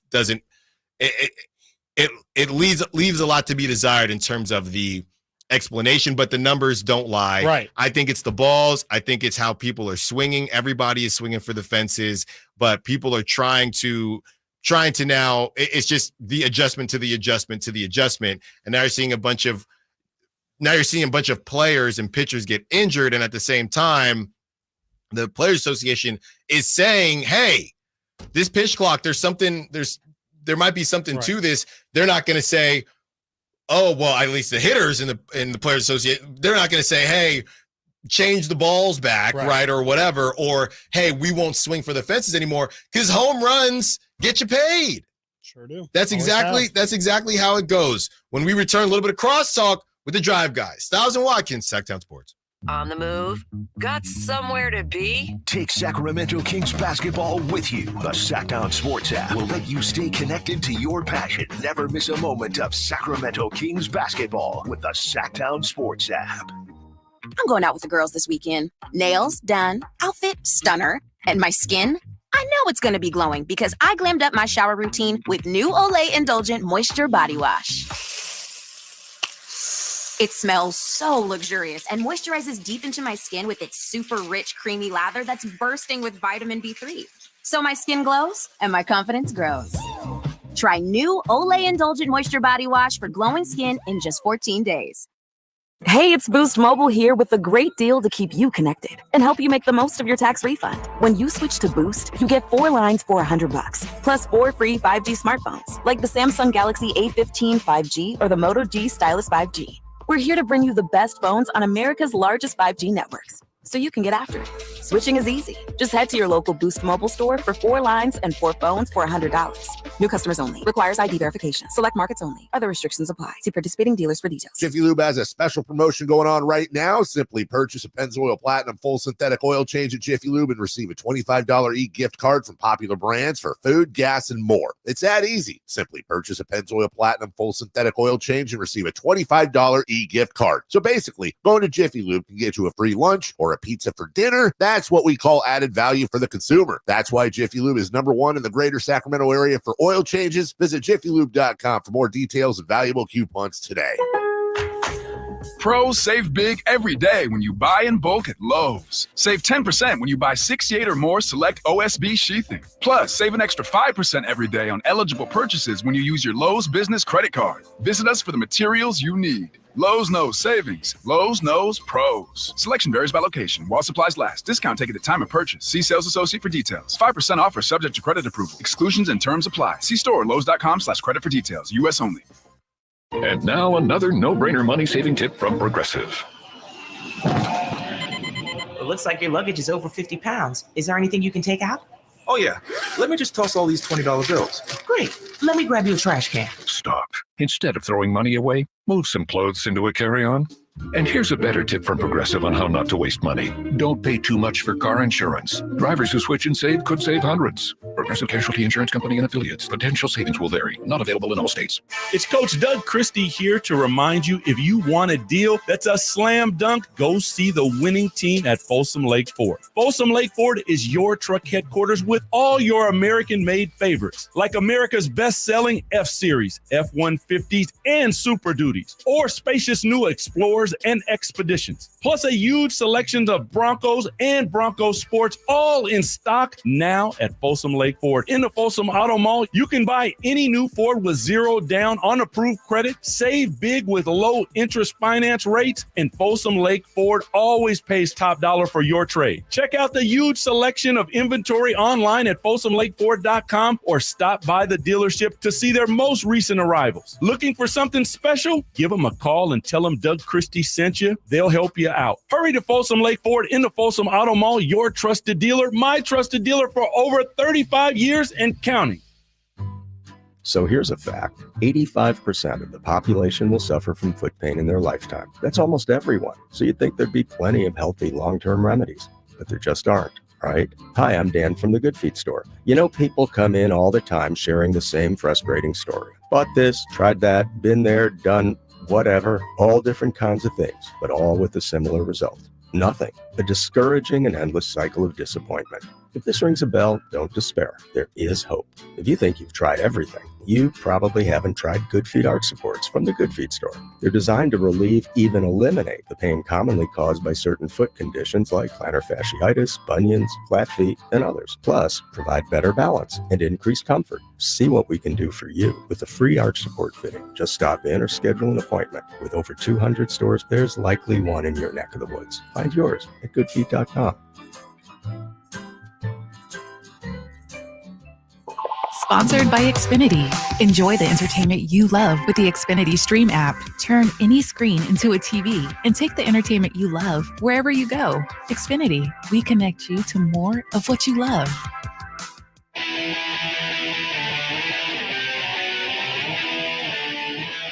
Live and local. Live and local. This is Sactown Sports.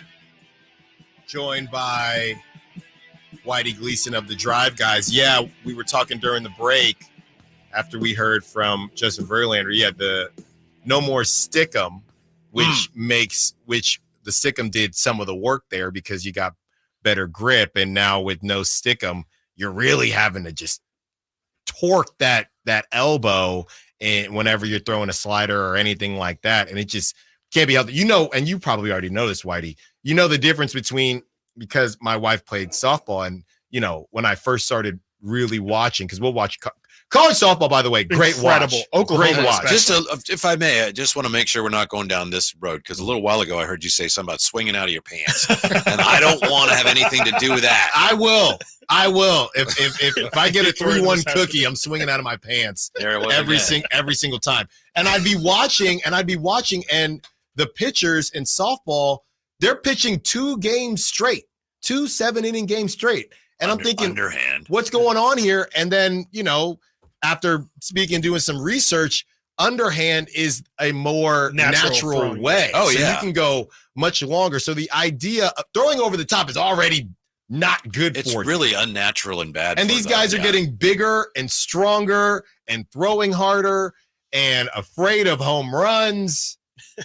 It's crazy. It's crazy. So hopefully we don't see any more injuries. I know guys are dropping like flies. I bet we will.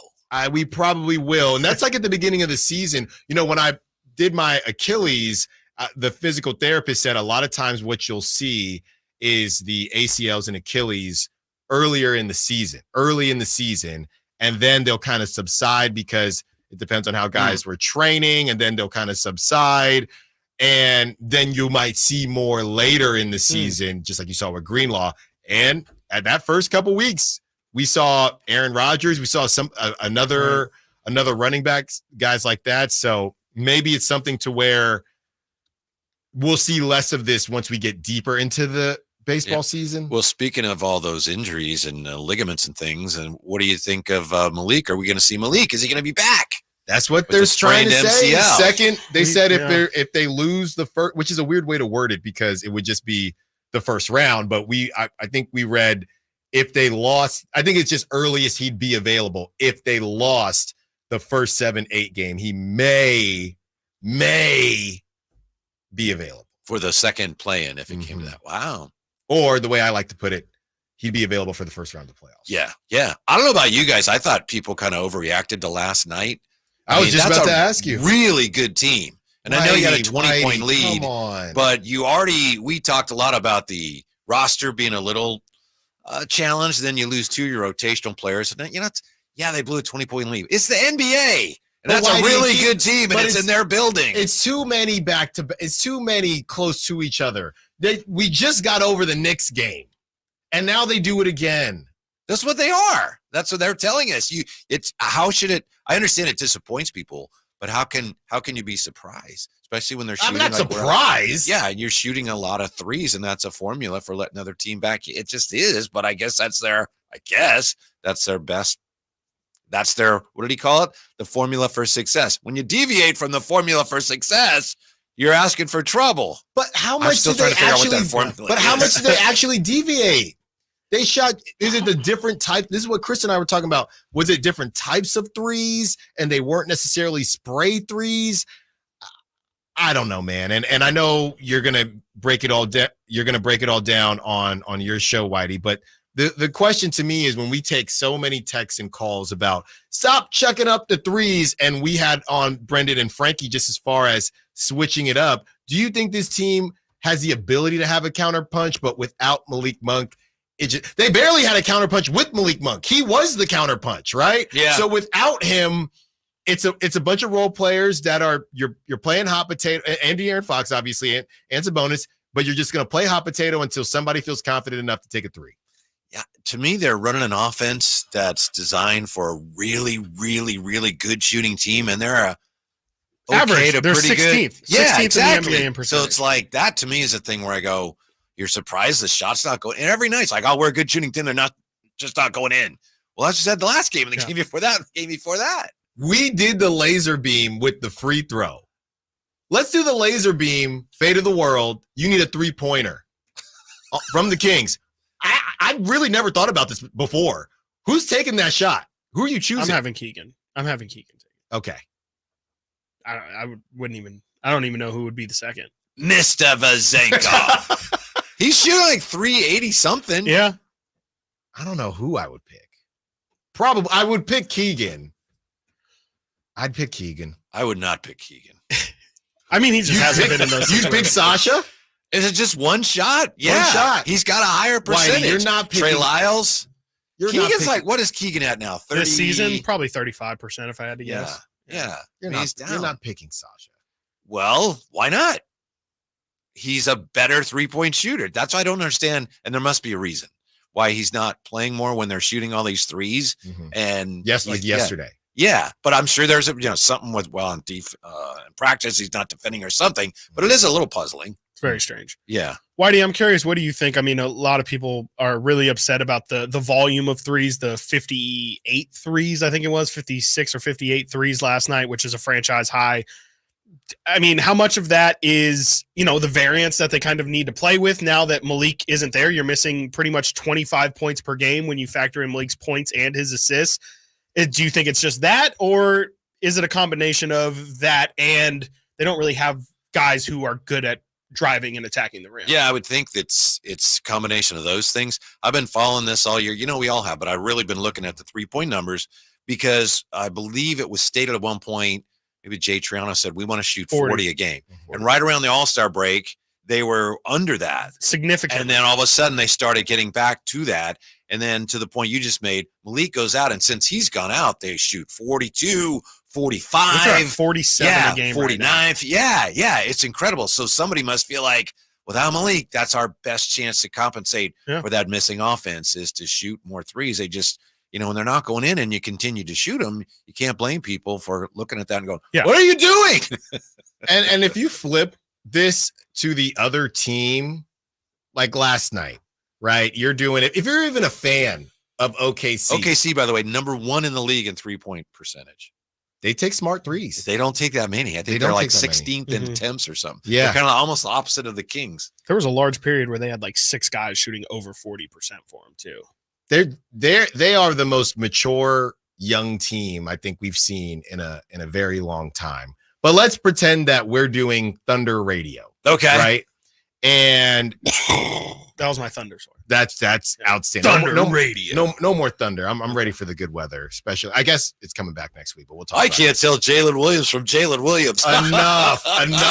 I'm so, I'm just glad we don't have to deal with those corny jokes.